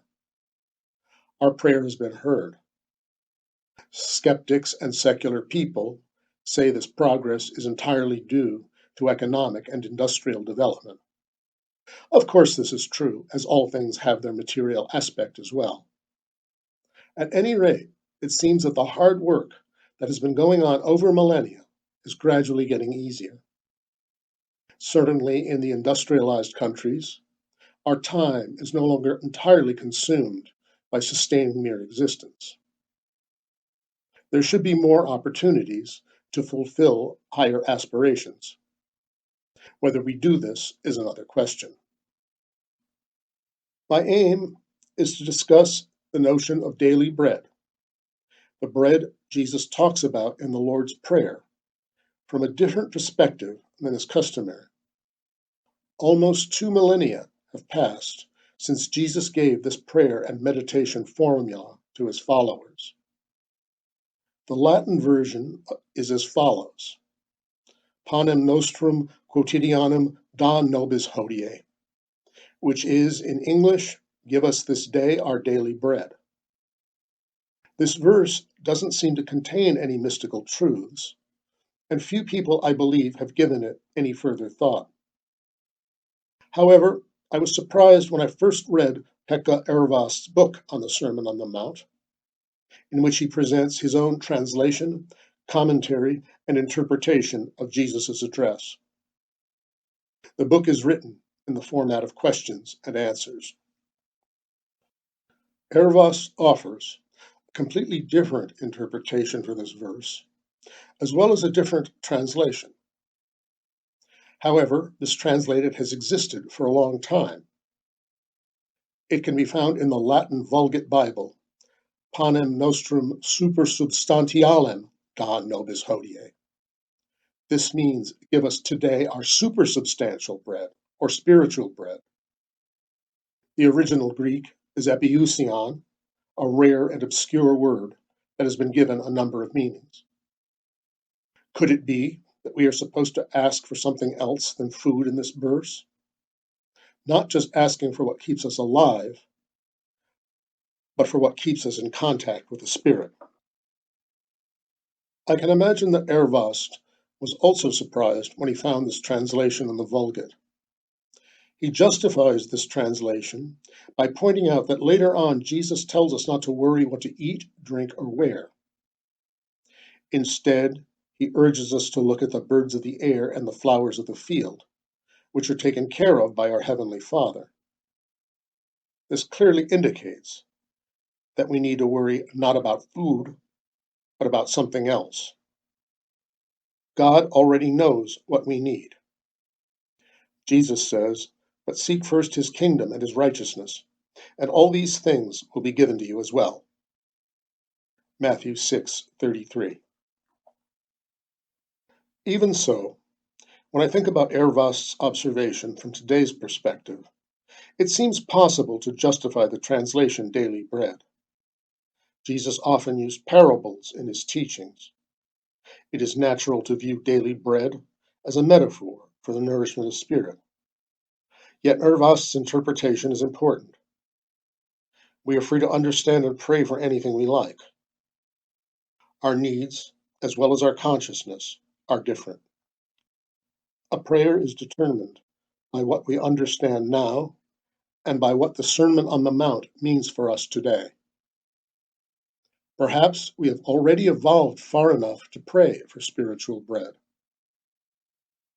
I'm convinced that the Lord's Prayer is Jesus' most authentic teaching in the Bible. Each verse will have a deeper meaning as one meditates on them. Another saying of Jesus supports the spiritual interpretation of daily bread. Man shall not live on bread alone, but on every word that comes from the mouth of God. Matthew 4:4. When one thinks about these matters, one soon realizes how little one is able to understand the real meaning of these most central verses. Nonetheless, if we delve strenuously into them and seriously attempt to understand them from the point of view of our own lives, we will gradually see how charged they really are. Their meanings have links to many directions, both in the New and the Old Testaments, as well as to spiritual thought and traditions outside the Bible. As I have noted, Pekka Ervast offers this famous idea about meditation, quote, "A human being has been endowed with a spiritual tool, allowing him to rule the worlds. The spiritual tool is thought, and its proper use is meditation or prayer. This is a magnificent claim about the power of thought, that one can rule the worlds with the right thought or prayer. In this context, we also remember Jesus' advice in the Lord's Prayer. The real thought or spiritual attitude is different from mere words, as Jesus says. And when you pray, do not keep on babbling like pagans, for they think they will be heard because of their many words." Matthew 6:7. Prayers we have learned in our childhood will easily turn into mindless litanies that we can't really think about anymore. They have lost the spirit and truth that Jesus talks about. Yet these ideals are the true strength of the prayer. We can see that the same prayer can have different meanings, depending on the consciousness of the one who is praying. The power of prayer or meditation depends on the individual's state of mind and depth of surrender and faith. I have also heard that in true prayer, we can only ask for more light and understanding for ourselves. In fact, we shouldn't pray for anything else for ourselves. Even so, I don't want to belittle the power of the Lord's Prayer. We are entitled to, and we should, penetrate beyond the words and reach for the true spirit in the words. There is plenty of evidence that the Lord's Prayer can provide a powerful shield in some instances. Indeed, it is a shielding and saving mantra. What is the spiritual bread for which Jesus urges us to pray? There is a saying, "The one who is unwilling to work shall not eat." 2 Thessalonians 3:10. And there is another Bible verse I have already mentioned. "By the sweat of your brow you will eat your food." Genesis 3:19. These both seem to say that one must struggle for bread, raising an immediate question. Does one have to struggle for spiritual bread as well? Isn't spiritual bread free and automatically available? If so, does it mean that the one who is unwilling to work cannot eat supersubstantial bread? This is the question one faces upon entering the path of self-education. Answering it requires a serious attitude. Furthermore, this path is taught in the secret wisdom of all religions, as well as in esoteric Christianity. Events, stories, and wisdom from various sources seem to indicate that one has to work to receive spiritual bread. Just waiting passively is not enough. The Lutheran Church has made a grave mistake in teaching that spiritual aspiration is not so important, and that the only thing that matters is faith in Jesus' act of redemption. Yet, God helps those who help themselves. When we embark on the spiritual path, we must have faith that we will be helped. Experience tells us that people who act on the basis of that faith will observe changes in their lives. When we meditate on the verse on daily bread and ask for spiritual nourishment, we are taking steps on the stairs of faith and trust. We are no longer thinking about surviving. Instead, we are making progress and proceeding to a new realm. In that realm, we begin to live in the world, but are not of the world. We aim at living and searching for spirit, our true higher consciousness and potential. It's essential nourishment for our spirit. One day it will not be mere bread and wine, but a feast that is called enlightenment. We all are going toward it. Jesus deals with bread on a few occasions. In those cases, it is usually more than mere nourishment for the physical body. It is a symbol of higher strength and energy, which is love and light in their most spiritual form. Although bread is a symbol for sustaining physical life, it also stands for nourishment of the spiritual life and higher consciousness, which provides our lives with clear meaning and sense. Many people seem to lack this sense in their lives. At one point, when Jesus is talking to the crowd, the people get hungry. The disciples have 5 loaves and 2 fishes with them. Jesus urges the disciples to give them to the listeners. Mark 6:33-44. In so doing, he follows the law of love in giving. When everyone who has something gives to those who don't have anything, there is something for everyone. Most importantly, the one who gives will have more to give. This is the law of love. Love doesn't run out when it's given away. On the other hand, when the law of selfishness and competition rules, those who are weak always get less or are left with nothing. Sharing bread sets an example on how to solve the hunger problem in the world. Furthermore, the bread given away on the mountain is a symbol of spiritual nourishment. It is empowering energy on which one should not scrimp. If generously given, it triggers the right thought and action in the other person. This example will spread, giving strength and fostering faith in a miracle. Did the people who were present see a miracle? Perhaps not, but the disciples did. Those who had eyes to see saw the miracle. Jesus shows us how to share supersubstantial bread, nourishment for spirit. His method here, as well as elsewhere, is turning selfish thinking upside down into giving with love. It is striving toward overcoming our selfishness, which is the greatest plague in the world.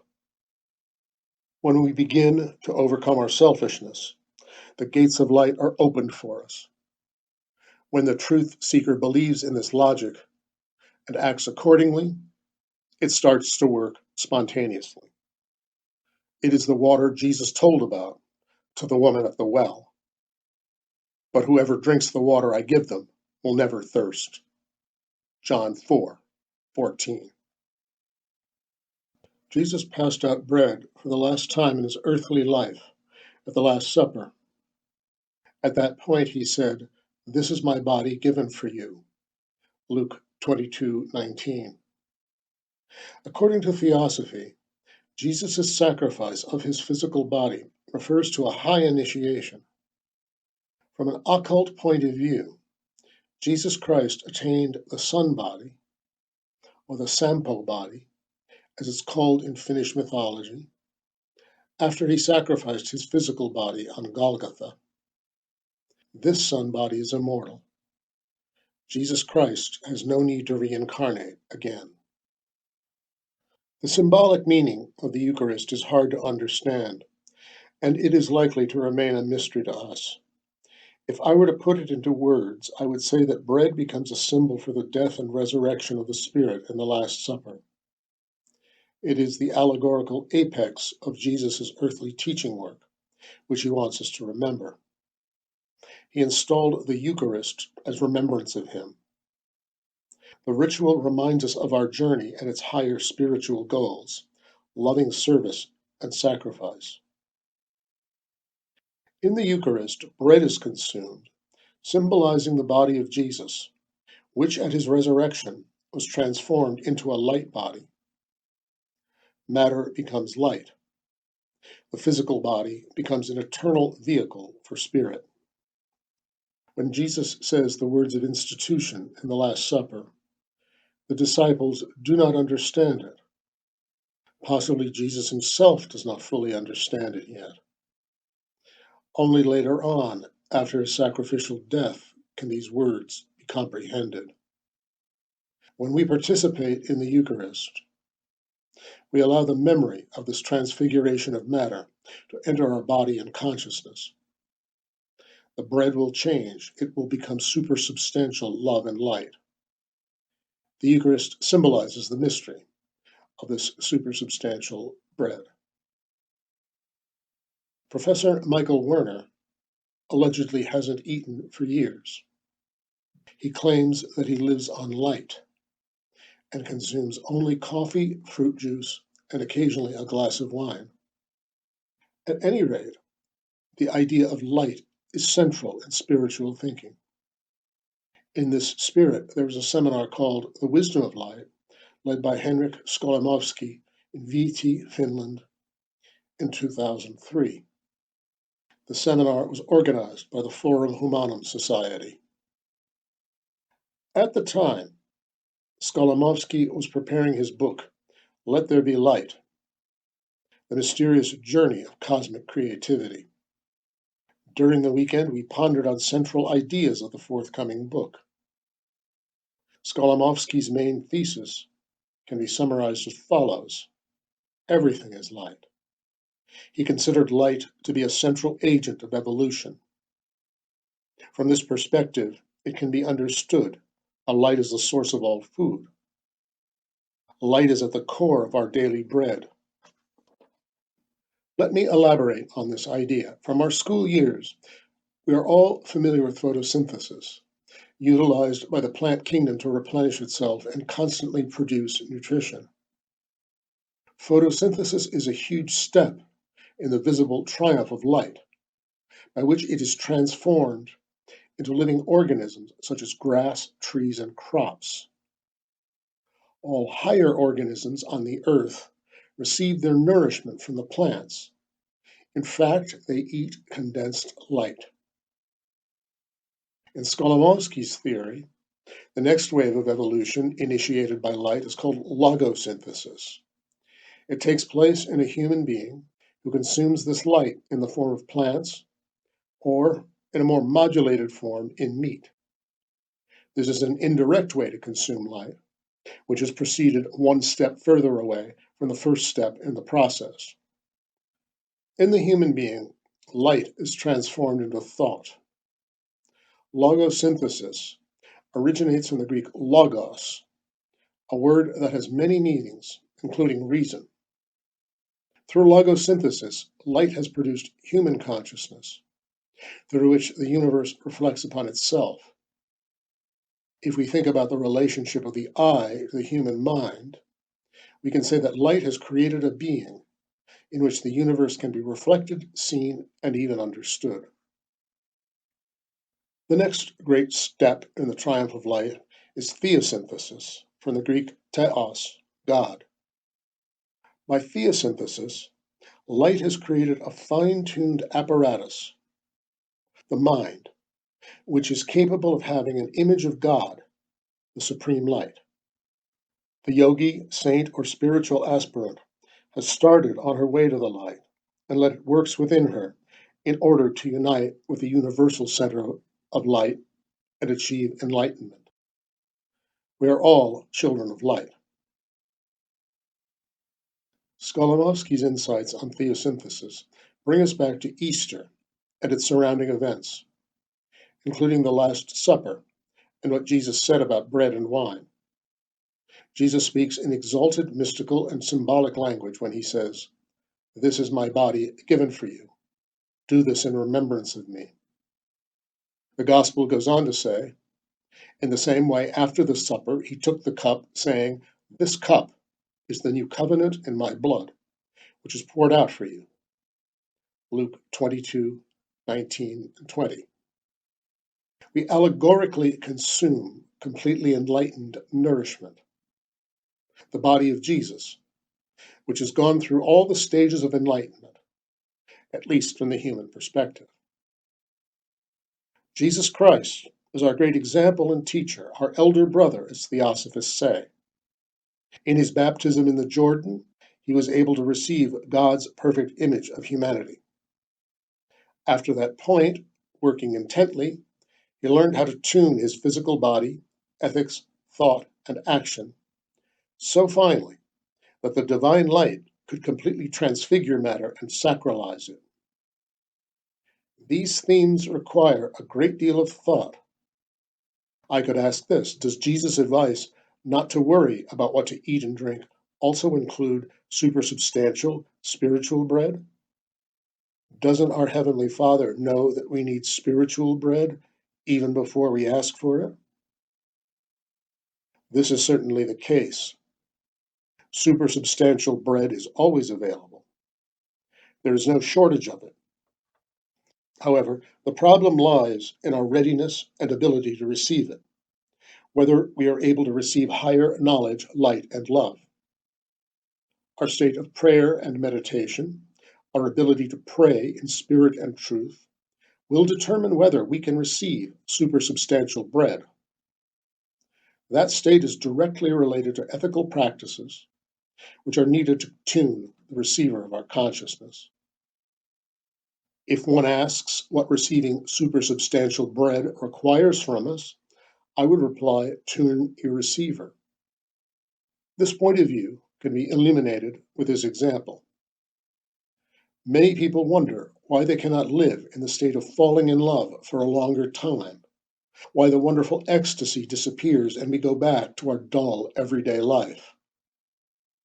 I believe that falling in love has to do with a cosmic force, which is in the hands of destiny. This force attracts people who have karmic lessons to learn from each other. When the cloud of falling in love disappears and ordinary life begins, the wonderful memory of that experience keeps them together. Otherwise, they will have another lesson waiting for them in the future. But why does the cloud go away? It may be because the energies of love are so highly tuned that they cannot reside for a long time in a person whose mind is even occasionally filled with dark energies. These dark energies are created by hate, greed, grudges, vindictiveness, refusal to forgive, and aggression, to which people easily become emotionally attached. Love lives in freedom. A similar law operates with supersubstantial bread. Our being, the apparatus receiving the energy of light, or supersubstantial bread, has to be strong and pure spiritually. Our aim is spiritual freedom and independence. We have to become free from our attachments. An angry and hurtful mind, lying, sexual lust, addiction to aggression, hate, vindictiveness, and envy are the burdens that prevent us from ascending in spirit. They are like anchors that bind us to the mud.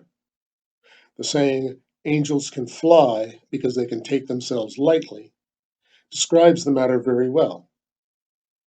God will set those free who are ready to become free.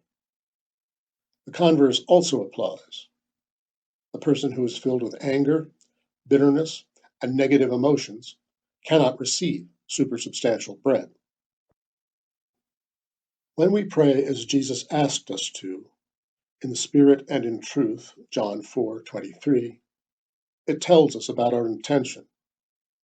We want to strive, we want to align our will with God's. Right alignment and right thought are important. It seems that we are back to Ervast's idea. A human being has been endowed with a spiritual tool, allowing him to rule the worlds. The spiritual tool is thought, and its proper use is meditation or prayer. Arvast says that at this point in the Lord's Prayer, we look for a right relationship with the world around us. The progress of each aspirant is being observed. When we eventually reach the right state of attunement, when we are just empty vessels, then that vessel can become filled with heavenly energy. When we have reached this point of contact, our understanding will gain new dimensions, and we have the opportunity to live with the energy of light.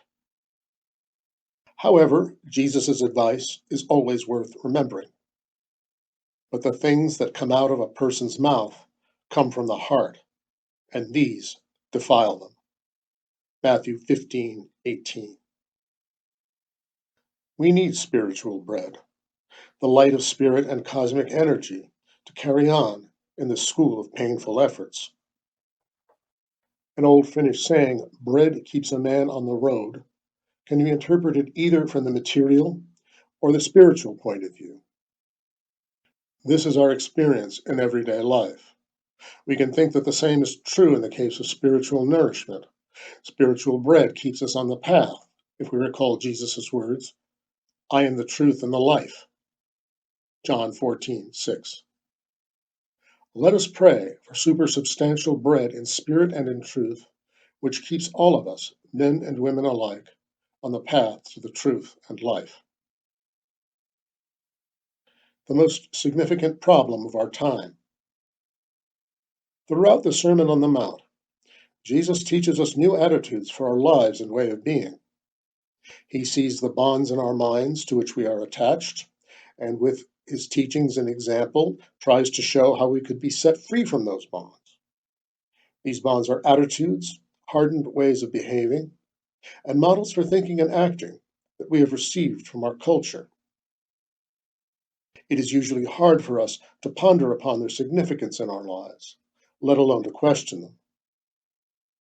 The Yoga of Jesus will unlock these attachments and blocks so that the spirit can be free and energies can freely flow in us.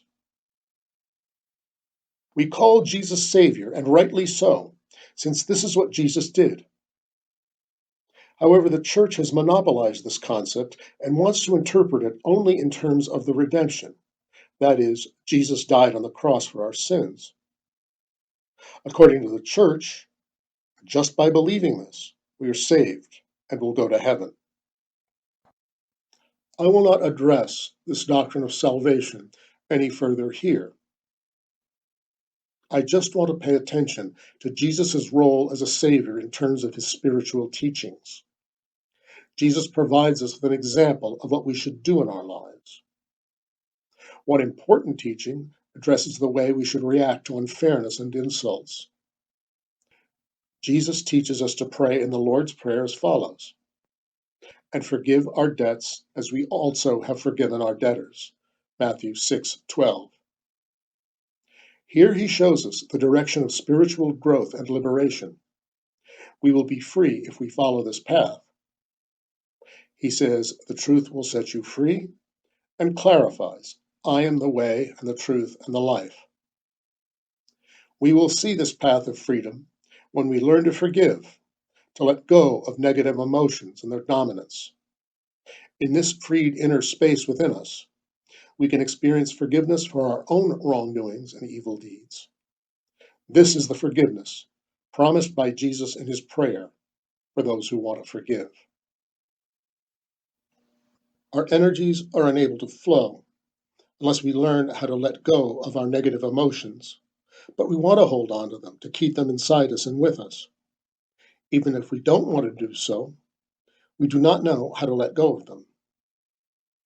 The psychotherapist Tuulikki Saaristo talks about emotional hooks in her book Taikasanat, The Magic Words, which discusses forgiveness. We are attached to these hooks, which is why we are under their spell. They are about insults, abuse, and criminal acts we might have encountered. These incidents arouse an emotional state that resurfaces again and again in our consciousness and constantly overwhelms us. In her book, Saaristo provides a piece of evidence that helps us to get free from the emotional hook. It may appear to be mechanical, even too simple, but it has a certain logic, which I will try to describe later. Negative emotions can easily have a hold on us, but the same is also true of positive emotions. We often talk about attachments, emotions through which we become fond of other people. But when our spiritual path is towards truth, we will gradually learn to become free from our positive attachments as well. We will be free to love in a way that does not depend on its object. True love is the highest form of giving. It is unconditional giving, which is no longer transactional. In a transactional relationship, I will give only if I get love or something else in return. All of us will grow into unconditional love at some point in our evolution, but before we can start learning this, we must learn how to let go of negative emotional attachments such as vengefulness, bitterness, hatred, and hard feelings. These can be overcome by following Jesus' teaching and forgive us our debts as we also have forgiven our debtors. The Occult Meaning of Forgiveness by Sergei O. Prokofiev, the late chairman of the Russian Anthroposophical Society, was translated into Finnish at the same time as Saaristo's Taikasana. Prokofiev considers forgiveness to be the most important ethical problem of our time. He provides some immensely powerful examples of the liberating effect of forgiveness in real life. In addition, he discusses the universal karmic effects that each of us can set in motion if we learn to forgive. Concentrating on this issue with the help of these two books can open for us the depth of the process of forgiveness and its therapeutic, even occult effect. I will unpack the mechanics of forgiveness and evaluate the meaning of the Lord's Prayer on forgiving. The next step into this matter requires introspection about one's own inner state regarding forgiveness. The true effects will present themselves to us. This is tested in the personal process. No one else will do it for us. A common sense analysis of the psychology of forgiveness quickly shows that it is not easy even to start thinking about this issue. When we believe that we should forgive, it feels like giving away or giving up something, swallowing pride, even losing face or self-worth. At the minimum, it feels like humbling oneself, perhaps showing some kind of weakness. Who would voluntarily do this? This factor is most prominent in situations where forgiveness is an alternative to revenge. For instance, for libel. When the pride of family, tribe, or a person, usually a male, has been violated, forgiveness seems impossible. It appears to be much manlier to pay back the violation, preferably with interest. This line of thinking has a long tradition in our culture. On the other hand, there is also a long tradition of forgiveness in the Christian nations. Indeed, forgiveness resides at the heart of Christian ethics. The ethics of Jesus as a whole is infinitely skillful in practice, even from the occult point of view. It is ancient Eastern wisdom, by which Jesus, time after time, reverses the demands of receiving into giving. When those who approached Jesus were attached to something or wanted to keep something for themselves, he always advised them to let go, relinquish, give away, forgive. This logic of Jesus, this art of paradoxes, surprises us by turning things upside down and showing how apparent weaknesses and uncertainties can turn into assets. We want to cling to our tradition of hate and violence. We have been used to seeing our strength in coercion and force. Jesus teaches us to give up both and to see that in the long run, nonviolence is the best alternative. Jesus was a true radical in his life and teachings. It is unusual for someone to live by the principle of winning over hate through love. In a number of situations, Jesus taught how humility in a peculiar way turns into strength, weakening from within the aggressive opponent who trusts in coercion. Jesus also taught us about money and property, which for thousands of years have been targets for prey. He taught how giving up mammon is like taking off a straitjacket. Property is not only power, it is above all a relationship that mammon creates between us and other people. An individual who is free from this relationship cannot be forced into anything. Jesus taught how we should relate to power. True, loving service will make us leaders. In the final analysis, the last will come first, and vice versa.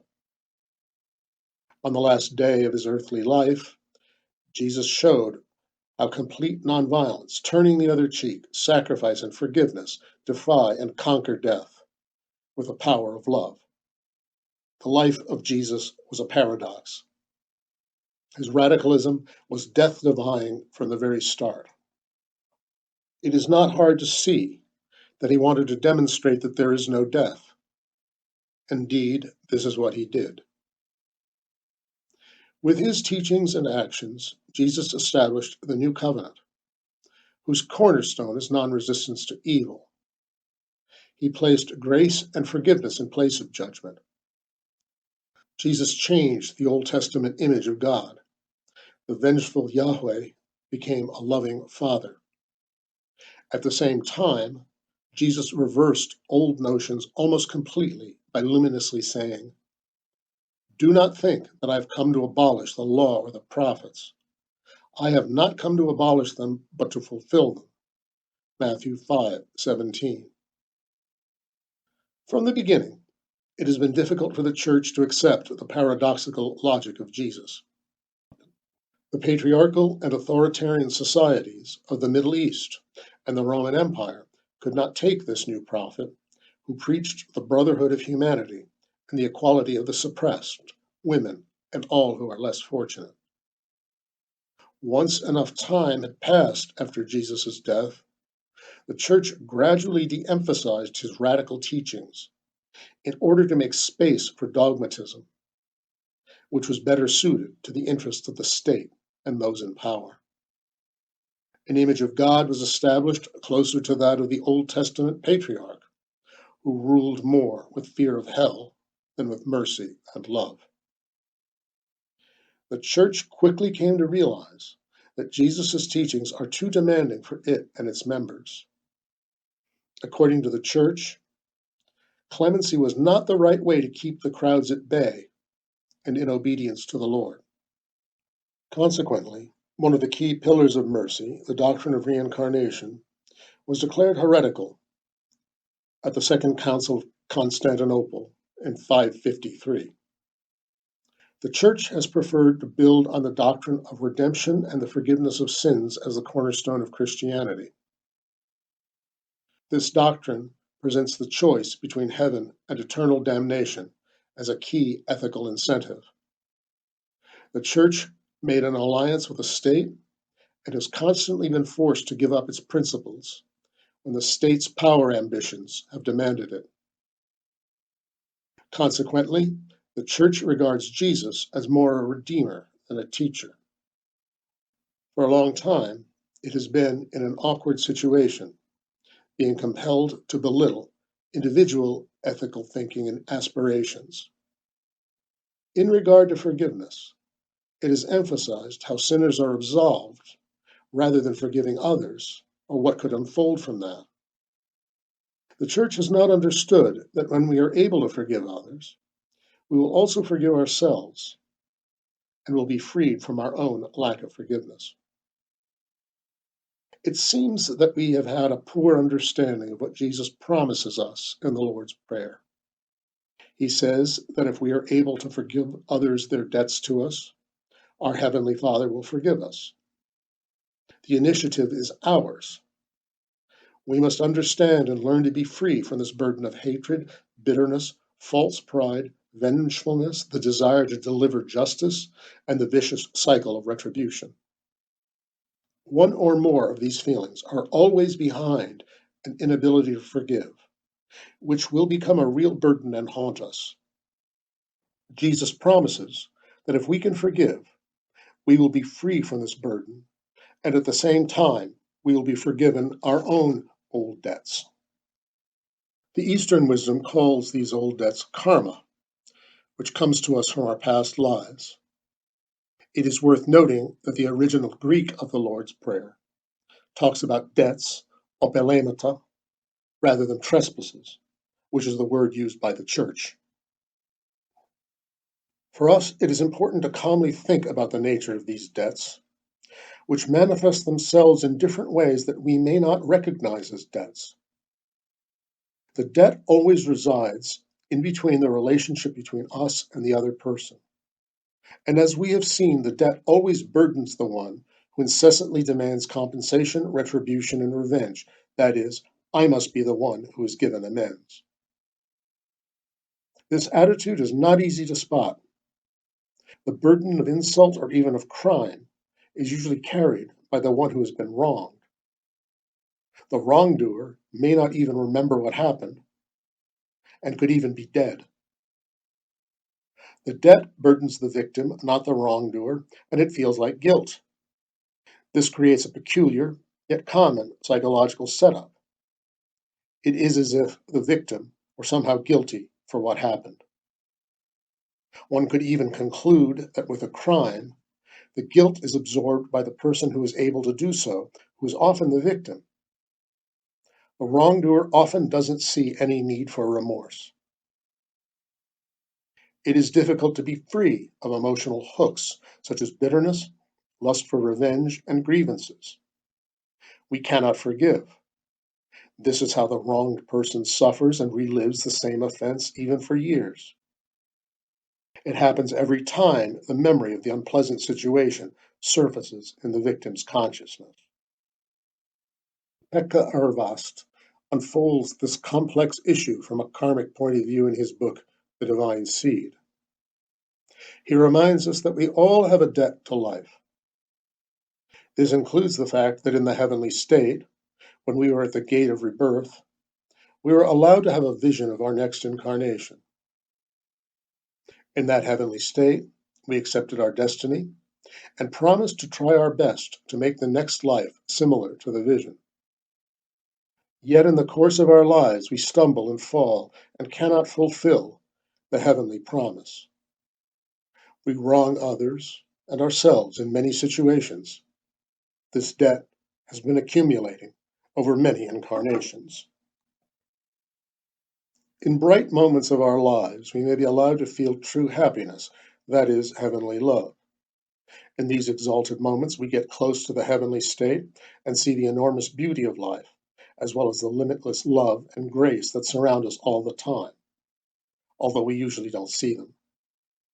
In such special moments, we have the inner strength to renew our vow. I want to try again. I want to be good, and I want to do my best. We should be able to forgive ourselves, and when we are filled with happiness, we can do so. These moments teach us graciousness and show that we can have mercy on each other. Let us recall Jesus' words, "Blessed are the merciful, for they will be shown mercy." Jesus didn't urge us to pray that if we pay our debts, we will also be paid.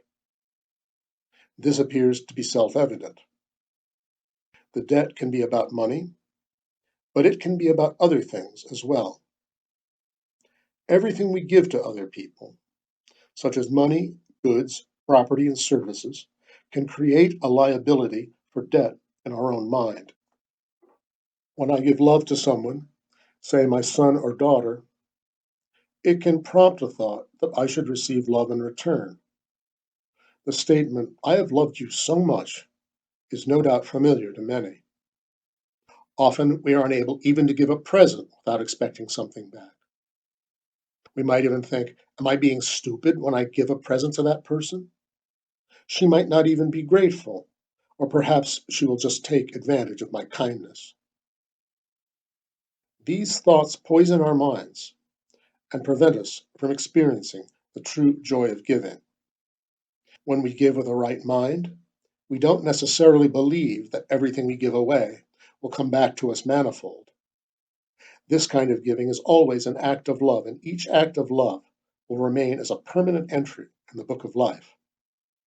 The more that people are strangers to us, the more precious our gift is. These entries in the book of life are the treasures in heaven that Jesus advises us to gather. A great Finnish poet, Eino Leino, said it very beautifully in his Smiling Apollo. Around the earth there are many creeds, one lacking and all are deficient, one creed alone, but the singer he needs, its bounds are for him sufficient. For me, it's gentle religion will do. Eternal promise, it clearly rings true, and enough I think of its trace will remain when sunset returns again. Giving is the law of life, a central part of love and loving. Thus, it is connected to the magnificent goal of learning in the school of life, to love one another. This is our task. We learn it by giving with no expectation of getting something in return, by serving without hoping to be served, by forgiving one another without expecting compensation or immediate justice. If forgiving is real, amends will be made and justice will be done at the same time. By forgiving, we atone and do justice. We see how important mercy is, both for the person who receives it and for the one who is able to show mercy instead of justice. The great life, which has given us so much, is waiting for us to understand the law of life. Everything must flow, nobody and nothing, except our own foolishness, is forcing us to attach our minds for years to an insignificant debt, insult, or thought of revenge. Merely reminiscing about these things makes us relive the situation over and over, thinking of the ways we will teach a lesson to the wrongdoer. We can remember the pattern of being offended from childhood, which can continue into adolescence. We withdraw into our shells and sulk for a long time. In the worst cases, we harm ourselves thinking, they will be so sorry when they see how badly I ended up and understand that it was all their fault. The debts addressed in Jesus' prayer are accumulated when someone wrongs us and we demand amends and justice, or harbor a desire for revenge. Usually, we don't realize that everyone who harms another person harms himself. If we feel insulted, we want to pay back in kind. We want to teach a lesson to the debtor. Our mind is stuck, believing in the teaching method originated from the old code of Hammurabi, an eye for an eye and a tooth for a tooth. This makes us blind and toothless, yet we call ourselves Christians, followers of Christ. How long does it take to discover a better teaching method than insulting the insulter or hitting the hitter? We adults teach by hitting back. We often think that the lesson is learned even better if we hit back hard. We imagine that the aggressor doesn't know what it feels like to be hit. It has been said about a Finnish man that if he doesn't understand, he hits. It is very often true. In many cases, these acts of violence are cries for help. Is it about time for us who do understand to learn a new way and make it visible? Turning the other cheek is a huge step forward in spiritual growth. It has nothing to do with fear. It is more like a Zen act, which teaches by doing the opposite of what the opponent expects. I have already discussed slander and the debt of honor. This is probably a passing custom in the history of mankind, which has to do with the codes and habits of tribal societies. Avenging slander is associated with hierarchical communities, in which the hierarchy is, with no exception, patriarchal, and usually maintained with some sort of violence. Mafia organizations provide an illuminating example of this conduct. When one closely examines these cases of defamation, one notices that the issue is not about honor, but about supporting the power of a leader with weak self-esteem and of a hierarchy maintained with terror and violence. Real honor comes differently. It is not born from violence or coercion, and it is not restored by revenge. Honor is spiritual authority, which grows from righteousness, not from physical strength. It can be hard to forgive even when we want to. A central reason is that we think forgiving is accepting injustice, the wrong deed that was done to us. However, this is not the case. By forgiving, we show that we want to understand the deed of the person who has wronged us. We might even be able to see things from his perspective. This takes compassion. Another obstacle in forgiving is our inner demand for justice, which has to do with the attitude described above. We may be unable to forgive, even if we don't believe that forgiving implies accepting a wrong. The reason often lies in our conviction that the wrongdoer should be punished for what he did. We want to teach injustice. We demand that at least the debtor apologize to us. We don't want to set him free unless he is paid in kind, as conceived by us. We believe that justice is not served if we forgive. That is why we often suffer on our own emotional hooks. We refuse to let the debtor go without a punishment. But we don't see that in reality, our debtor doesn't suffer, we do. We punish ourselves with this pain, even though it troubles the accuser, not the accused.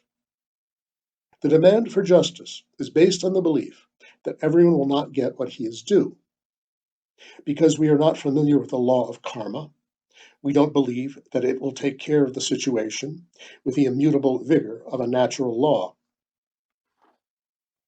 Hence, we want to take justice into our own hands.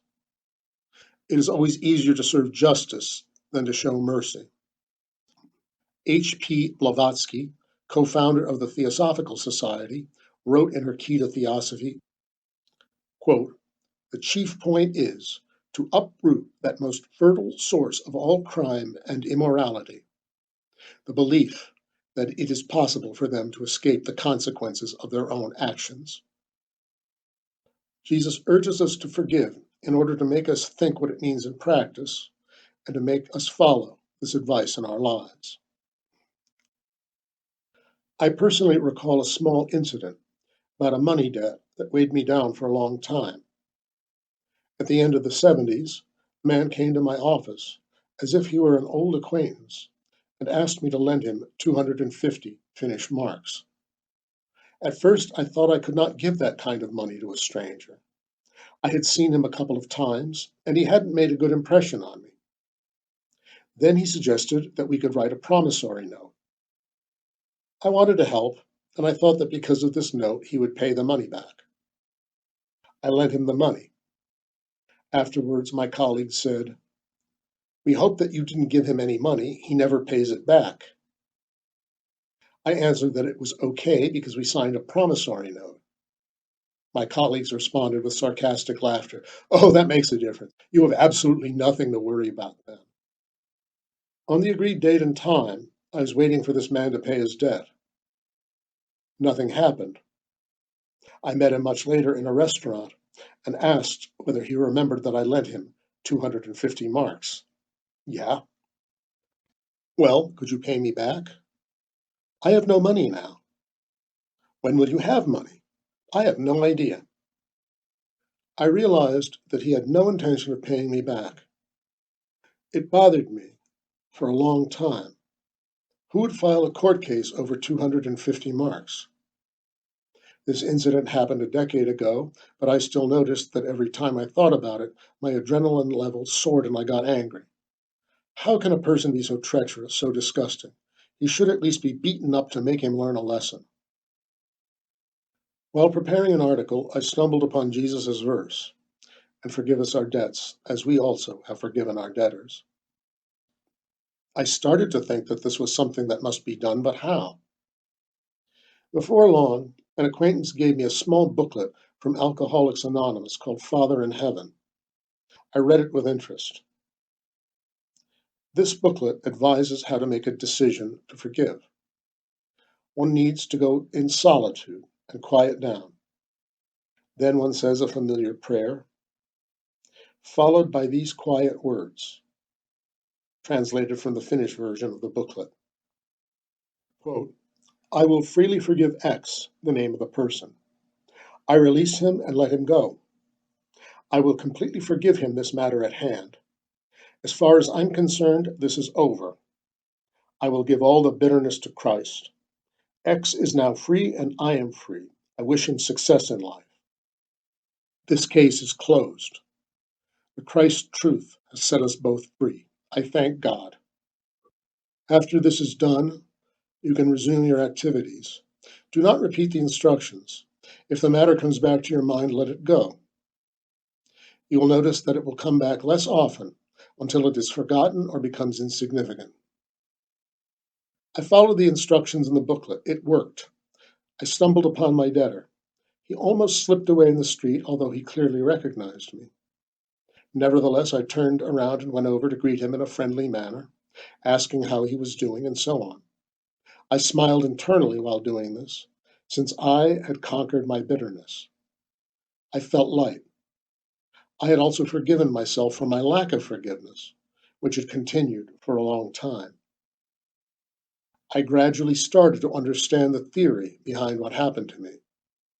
In her book Magic Words, Sarista describes a method that is quite similar to the AA method of forgiveness. Sarista talks about the emotional hook, which is our attitude toward the deed requiring compensation. Experts tell us that we are responsible for our own emotions. Only we can decide whether we want to desire revenge, feel anger, or demand justice. No one else is responsible for our attitude. The wrongdoer is responsible for his actions, and the law of karma will take care of his consequences.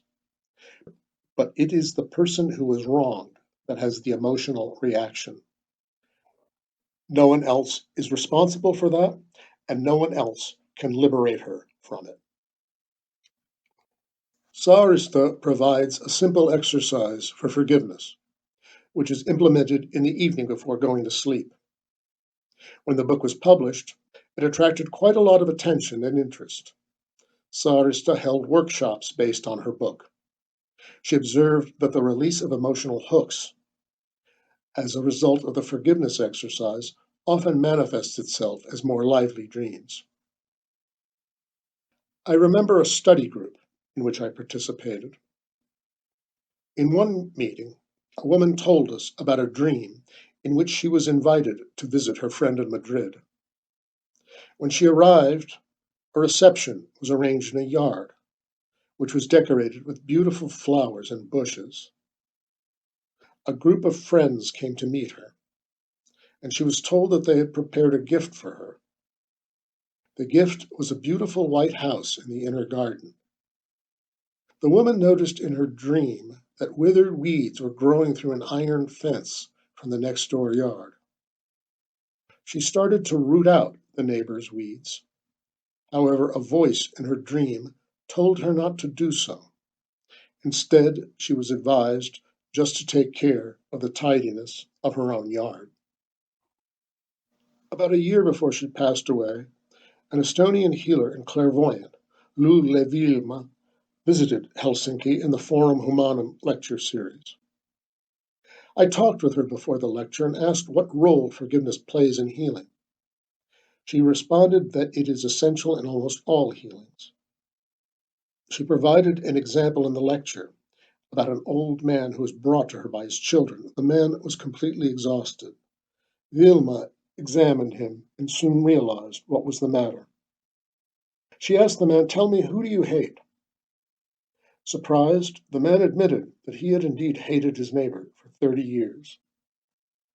In addition, the man revealed that he could converse with the neighbor without letting him know that he hated him. Vilma advised the man to stop hating his neighbor and told him that he must forgive him. If he didn't do this, he would die soon. The man was relieved by the discussion. He assured his children that they could go and he was perfectly capable of finding his way home. When walking back home, he forgave his own hatred with one step and forgave his neighbor with every other. Some time later, Vilma received a concerned phone call from a neighboring house, which was located a bit less than a mile away from hers. The caller told about an elderly, tired man who told that he was coming from Vilma's reception and asked permission to use the toilet. The caller asked what on earth had happened because the toilet was clogged with feces consisting of little stones. Vilma reassured her that they were just kidney stones, which had come out in a natural way. The hatred had precipitated into kidney stones over the years, and they left the man's body. In this real-life story, feuding and refusing to forgive had their effects all the way down to physical reality. When hate and revengefulness are nourished long enough, there are only two alternatives. Either the hate leaves or the spirit leaves. That is, the person dies. In the occult meaning of forgiveness, Prokofiev tells about two shocking cases that took place during World War II. They indicate how the person who forgives receives great resources and how cosmic forces are liberated when we are able to forgive and start living a new life. The guardians of the law of karma will ensure with ironclad precision that every crime, insult, and so on will have their consequences in this or some other incarnation. However, if we know how to forgive, the forces of these hierarchical beings will be liberated, and, quote, there gradually begins to arise, in the very heart of that realm of iron karmic necessity which permeates our entire cosmos, a new kingdom where karma becomes grace, and where Christ himself works as the law of karma, unquote. We usually do not think about these influences, but every concrete debt, desire to have amends, lust for revenge, or bitterness caused by another, that you can forgive is part of your own liberation. You will be freed from the prison of debt to which you have been tied. Jesus' advice about settling quickly with our adversary while we are still together on the way, that is, while we are still living in this reality, is well suited to forgiving our adversaries. Matthew 5:25. We cannot deal with these matters in the afterlife. If you act wisely, you might acquire an admirer or even a friend who begins to see how a miracle of love takes form in the process of forgiving. Indeed, redemption on a small scale will take place. With your forgiveness, you have brought a piece of Christ's heaven here to earth. This is what our Master did when he said, Father, forgive them, for they do not know what they are doing. Jesus knew and understood the meaning of his deed, and we are gradually beginning to understand this great example ourselves. In the School of Good and Evil, Jesus addresses the problem of evil in the last verse of the Lord's Prayer. I will attempt to unravel the complex question of evil with the help of interpretations provided by people I consider wise. I will consider guilt, which is intertwined with conscience and is connected to the problem of good and evil in everyone's consciousness. I will also discuss love, because it is the most important key in winning the battle between good and evil. The Lord's Prayer ends with a verse that is hard to understand.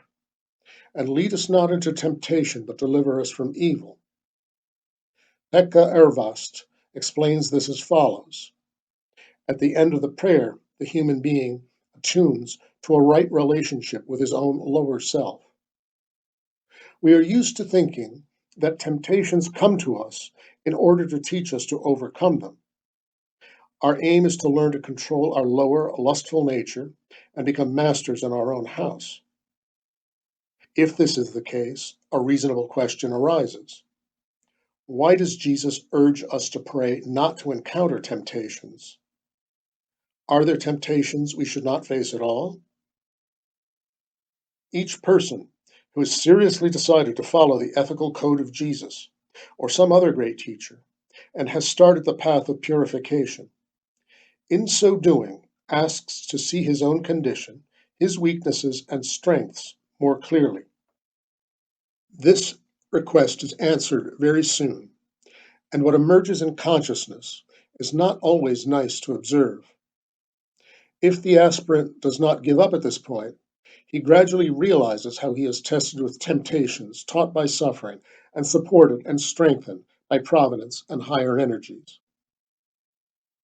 The temptations we tend to encounter are usually passing impulses of satisfaction and pleasure. Over and over, we tend to attach ourselves to the same hooks of pleasure, addiction to pleasure, and lusts for such things as money, eating, gambling, and sex.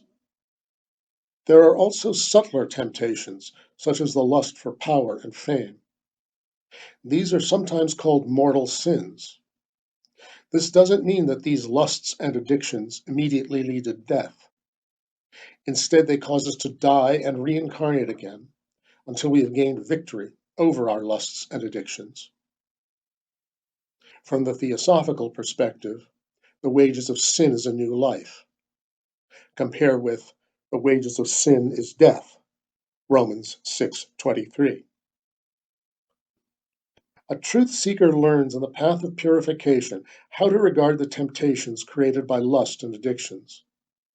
Jesus' method teaches us the way of not fighting. One does not fight temptations. Instead, they are conquered. This strange-sounding method is based on the commandment of non-resistance to evil and on not giving our thought energy to a desperate fight with our lusts and addictions. Instead, we concentrate our attention on the good, which carries, lifts, and nourishes us. We announce our will to do this in the prayer by saying, "Lead us not into temptation." When we have started the path and learn how to live accordingly, we gradually learn to will this way, although we know that the temptation is accompanied by pleasure. We've come to know that lower pleasures are always followed by suffering, which eventually becomes unbearable as we advance on the path. The path of purification is a practice of will, which at some point opens a door to our higher self. This connection will provide us with new, unprecedented resources to continue on the path. However, we still haven't answered the question of whether there are temptations we should avoid. Pekka Arvast says that the temptation Jesus speaks of takes two forms. According to Arvast, the temptation we should avoid is considering good evil and evil good. We are used to thinking that external suffering, accidents, catastrophes, and diseases, which abound in the world, are evil. This is what we have been taught. However, the wise teach that this is all due to pre-existing causes, usually our own mistakes and wrong deeds. When these causes have their consequences in life, we are tempted to consider them evil, although they are just effects of a law in nature. We will reap what we don't recall having sown. Arvast confirms this by stating that, quote, "The Christian must learn to understand that the divine nature never makes a mistake in terms of consequences. It has never done wrong, and it has never wanted evil for a single living creature. That's why the consequence of sins, wickedness, and mistakes, which will come to him, is never evil, but good." Seeking for justice has become a deep conviction for many of us, and we are reluctant to let it go. However, when the demand for justice concerns us, we find releasing it harder to accept. This is quite understandable in the case of karmic justice. We don't understand the law of karma very well, so we may still believe that Jesus' death has already redeemed us from all sin. But no one's death can erase the evil deeds we have done in our past lives. On the other hand, it is true that the new covenant established by Jesus Christ has brought us a whole new perspective and a new opportunity to relate to karmic debt. The new covenant and its central factor, love, will change our attitude toward suffering and toward paying our debts. We should study the ways of karma carefully because our understanding of it tends to be too simplistic. What about the other temptation we should not fall into? In this context, Arvast talks about the evil that grows inside us along the lust for power and glory. That evil is pride. All societies still advocate the pursuit of status, glory, and fame. This is visible on a small scale, for instance in seeking public attention. It is possible for a person to almost instantly become famous in the media, and in many cases the person is quite unprepared to handle the fame. Power, fame, and glory always come with the temptation to raise oneself above other people and gain control over them. It is a part of human nature. In a sense, this tendency has a good origin, reflecting the divine potential we humans have in our innermost selves. That's why we want to have different positions, which bestow power and admiration upon us and enable us to rule. However, this tendency often becomes an addiction which compensates for our incompleteness and inner uncertainty. This is hard to realize when one has to get more power and glory. If one has some power, the minimum requirement is to keep it. All this will nurture pride within us. We will be fixated on it and blinded by it. It will immerse us in troubles because often we are unable to control ourselves. This inability manifests as domination, threats, and other means of force. Pride, with our inability behind it, eventually drives us into a crisis, which is always an opportunity for learning. If we are lucky, the troubles will help us to see our own abuse of power and its violent elements. We may realize that true power will come to us when we are more mature and responsible. The one who has been faithful with a few things will be put in charge of many things. Matthew 25:21.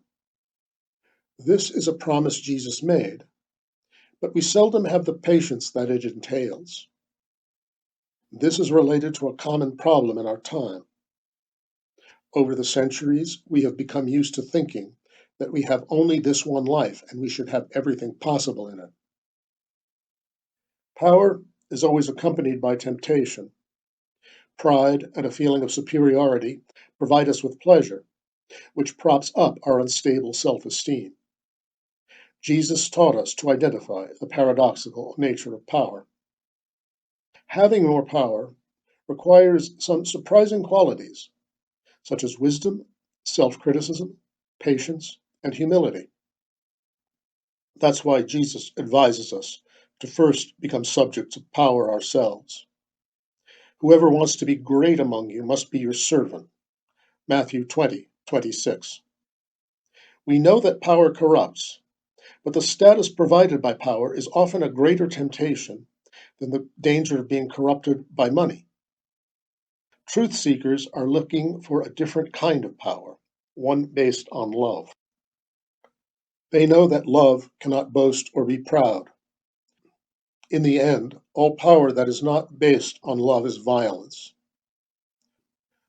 Ervast says that power and glory tend to make us unequal and prevent us from feeling love and brotherhood toward one another. He specifically warns us about pride. In the time of the Old Covenant, pride was seen as something fine and worth pursuing. It could enter into an austere ascetic who had conquered many temptations through an immense exercise of will. A student who has adopted a new Christian view of life realizes that pride in this situation is one of the subtlest, most difficult, and most treacherous vices. The person living the life of love in the new covenant must identify the temptation of pride and find true, loving, brotherly humility. However, humility itself can also become a problem. It used to receive intense attention because people in our Protestant culture were frightened by the sin of pride. At some point, this led to another extreme. Dark, humility-centered churchliness has a great deal to do with the well-known poor level of self-esteem among the Finns. On the other hand, there is healthy humility, which neither attempts to rise above others nor grovels. Ervast says that the latter form of humility is an esoteric matter. It doesn't come to a Christian following Jesus before she has found a right stance toward evil.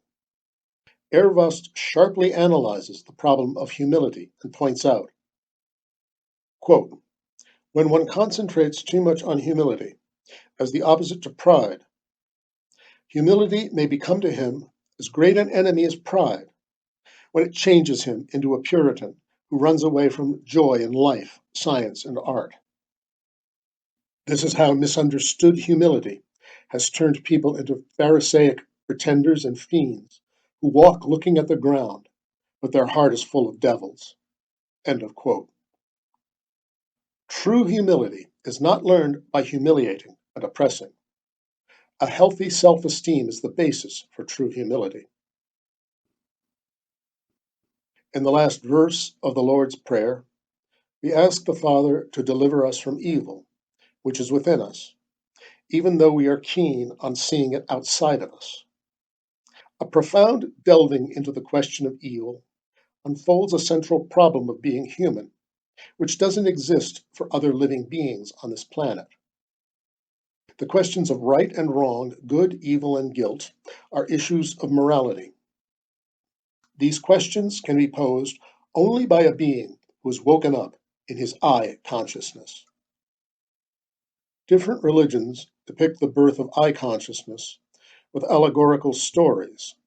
The one most familiar to us is in the Bible. In the paradisal state, the human being did not possess I consciousness. He still lived in a divine unity consciousness, in eternity, with no separateness, place, or time. Divine consciousness was at rest in its eternal, unmanifested self. In the creation story, when the human being is born, the first germ of I consciousness comes into existence. Male and female, he created them. Genesis 1:27. Adam and Eve are already two separate beings. The great tale really starts when the two decide to find out the problem of good and evil, to eat from the tree of knowledge. In the unmanifest unity consciousness, a need arises, a desire for duality, for expressing the opposites. To manifest this, consciousness must limit itself and step down from unity to the world of constraints. It must come down to the visible material world. Only through these limitations is it possible to experience good and evil as opposites. In this world of matter, everything manifests as opposites. The unity is broken, shattered into opposing principles, spirit and matter, day and night, beautiful and ugly, young and old. We live in this realm of polarities, and we learn to live, evolve, and make choices in this school. Evolution proceeds from simpler life forms to greater consciousness. We are evolving toward greater sensitivity, toward the perfect human being, toward a resolution of the separateness in a new unity. The aim of the human is to rise above all earthly polarities and see the illusion of separateness. When the illusion becomes visible, the unity will reappear behind the separateness, and everything will be united again. Until this happens, however, we must solve the problem of separateness in this world of matter, as individual human beings and as humankind. This great work is crystallized in the problem of good and evil.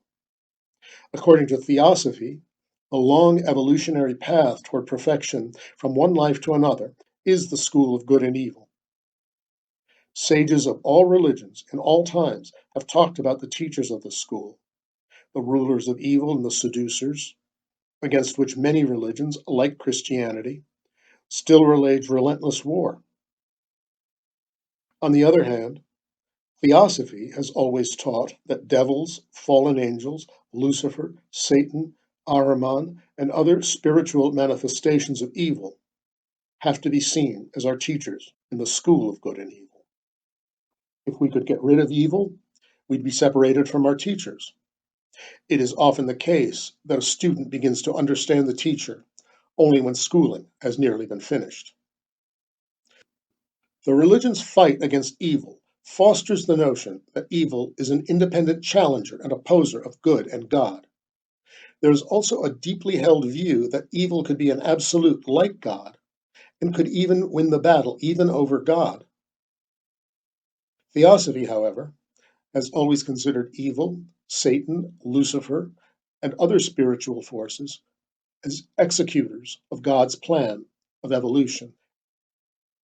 We are told by the wise that Lucifer, Lightbringer in Latin, is a high spiritual being who has veiled his true nature and has taken an immense and difficult task of education for himself.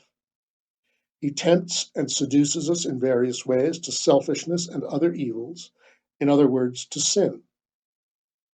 He acts to inspire evil in us, but he is a servant of God. It is crucial to realize that there is no absolute independent evil or center of evil in the universe. We are reminded of this fact by this verse in the Lord's Prayer, "Deliver us from evil," which could be phrased differently. The Finnish professor of aesthetics, Eino Kroon, formulated it as follows: "Deliver us from faith in evil." It is a wild and paradoxical thought that Satan will eventually rejoice over every human being who can abstain from evil and conquer its temptations. The first thing in this matter is to learn tolerance, says Pekka Ervast. He continues, quote, "Tolerance is first of all the deep conviction that the existence of evil is from God, that it is indispensable, and that we must conquer it." End of quote. He then asks, quote, "How are we to conquer it? Only with love, since evil cannot be conquered by violence. We will become truly tolerant only when we understand that we must not resist evil. Instead, we have to win it over. We have to win over the evil person instead of opposing him. We have to win him over with love. The same principle applies to evil desires and lusts within ourselves. We shouldn't resist them, but overcome them. One of the greatest secrets in the life of individuals and nations is exactly this. Only when we learn to love evil, that black, dark side in the nature of God, will we overcome it." End of quote. In contemporary youth culture, the fashion of worshiping Satan has emerged. One of its core thoughts is the following: evil will eventually conquer good, so it is only natural to stand on the side of the winners. Of course, we are allowed to choose evil if we fancy that evil will be victorious, and it's important to be on the winner's side, no matter who wins. Human consciousness, the mind, is a battleground of good and evil. We are here to learn how to relate to this changing duality. We must be able to choose freely, but how many have really thought about what it would be like to be in the triumph of the aforementioned winning party? Satan is an exalted and peculiar being who doesn't need humans on his side. The spirit of the divine comedy that is being played out here is the possibility of becoming freer, wiser, and happier over repeated incarnations in this school of good and evil. If life is God's gift to us, it is possible that we will use our free will to choose the most painful, unfavorable, and darkest option. It might happen that we will decline to hold on to mercy and the possibility of growth, joy, and happiness, which is always present. How should we deal with evil? In what way should we understand it? Almost 2,000 years ago, Jesus taught us not to resist evil. This advice still stands as valid, but it cannot be interpreted as a request to take the side of evil. The new covenant, created by Jesus, rests on the solid basis of love. Even the word love can be repellent to a Satan worshiper, but the truth is that only love can defrost evil. I don't want to judge Satan worshippers, because the phenomenon signals the dead end and distressing situations faced by young people, which is created by a loveless environment and a visionless society. Our world appears to be crazy and to offer only bad options. The Church is looking for solutions to this problem. The denominations are still waging a war against evil which has lasted for 2 millennia. All this time, they have been in an awkward situation with respect to Jesus' teaching of non-resistance to evil, especially because the Church has been eager to wield power and have a bond with the state. There are virtually no examples of any state using juridical or military power along the lines of the Christian view of life, that is, according to Jesus' teachings. It's still almost impossible to imagine that criminals might not be punished, or that the military might not respond to an aggression, or that any army might be closed down for religious reasons. Although the Church is bonded with the state, its possibilities of affecting the positions of society and state are very small. One could hope, however, that the Church could use its remaining authority for more strongly supporting the peacemakers who are searching for Christian alternative to the coercive practices of society. The Church has not distinguished itself in this regard, but it is slowly waking up. Nonviolent politics and turning the other cheek could receive the support of the Church in our society if there were more understanding and acceptance of the teachings of the Savior. The first step would be to understand that non-resistance to evil can grow in individual Christians and deserves support from congregations. The community of Christians can be the kingdom of God, which is among you, perhaps even a Christian state in the future. Is this utopian? Well, it's idealistic at least, and shows faith in the kingdom of heaven, which is like a mustard seed or leaven, as our master once tried to teach us. Non-resistance to evil has been visible through the centuries in stories of individual heroism, in choices made by disciples who want to follow their master's example. This attitude can also be seen in some social structures in society. One example is the practice of mediation in offenses and disputes in Finland. The Truth and Reconciliation Commission in South Africa serves as an international example. Neither of these prioritizes judging and punishing evil. The solution is thought through reconciliation and forgiveness. This is indeed Christian practice.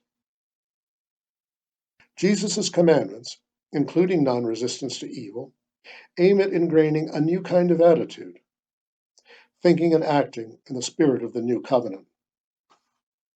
The problem is that we have a hard time seeing past the opposites and their illusory and temporal nature, crystallized in the problem of good and evil. It is difficult to understand that both good and evil exist here in the world because of God's will, and that they both serve the same goal, the liberation of human beings and their growth toward perfection. We come back to earth again and again in order to learn this lesson until we start to see the nature of the game. When this happens, our understanding brightens, a process that often takes place through the opposites and paradoxes of the visible world. Insights brought forth by paradox surprisingly show how the opposites both presuppose and turn into each other. Taoism, Buddhism, Zen, and other remarkable Eastern traditions help us to reach that understanding. They serve as a foundation for the Yoga of Jesus. These traditions tell us that good and evil are inseparable, like two sides of a coin. My friend Kauno says that evil is just the backside of good. Perhaps the most famous image of this relationship is the Jungian notion of evil as a shadow of good. As a proverb says, one cannot get rid of a shadow with a broom. The old book of wisdom, Tao Te Ching, described the relationship between good and evil in a very insightful way, several centuries before the Common Era. Quote, "When people see some things as beautiful, other things become ugly. When people see some things as good, other things become bad. Being and non-being create each other. Difficult and easy support each other. Long and short define each other. High and low depend on each other. Before and after follow each other. Therefore the Master acts without doing anything and teaches without saying anything. Things arise and she lets them come. Things disappear and she lets them go. She has but doesn't possess, acts but doesn't expect. When her work is done, she forgets it. That's why it lasts forever." End of quote.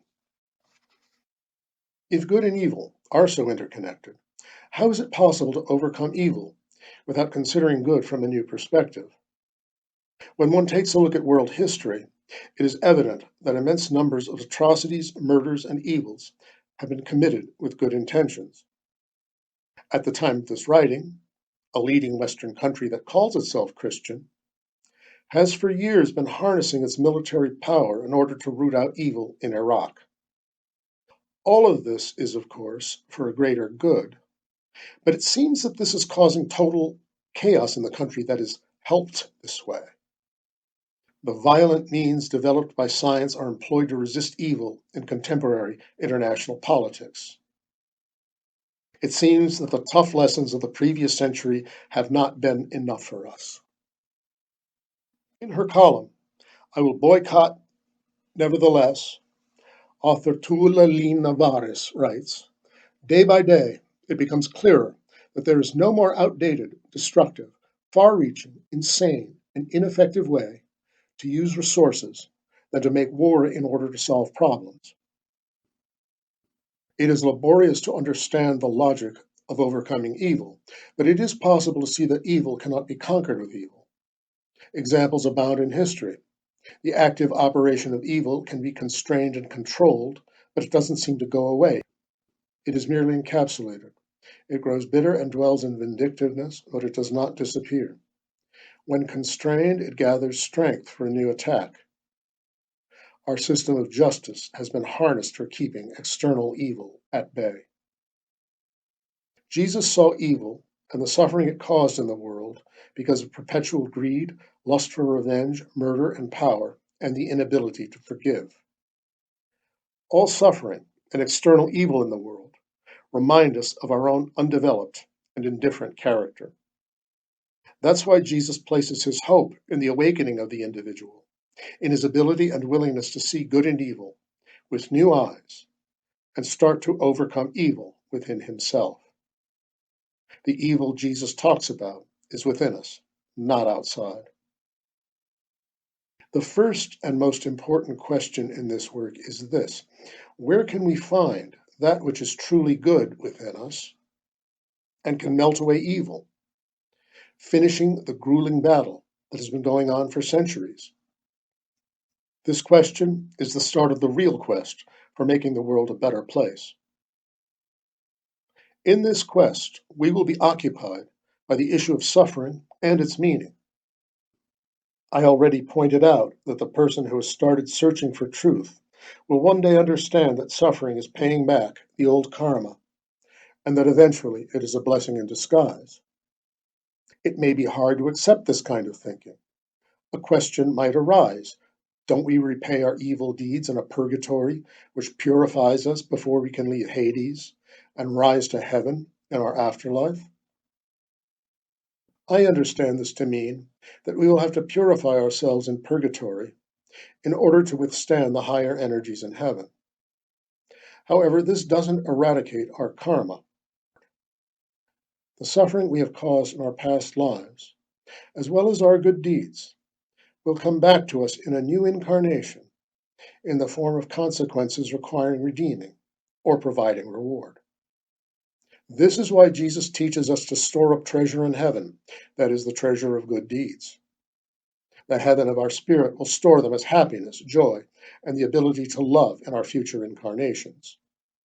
The Yoga of Jesus is about gathering this undying capital, intently increasing our spiritual assets.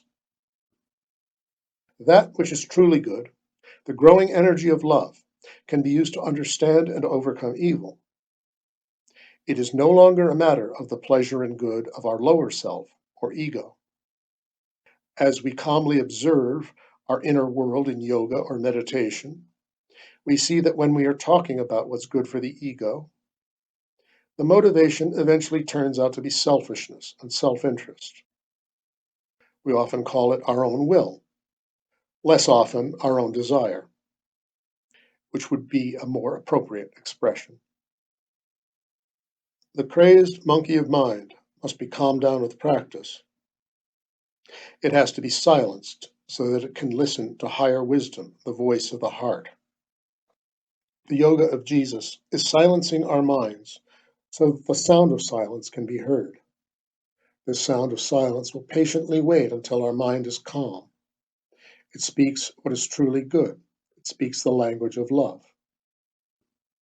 Henryk Skolomovsky views purifying the mind as the ecology of mind, He reminds us that mind can be seen as an apparatus that has gone through millions of years of evolution. In its complexity, sensitivity, and delicateness, it may be evolution's greatest achievement. Still, we often use this amazing achievement of the universe as a dustbin in which all kinds of junk are percolating. Everyone knows that an earworm can stay in our head for hours, refusing to leave. Skolomovsky, citing the Upanishads, says, "Your mind will mold you, and you will become what you think.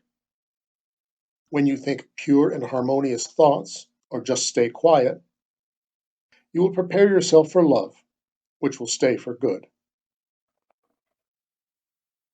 Guilt merits a more thorough discussion because it is such an essential part of the issue of good and evil.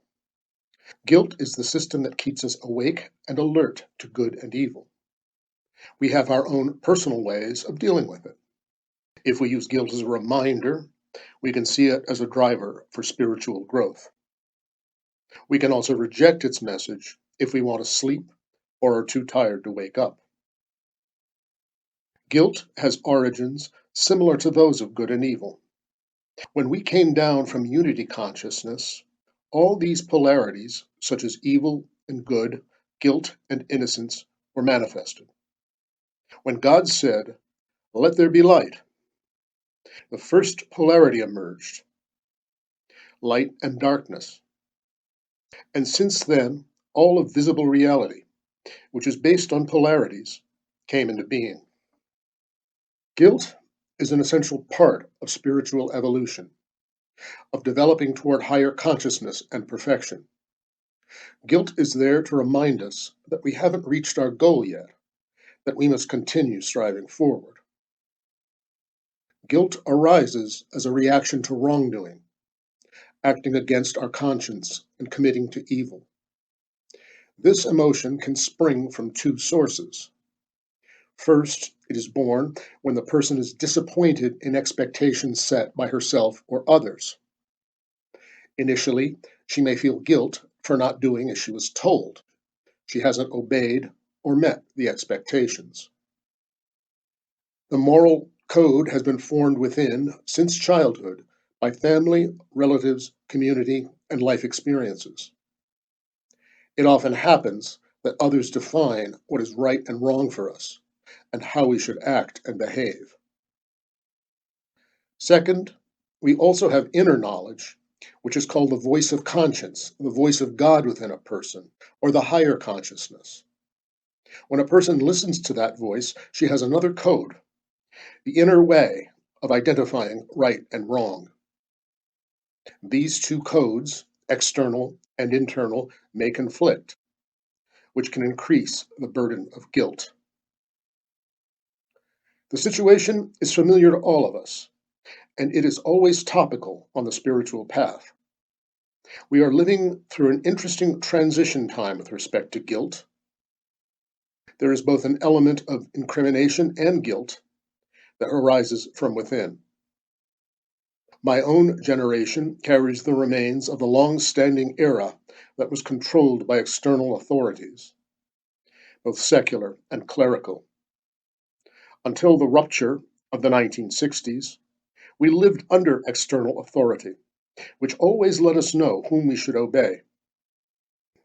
Something of this time remains, and these remnants can be quite powerful.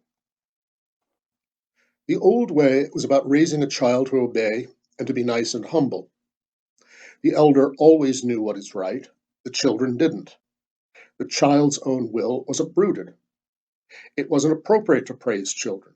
It could make them think too much of themselves and become too proud. This was the official principle about educating a child. Refusing to obey and rebelling against orders could cause lasting guilt, as still may be the case. However, this may also have been a beginning of new consciousness if one had the ability to analyze and dismantle external guilt. When it came to the art of living, it was always the older and stronger people who knew what you should do in order to prosper and live long. If you did the right thing, it wasn't praised in any way, but if you did the wrong thing, blame and punishment followed. If you took the initiative and made a mistake, punishment was automatic. Humiliating a child was acceptable, even recommended. The outcome of all this was to create feelings of inadequacy and guilt. My generation, and that of my parents, had to live in this strongly conditioned environment. Those who educated us are deceased, but their voices can still be heard. I can still hear what they told me. Remember, Mauri, boys don't cry. I learned in the army that pity is a disease and that an enemy is not a human being. Girls were also conditioned. Just stay quietly at the background and let the wiser ones do the talking. The list goes on and on. Many of us have examples of this kind of educational practice. In addition, we were exposed to political dogmas and orders, hierarchies, and the ever-present church with its spiritual power and its notions of sin, judgment, and eternal damnation. Behind kindness was forced, traumatized obedience. Responding to external expectations on the one hand, and to a growing inner consciousness on the other, is part of everyone's development. When the person concentrates on her inner strength and listens to her inner self, she will identify with her own spirit, the higher self. This way, as Deepak Chopra says, the person is able to operate in the field of pure potentiality. She will then get in touch with the energies emanating directly from the higher self. When this happens, fear and the constant need for control start to lose their grip. The individual also begins to give up the constant struggle for acceptance from others. This is coming of age. In a similar manner, the struggle for external energies ceases. Finding a path from within will surely help the person to better understand guilt and how to become free of it. At the heart of becoming a true individual is the possibility of free choice. This includes the possibility of making wrong choices, which is imperative for development and learning. Feeling guilt as a state of being is related to unfinished development, being on a journey and not yet knowing how to live. Furthermore, we are tied to social structures or are so powerless that we do not dare to take decisions and actions that internally we know are right. When we begin to understand this situation, we cultivate sympathy and forgiveness toward ourselves and others. Both these qualities are essential for inner growth because they form a basis for love to grow within us. The ethics in the Sermon on the Mount is the yardstick against which we can measure our inner voice and its advice. We live in a transitional time. Up until recently, social structures demanding obedience and submission determined good and evil, right and wrong for us. All we had to do was to obey and join the group. Since the 1960s, these guilt-generating structures have loosened up, a trend with both positive and negative aspects. On the one hand, we are freer to make choices, and we have a greater responsibility to decide what is good and what is bad. On the other hand, the blurring or loss of basic human values causes great confusion. It tells us that we haven't fully thought through why we are here or what our relationship with life, existence, and other people should be. The developmental phase we are currently living through provides us with the first chance in centuries, perhaps in millennia, for greater freedom. It is the freedom to listen to our inner voice, make our own choices, and take more explicit responsibility for them. The turning point in the dawn of the new millennium can be seen as our nation's transition from childhood to adulthood, from obedience to responsibility, to communities that are capable of making our own choices. We are about to move on to the future. which will hopefully be based on voluntary, even brotherly, communion instead of the old authorities. It is said that guilt is inheritable. The Church teaches that all people share original sin from the fall of Adam and Eve. It is also said that we can only be saved by God's mercy and faith in Jesus Christ's redemptive death. The Church emphasizes that humans are evil and sinful and tries to impose guilt and fear of hell in order to make us repent. Theosophy sees all this very differently. Like the great Eastern religions, it takes a more positive viewpoint, which concentrates on spiritual evolution. Over repeated incarnations, we have the opportunity to become more and more conscious of our divine origin, to evolve, and to understand our higher divine nature. This is present in all of us, and it will brighten our consciousness and existence. The light will grow in our path toward perfection from one incarnation to another. In this context, Theosophy talks about karma. Karma means that we always have to be responsible for our actions. Everyone will receive justice sooner or later. Nature and life will take care of this. The concept of karma is more logical than the doctrine of original sin. We will face the consequences of our actions in this or another life. Payment or reward will come to us eventually. Knowing this fact makes it easier to face and accept these things. Our karma may be part of the karma of our family or nation.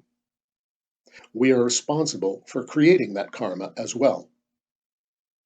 I find this view both logical and comforting. Then we begin to understand that it is not our duty to punish evil and exact revenge. Instead, our task is to understand and forgive. I have a very early memory about the accumulation of guilt. I was perhaps 4 or 5 years old. I was taking a walk with my grandfather in Punavori, where we lived at the time. While walking, it occurred to me to ask, "Grandpa, why are there wars in the world?" He answered, "Look, there is a kind of web above the world in which all evil thoughts and deeds accumulate. If there are too many of them, the web is ruptured and there is war." The idea of participation in the karma of one's family, relatives, and nation is admittedly quite complicated. Because our understanding is not adequate for following such long chains of cause and effect, we might easily conclude that there is no justice in the world. Some people live in constant misery and suffering, others in prosperity, with no idea of what to do with their wealth. The wise ones of humanity, who have achieved peace of mind through meditation, say that everything is in order. If this doesn't seem evident, one has to adjust one's own mind. We have all commenced our personal development, attending the school of good and evil, until we voluntarily learn to choose good and avoid evil, selfishness, and everything that causes guilt in us. We can affect our own actions in a way that enables us to break the chain of guilt, and sometimes rejoice in our actions and even be proud of them. Could this be possible? This is what all the world's religions and their great spiritual teachers, such as Lao Tzu, Confucius, Zarathustra, Buddha, Jesus Christ, and Muhammad, teach. They all teach essentially the same things in the moral domain. Purify your thoughts, mind your speech, do not steal, do not commit adultery, learn tolerance, cultivate compassion, forgiveness, and pity, and learn to love one another. This is what we have always been taught.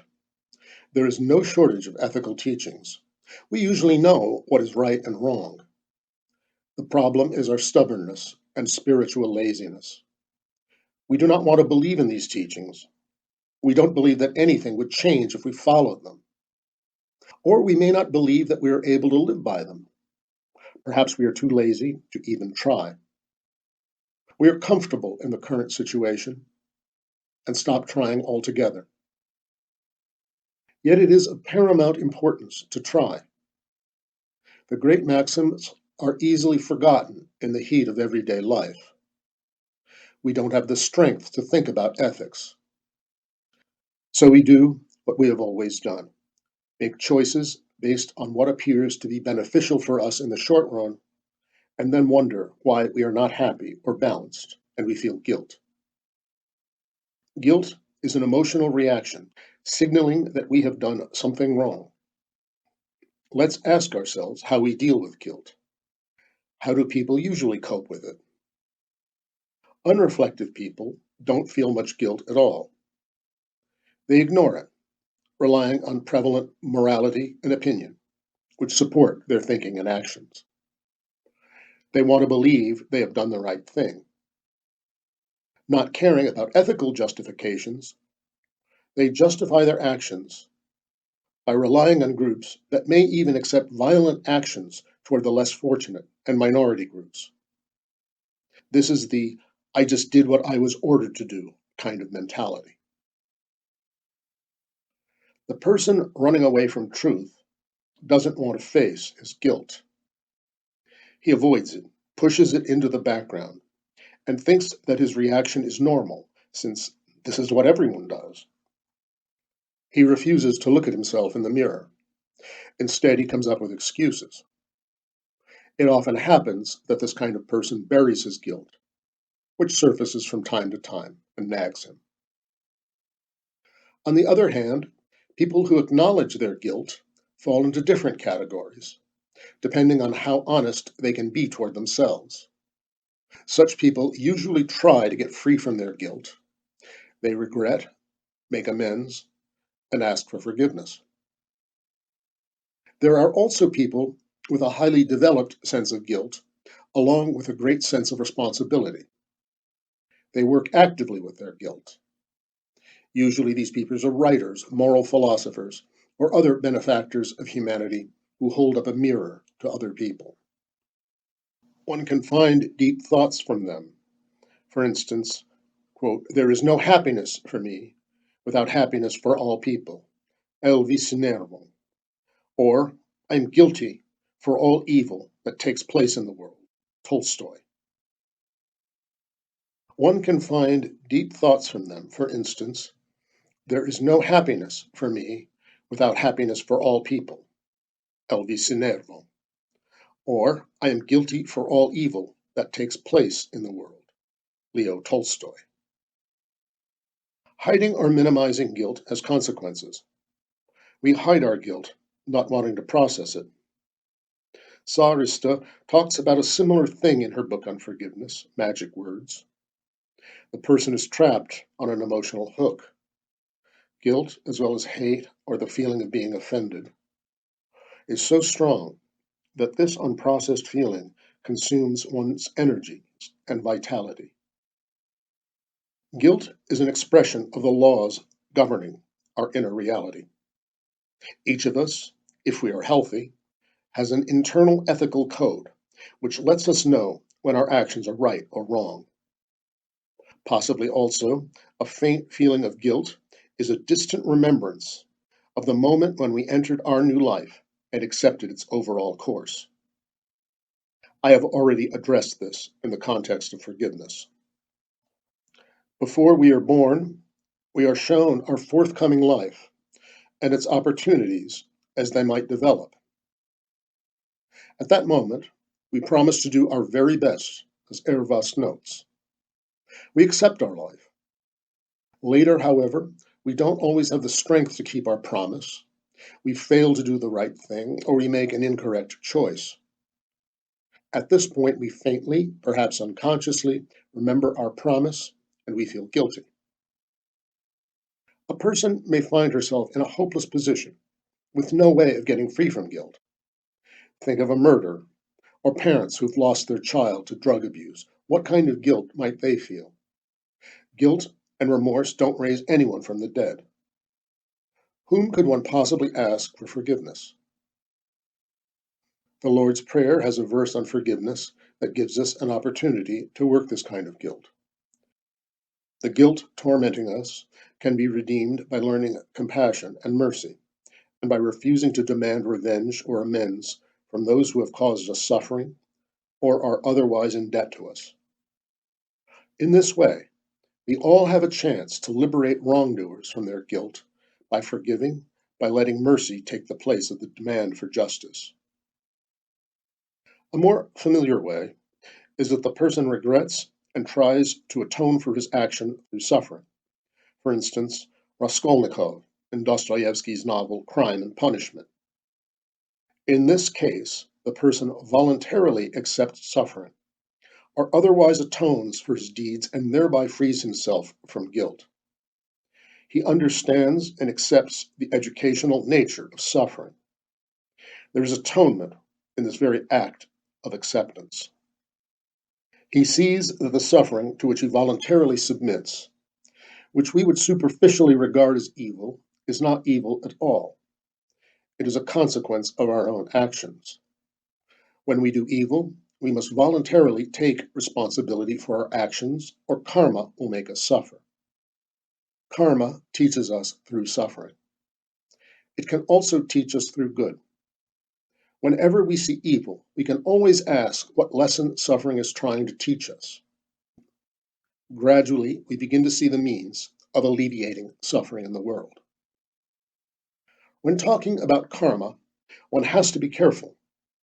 A simplified conception of karma can easily lead to a trivial fatalism, which has nothing to do with universal love or justice.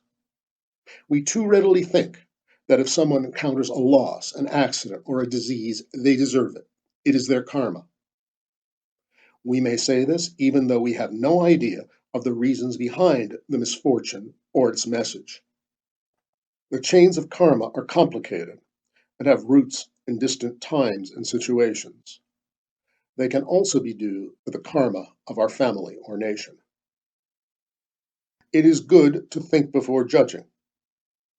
Instead, we should think that perhaps we've encountered the suffering of our neighbor to test us, to learn whether we can help, have sympathy for, and console her. This is our duty as neighbors. The law of karma asks for mercy, acts of consolation, and carrying others' burdens, not just liberation from our own burdens. Guilt has been given to us as a reminder. It reminds us of the task of the human being in this world. It is important to be silent and listen, trying to understand the message of guilt. We can seldom be freed from guilt during a weekend seminar, but the seminar could help us regard our guilt differently. We learn to analyze who causes us to feel guilt, what kind of expectations we face, whether we really have to behave according to these expectations or listen instead to our inner self. If the guilt is devastating, we must work even harder. Furthermore, we can keep Jesus' advice in mind. Whoever looks back is not worthy of me. This refers to our tendency to dwell in guilt and negative emotions when we could repent, get rid of old attachments, and move forward. Wendy Beckett, a well-known art critic, states this idea refreshingly. I don't think being truly human has any place for guilt. Contrition, yes, but guilt, no. Contrition means you tell God you are sorry and you're not going to do it again, and you start off afresh. All the damage you've done to yourself is put right. Guilt means you go on, belaboring and having emotions and beating your breast and being fixated to your ego. Guilt is a trap. People love guilt because they feel if they suffer enough guilt, they'll make up for what they've done, whereas, in fact, they're just sitting in a puddle and splashing. Contrition, you move forward. It's over. You are willing to forego the pleasure of guilt. End of quote. From one life to another, we have a chance to align ourselves toward higher consciousness, observe our guilt, and with its help, correct our mistakes and become free of them. We are reminded of the power of love and its victory in the eternal battle of good and evil. Evil is overcome by love.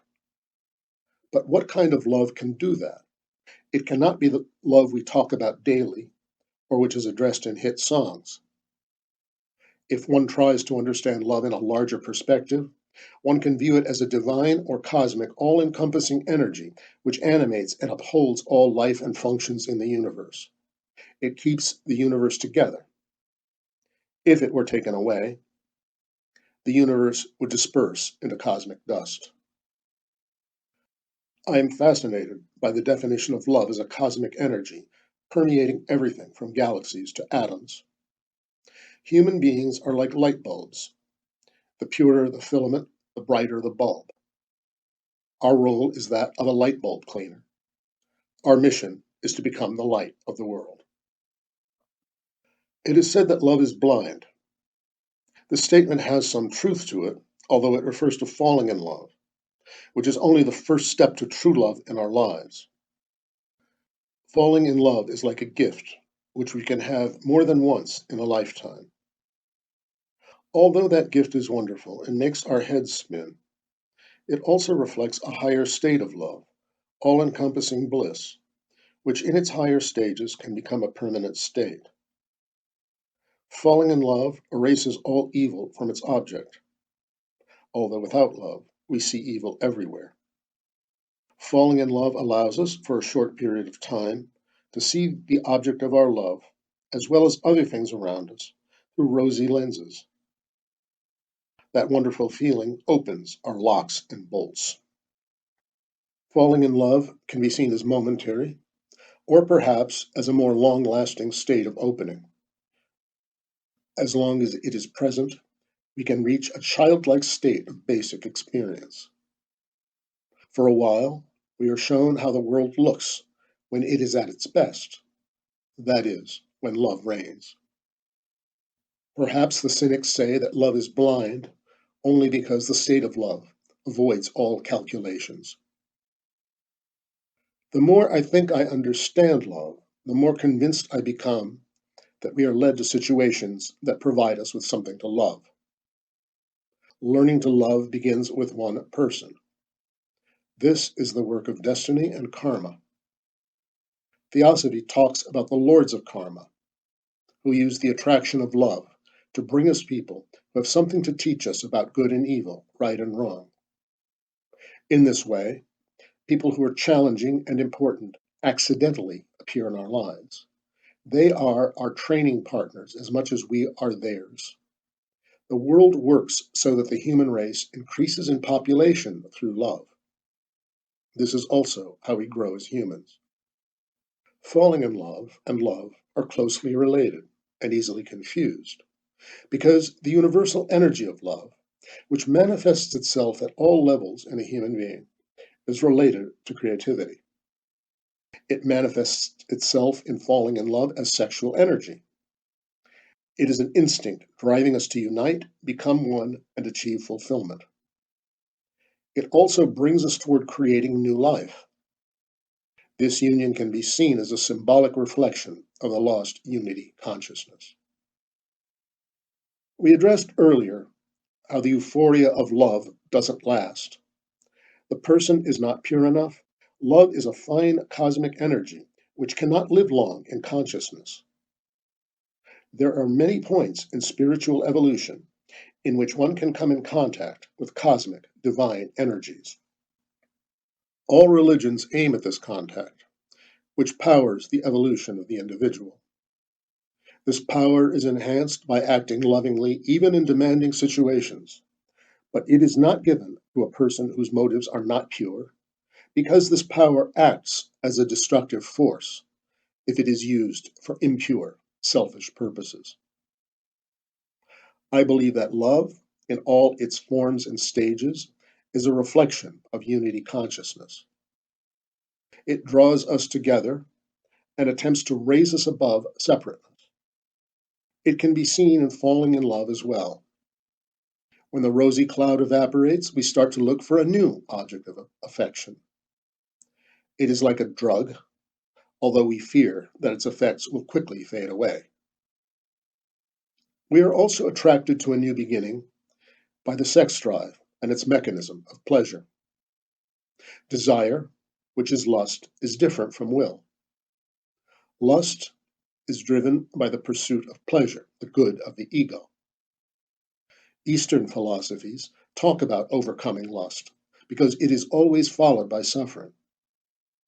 When lust dies, suffering ceases as well. That's why it's important to develop discernment and integrity in order to see what is love and what is desire in oneself. Desire comes with a blindness of falling in love. We walk for a period of time in a fog until we want to open our eyes. Love opens them. Falling in love comes and goes, whereas love doesn't. It just is. St. Paul says that love never fails. 1 Corinthians 13:8. It is our eternal challenge, and we should learn to understand it more deeply. We should learn to live in it. It saves us. In fact, there is nothing more important than love. It makes us human. The more we are able to love, the stronger we are in relation to evil, and the more we understand it. Thorvald Detleson crystallizes this truth in his wonderful book, The Challenge of Fate. To hate something invariably means not understanding it. What then is true enduring love? Is it serving others unselfishly? Placing the happiness of other people before your own? Is it compassionate help, the attitude that helps us to relate to evil in the right way? If it is, it's wonderful, of course, but where do we receive the strength to do so? What is the way of power here? In addition, Jesus urges us to love all people. This appears to be impossible. There must be a wise interpretation that will enable us to understand this. I understand this to mean that our mission is to learn to love the people we encounter in life. We have to practice love with those who are with us, with no distinction between good and bad. Eino Leno expresses this idea beautifully in his poem, The Teaching of the Sun. Quote, "O sun, please tell me, what is the true happiness of a singer? Do as I say, just shine on. The happiness of a singer is in giving." End of quote. The practice of love starts with doing work upon ourselves. The forces and energies of love and the ability to love linger longer with us when we purify our inner being, say with the Yoga of Jesus. Our intellectual and emotional aspects, Theosophy uses the terms mental and astral bodies, have to be tuned like a musical instrument in order to experience the happiness of a singer. Each time we let ourselves lose our temper or become offended with our brother, we lose control of our mind and let negative energy rush into our consciousness. Something valuable that we tried to build is shattered. At the same time, love goes away. We must start cleaning up our mind all over again. However, we are allowed to start again. This is mercy. The work of purification is related to Jesus' third commandment, speaking the truth. A person seeking truth is always seeking love. Truth and love live in the same realm. One can become a truth seeker just by wanting to learn to love. Speaking the truth is about taking steps toward freedom. A lie is a fog that prevents us from seeing the truth. In that fog, we cannot tell what the path is. Speaking the truth clears the fog because truth tellers can be trusted. They open people's hearts. If one can open other people's hearts, one is a step closer to love. Love purifies our thoughts and acts. Spiritual growth is the outcome of purification. Some people say that it is not useful to speak honestly. It is not good for us. What then is good for us? Usually one takes the easy path, which appears to be useful at the moment, without looking any further. The logic of love is in giving, surrendering, forgiving, and forgiving oneself, especially when one has not had the strength to stick to the truth. If we think only of what we can gain in a given situation, we are thinking against the logic of love. We waste our opportunities and stay stagnant. Refusing to lie says something about one's worldview. A truth teller is building a world in which everyone can speak truthfully. It is a policy of sustainability and presupposes a world in which good actions will prevail. Being honest becomes a resource for us. It will grow along with the love it fosters within us. Jesus urges us to love all people, even our enemies. We love God best if we love one another and remember that we all are children of the same Father, all images of God. Even the lowest and most miserable of us carries the same divine spark, which incarnates again and again and patiently waits to be ignited into a bigger light. We can nurture the spark by feeding it with the fuel of love. As we become greater in love, we become smaller in pride. We overcome the temptation Erebus talked about. The ego grows smaller. The masters of love never boast or take pride. We can never take pride in our ability to love, because love doesn't boast or take pride. This is against its very nature. To paraphrase the Tao Te Ching, love is like water, which fills even the smallest notches.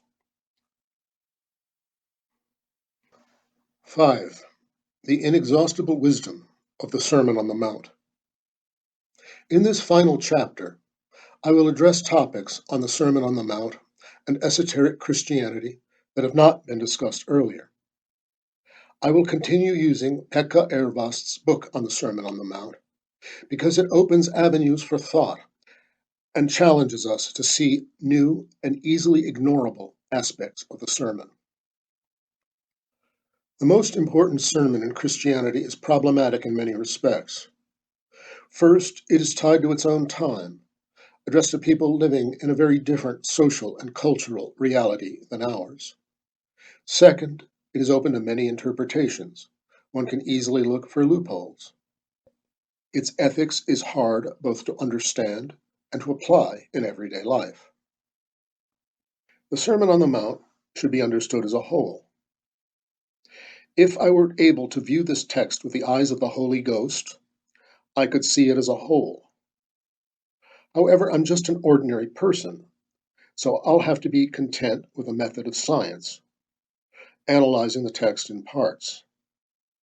This kind of study is helped by intuition and the associations inspired by this sermon. In this way, one can approach it as new in different phases of life and find fresh perspectives that are relevant to current situations. These observations can be a source of joy if their insights can help us to see a new attitude or action we haven't tried before. The resounding gong and music of the spheres. We grow and gradually learn to trust in love through many incarnations and many crises. Having eaten from the tree of knowledge of good and evil, we started in the school of painful efforts. Here, in the world of polarities, conflicts, and separateness, we learn to resolve the polarities and to find the unity behind them. Jesus teaches his followers using paradoxes in which the opposites seem to transform into each other. We face a question: does paradoxical thinking enable human consciousness to evolve toward unity? When we meet people who have started to purify their minds, we notice that they have found the key to contradictions in paradoxes.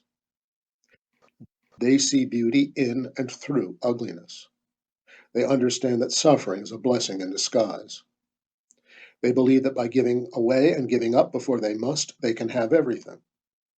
They see that being sensitive takes the greatest courage.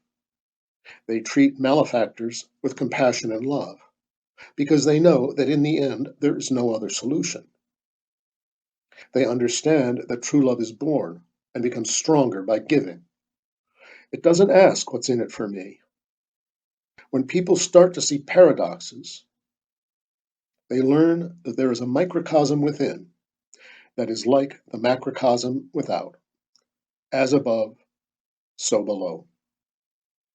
Death is inevitable, But it is not a disaster. It is a gate to a new life. A new opportunity emerges out of the crisis. There are paradoxes even in the highest stages of spiritual evolution. In a high degree initiation drama, the sword is not for killing or violence. Instead, one learns how to point it toward one's own heart. Turning the other cheek is just the beginning of this initiation. We change our weakness into strength and asset by delving deep in the reasons causing the weakness. Darkness is necessary so that we can understand and see light. Eric Blomberg says it beautifully in his poem, quote, "Don't be afraid of the darkness. That's when the light is lit. You cannot see the stars before the dark sets in. Don't fear the darkness. It is a womb of light. Don't fear the darkness. It is a condition for light. You also have a black iris in your eye. Only through the darkness can light be seen." End of quote. Love raises us above polarities. As St. Paul says, "If I speak in the tongues of men or angels, but I do not have love, I am only a resounding gong or a clanging cymbal." 1 Corinthians 13:1. There is a Finnish saying about a rattle that comes out of empty barrels. We hear a lot of resounding gongs and clanging cymbals around us, and I can hear this noise inside myself as well. There is too much loveless effort and struggle in the world. How then do we make the gong ring? How do we tune the clanging cymbal so that it resounds with love? These questions create further questions. How does one learn to love? We learn to love everywhere, in all our encounters. We teach it to each other all the time. If you decide to put your love to the test, if you decide not to resist evil, or if you decide to approach a person with love, even if you dislike him or consider him an enemy, your decision will be heard, and you will find yourself in situations where you can test your ability to keep your resolution. You will be tested for your words. If you are serious but don't yet have faith, give it a try and see what happens. Learning to love takes courage. It is always about putting yourself on the line.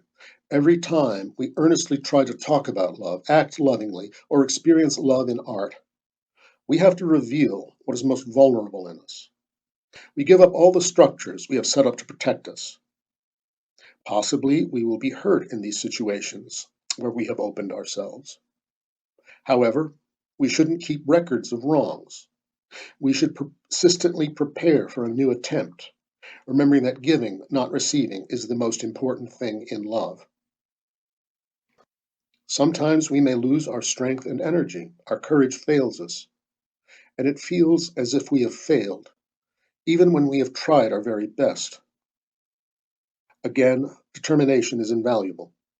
Concentration on what is essential, a new attempt, and a trust that life will prevail. The verse, "Thy will be done," will gain prominence within us.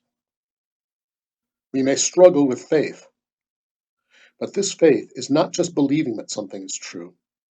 It is action guided by conscious will, and love is its essential core. We will always face situations in which our faith, and our faith in love, is on trial. Not resisting evil, learning to understand its logic, and learning to love are all the same practice with the same aim: to ignite the divine spark that everyone, Christian or not, carries within.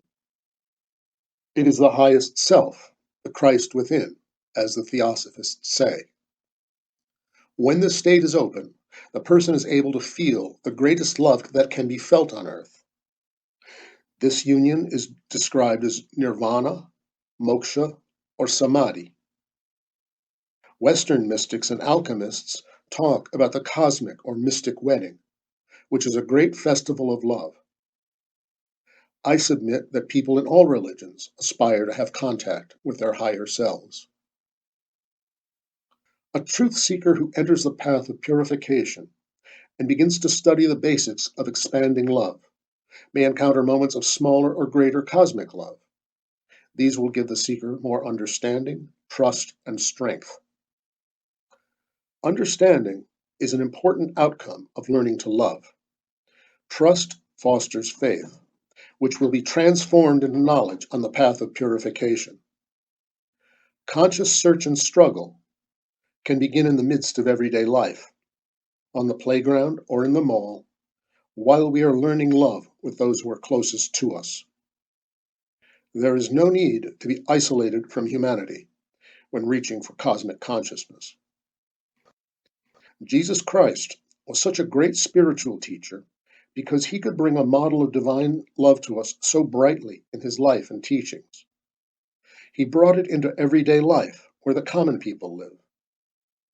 He reached out to outcasts, prostitutes, thieves, despised, and supposedly useless people. The path of purification is a start. Proceeding on this path will produce a change in our love life, which is connected to sexuality. Once a man asked, "What shall we do when everyone is a saint? Where is all the fun then? How do humans carry on?" It was a good question. Evolving always means that something must be left behind to make room for something new. Of course, one must avoid any kind of coercion. One cannot force oneself to enter the spiritual path, which is about giving away, forgiving, and loving unselfishly. Love lives in the atmosphere of freedom. Coercion will always produce a counteraction. One can outgrow sexuality when there is no satisfaction in it anymore. We have to see that experiences of spiritual love have more to offer than those of physical love. If we don't have this faith, there is no incentive to try. Motivation will grow by studying speeches and writings of the elder brothers, who reveal their own experiences with cosmic love. One answer to the questions posed by the man above is that when one has become a saint, one can do whatever one likes. Hermann Hesse writes that, quote, "We must prepare for parting and leave-taking, or else remain slaves of permanence," end of quote. When the old practice doesn't work anymore, it's natural to start something new. Pekka Ervast tells us something about our distant future as male and female. In his book, The Gospel According to John, which has not been translated into English, he writes, quote, "Reaching eternal life is the longest and most arduous path. It is a great secret, which will be reached only by transforming the sexual force fully into inner spiritual force. Creating new life takes place in this visible world. However, the condition for creating life is love, which manifests itself in two hearts beating in the same rhythm. We as human beings are here to learn the lesson of life and love so that we will ascend back to spiritual heights. We have learned how a heart meets the other heart and that we create new life in their union. We have to learn to love by looking each other in the eye and then create new life. It is a wonderful effort to learn to love and create new life by looking in the eyes. It demands wondrous purity to do so, and it takes great effort before the human being becomes such an angel knight that he just looks the other person in the eye and loves that way, not more intimately." End of quote. I am convinced that we are on our way toward greater kinship, greater brotherhood, and greater unity.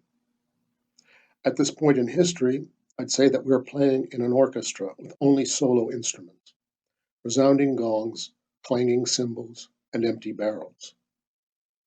Occasionally, we will have a visiting artist, someone who teaches us to play in a way that deeply touches our hearts. There are masters, such as Jesus Christ, St. Francis of Assisi, and the Finnish hero and demigod Lainamoinen, who play so divinely that they attune us to the great song. They all have listened to the music of the spheres, which can rarely be heard here on earth. We aren't able to hear this music, although it is everywhere. Only the few who have practiced and attuned themselves can hear it. I recall a scene related to this topic from the Soviet director Andrei Tarkovsky's Stalker, which is one of the greatest movie experiences I've ever had. A trio consisting of a scientist, an author, and a guide have returned from their expedition to an unknown region after sharing a joint spiritual experience. Stalker returns to his dark shack, his bitterly nagging spouse, and his crippled daughter in the vicinity of atomic power plants overshadowing polluted shores. The only consolation is a ramshackle radio tepidly playing the great finale of Ludwig van Beethoven's Ode to Joy. For me, this altered St. Paul's words. For now we see only a reflection as in a mirror. Then we shall see face to face. 1 Corinthians 13:12 into. For now we hear only from a ramshackle radio. Then we shall hear living music. It is we who chime the living music. We must start training with resounding gongs, clanging cymbals, and empty barrels, in order to tune them for playing the music of the spheres.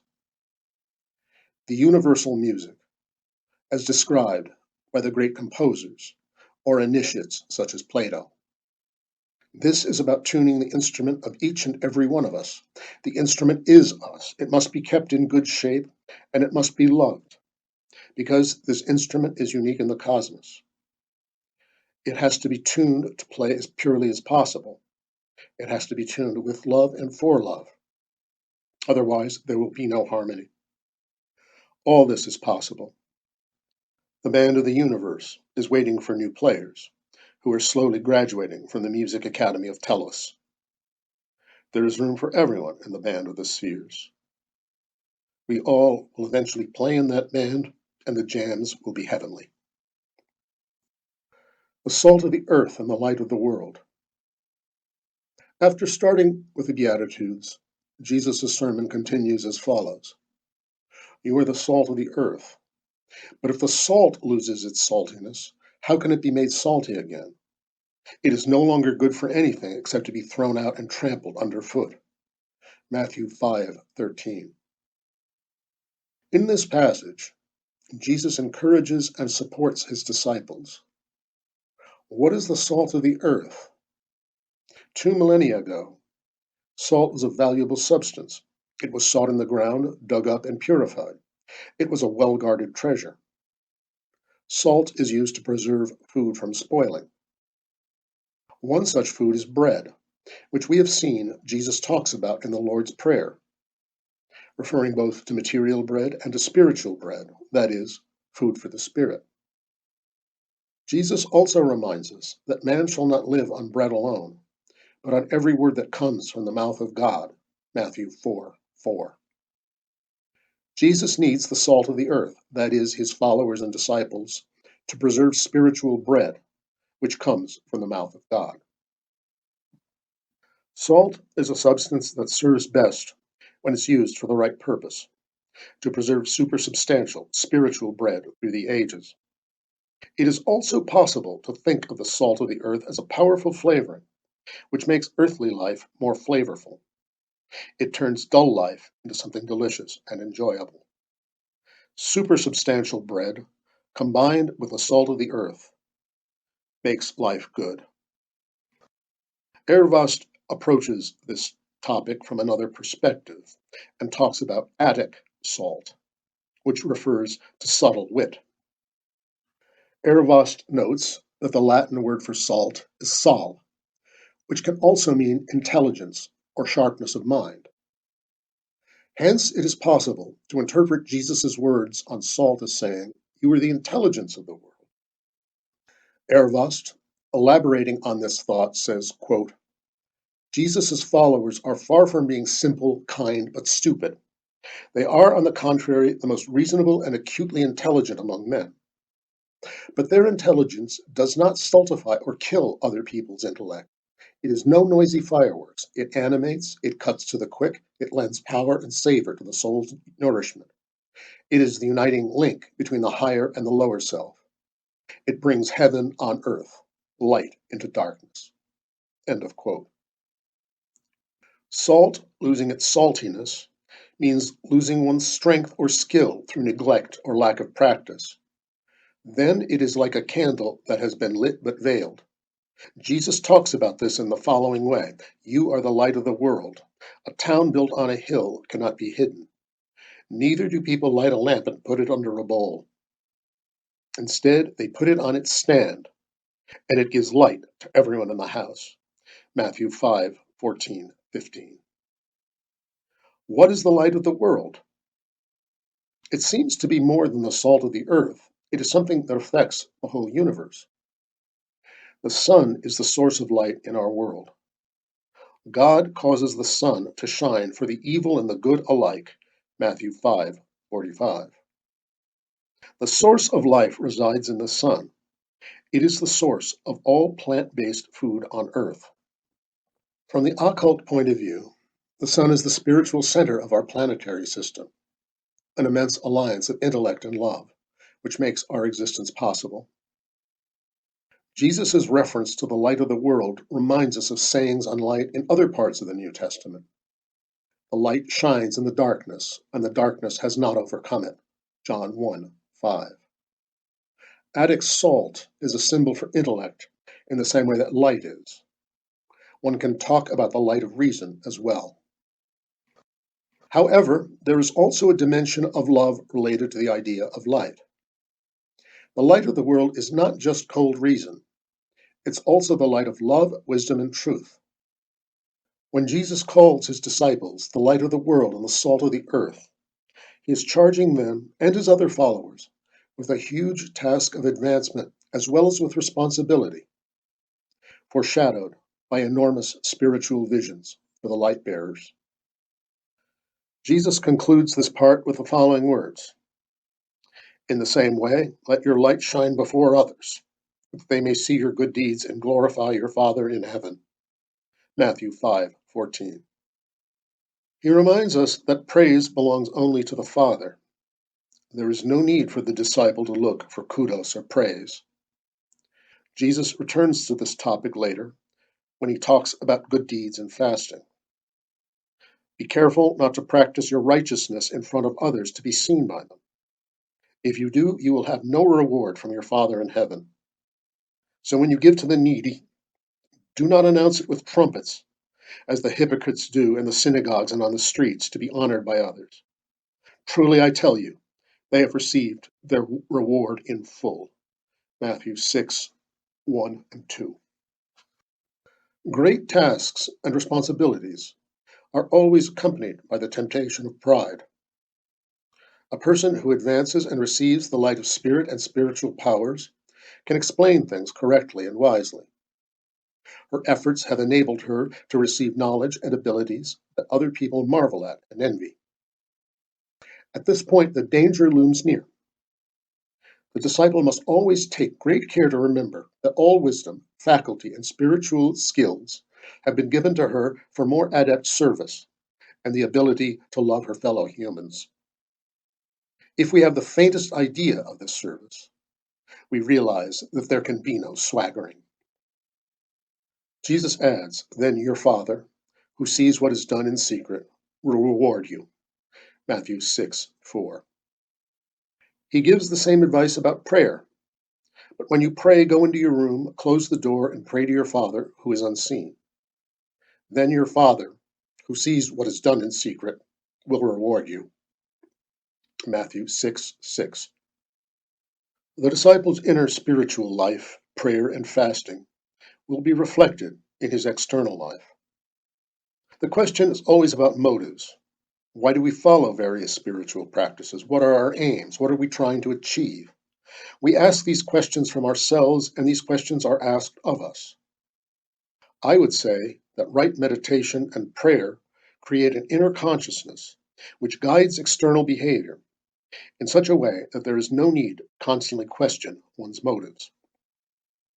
Jesus goes on to say, When you give to the needy, do not let your left hand know what the right hand is doing. Matthew 6:3. How is this possible? It is possible when our consciousness is so deep and high that it has penetrated our reflexes and gone into our body memory. We have become so competent in our service that the right inner motive and right thoughts will arise spontaneously. An old saying from Eastern philosophy states that what you think, you become. This is the ongoing process of the path of purification. When we think about Jesus' words, your Father, who sees what is done in secret, will reward you, we could conclude that right action in love is a reward in itself. It creates comfort in the world, which is close to what we call happiness. People often want to get something and ask, what's in it for me? Ervost explains, quote, that Jesus was thinking of no outer rewards, you will realize at once, but that he had in mind something which properly could be designated as reward is also plain. This reward is partly something inherent in the nature of things, partly something unexpected, something surprisingly superabundant. What might that be? What else but that peace of conscience, that joyousness and inner bliss, which in time follows upon the recognized position in the invisible kingdom of heaven? Keeping in mind these karmic results, as an Oriental would say, of our good deeds and endeavors, we do not wonder at all that Jesus spoke of rewards. Could you indeed imagine a greater boon, a greater heavenly recompense, a greater token of divine grace than the right of citizenship in the world of spirit, immortality, and eternal life? End of quote. Everything flows. After the Lord's Prayer, Jesus addresses our relationship with worldly treasures, mammon, generally what we call everyday worries. He says, do not store up for yourselves treasures on earth, where moths and vermin destroy, and where thieves break in and steal. But store up for yourselves treasures in heaven, where moths and vermin do not destroy, and where thieves do not break in and steal. For where your treasure is, there your heart will be also. Matthew 6:19. Jesus teaches us that all we have received and will receive in life is merely a loan and a gift we have been given so that we can learn to give forward to those in need. Jesus urges us to give away whatever earthly possessions we have. This helps the flow of life. In a way, Jesus is a great prophet of recycling. St. Paul frames the same idea as follows: God loves a cheerful giver. 2 Corinthians 9:7. The motive and manner of giving are important. Someone who doesn't understand the importance of flow, of breathing in and out, constantly tries to stop the flow of life. They have a hard time comprehending that everything changes and flows, that this is a law of life. We try to stop the flow because we want to feel safe. We create blocks and dams to prevent the flow. We collect money and belongings, piling up possessions and goods. We want to prevent things from happening when it appears to be useful for us to do so. We believe that it's possible to freeze life so that we can enjoy something forever. It takes a very long time in each incarnation to remember that this is not correct. Life is advancement, evolution, constant change, and growth. What happens if we dam the stream of life? Life doesn't cease flowing even if we try to stop it. Life passes by and goes around us like water. Sometimes it snatches us into the foam, and it may take a long time before we come around. But perhaps this is quite rare. Usually, life respects our free will and lets us sit on top of our pile or money or possessions or keep our stagnant emotions and attitudes. At some point, however, we will wake up and ask why life has passed us by. The flow of receiving and giving sustains the breath of life. By the usual mode of thinking, we only give something to someone with expectations of getting something back. We wonder what kind of service will come to us in return for being so good. We also do good deeds and services, expecting that people will be thankful to us and praise us. These attitudes can easily lead to clubs of mutual praise, where good deeds become goods for sale. The law of flow in life works differently. Each truly good deed will beget new deeds, but the consequences will not immediately come back to us as favors. Instead, good deeds pass on forward in an expanding chain. The Finnish songwriter Juuso Leskinen told a story about a contagious yawn.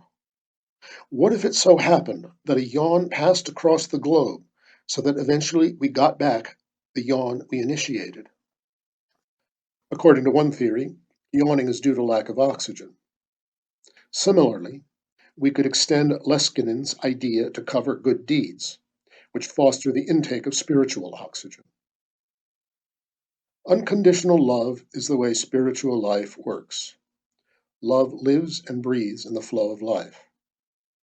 When Jesus gave the commandment of love, he elaborated on it as follows. If you love those who love you, what reward will you get? Are not even the tax collectors doing that? Matthew 5:46. Love is constrained in too small a circle. Those outside the circle become strangers, and brotherhood is not extended to them. I will cite a summary by my friend, yoga instructor Timo Mullikangas of Jesus' double commandment of love. Love the Lord your God with all your soul and with all your mind, and love your neighbor as yourself. This is a slightly shortened version of Luke 10:27. When we live in this world knowing this maxim, we realize that we are subjects of God's love, wherever we might be. We are loved all the time, no matter what we do. When we recognize this at some point, we start to think how we could respond to this love. It will dawn on us that the way to do it is to love God and other people. We love and serve God by loving and serving one another. This service will store up treasures in heaven for us, as Jesus puts it. That love will be our legacy in the world. In addition, it will build our heavenly life from the loving thoughts of the people who love us. When Jesus talks about mammon in the Sermon on the Mount, he urges his disciples to stop worrying about external matters and relax in a heavenly freedom from care. Worry will cease only when one has a strong trust and faith in life, which prevails even if one gives up worrying over external matters. Naturally, we avoid this piece of advice, explaining that, of course, we must take care of ourselves. It would be irresponsible not to do so. We come up with excuses because our faith is not strong enough. We retreat behind responsibility, although our real issue is the fact that we do not trust that life will prevail. However, we must take responsibility for one another. God will take responsibility for us. This is one aspect of the double commandment of love. The leap of faith here has troubled many who have thought about the process of letting go. Often, one has to be forced to the edge before one is ready to take the leap. On the edge, there are no other alternatives. Søren Kierkegaard wrote, I would have perished had I not perished. One who has taken a leap of faith may say, I would have fallen had I not jumped. I have also heard the following. Most of us will sink, only few will dive.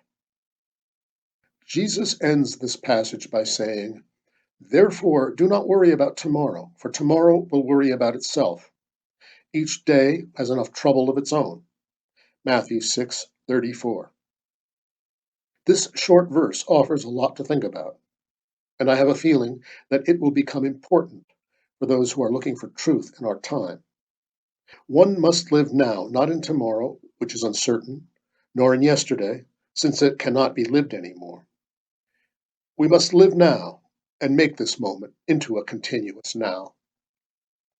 This point is related to what Pekka Ervast and Uno Pore, the former chairman of the Finnish Rosy Cross, used to say.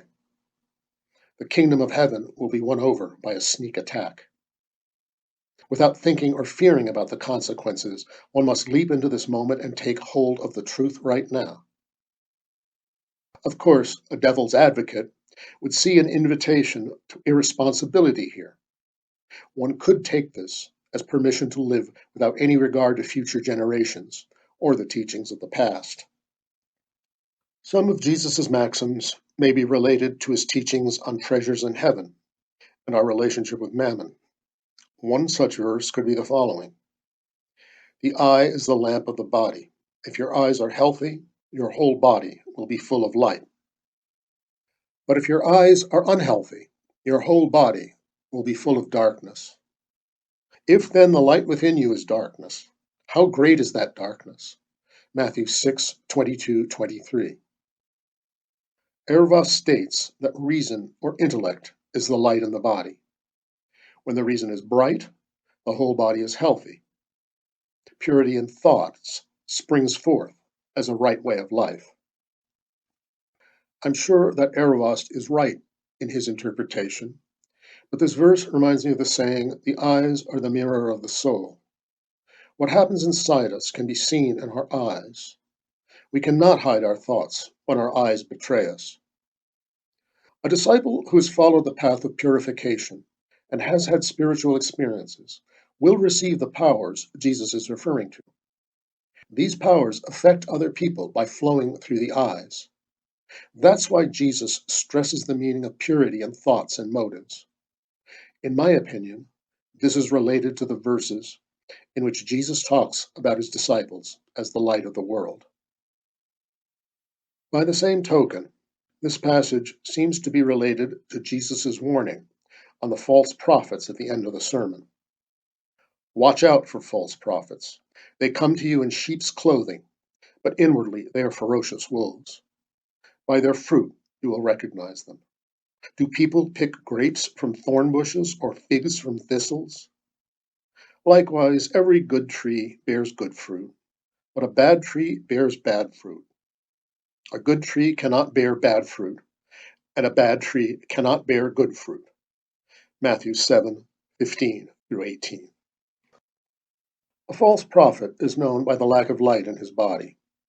The quality of his work is revealed by the fruit of his work. We must sharpen our powers and intellect to prevent us from following the wrong people. This warning seems very timely. The ethics in the Sermon on the Mount continue to be the proper yardstick. Jesus' teachings are not outdated. People generally have not started to follow them in the first place. On the other hand, we have to take care in following any prophets, that is, other people. It seems to be enough for Jesus if we search for the kingdom of God within us. Everything else will be given to us with it. At the end of the sermon, Jesus talks about his yoga as the narrow gate and the narrow road. He says thus, "Enter through the narrow gate. For wide is the gate, and broad is the road that leads to destruction, and many enter through it. But small is the gate, and narrow the road that leads to life, and only a few find it." Matthew 7:13-14. There are many spiritual guides in the media whose teachings should be compared with those of Jesus. These are the rock, the enduring foundation, the law from which not the least stroke of a pen will by any means disappear. Miracle makers and different kinds of masters will come forward nowadays. But it is difficult to ignore the fact that we must make an effort ourselves. No cosmic angel, spiritual ray, or Maitreya will save us unless we want to be saved and are willing to do the needed work. Next, Jesus gives his well-known parable about building on the rock. "Therefore, everyone who hears these words of mine and puts them into practice is like a wise man who built his house on the rock. The rains came down, the streams rose, and the winds blew and beat against that house. Yet it did not fall, because it had its foundation on the rock." Matthew 7:24-25. Jesus' teaching, his new ethics, is seen as a universal foundation in theosophy. There will be many teachers, new prophets, novel spiritual systems. All these can be compared with this bedrock. It is the measure of human development. Toward the end of his sermon, Jesus gives a promise related to what was said earlier. Ask, and it will be given to you. Seek, and you will find. Knock, and the door will be opened to you. For everyone who asks receives, the one who seeks finds, and the one who knocks, the door will be opened. Which of you, if your son asks for bread, will give him a stone? Or if he asks for a fish, will give him a snake? If you then, though you are evil, know how to give good gifts to your children, how much more will your Father in heaven give good gifts to those who ask him? Matthew 7, 9 through 11. These verses promise to deliver help for anyone who asks for it. Asking, begging, and praying are signs of faith. Although they are not signs of its strength, they are nevertheless signs of faith. They tell about our relationship with the divine. I know people wiser than me who often wonder, why don't you ask? The experience teaches us that it is indeed wise to ask. Usually we ask other people, but we don't know how to ask our inner self. Yet the wise continually remind us that all wisdom is inside the human being. Our problem is that we have doubts in trusting ourselves, our inner intuition, our inner divinity. When we look around, we soon notice that not many people have asked, searched, or knocked seriously enough. How many have really knocked on the door of the kingdom asking for entrance? Instead, don't we simply go where other people are going? We don't have the courage to ask for more light in our lives because it would expose the unclean corners within us. Instead of daring to heal, don't we just take a medicine that expels the symptoms? What would happen if the door were opened for the one who knocks? People for whom the door has been opened, that is, who have experienced expanded consciousness, are usually cautious about sharing their experiences. They may sometimes refer to these experiences and may say something related to them, but they seldom reveal the actual experience. Words fail us because the enlightenment experience is very personal in nature and arises directly from the life of the experiencer. To sum up, the goal in the Yoga of Jesus is to achieve union with a higher state of consciousness. This spiritual system, which is given to us by our Master, expands the mind and consciousness by teaching a practice of thinking and living in ways this book has attempted to discuss. It is a safe path of advancement, and it opens pathways to the ultimate spiritual goals, which are pursued by people all over the world. However, because of a lack of certainty, most of us prefer to be asleep. Moreover, taking a leap of faith is fearsome, and waking up necessarily requires change, which is frightening as well. In an old Zen story, a student has studied wisdom at the feet of his master for a long time. One day he is tired and frustrated and asks, "Master, tell me, is there anything I could do to achieve enlightenment?" The master answers, "My student, you can influence enlightenment as much as you can have influence on the sun rising every day." The student, becoming even more frustrated, asks, "So why does all this studying and practice go on and on?" The master replies, "So that you can be awake when the sun rises." This is the end of the Yoga of Jesus. The reader was Richard Smoley.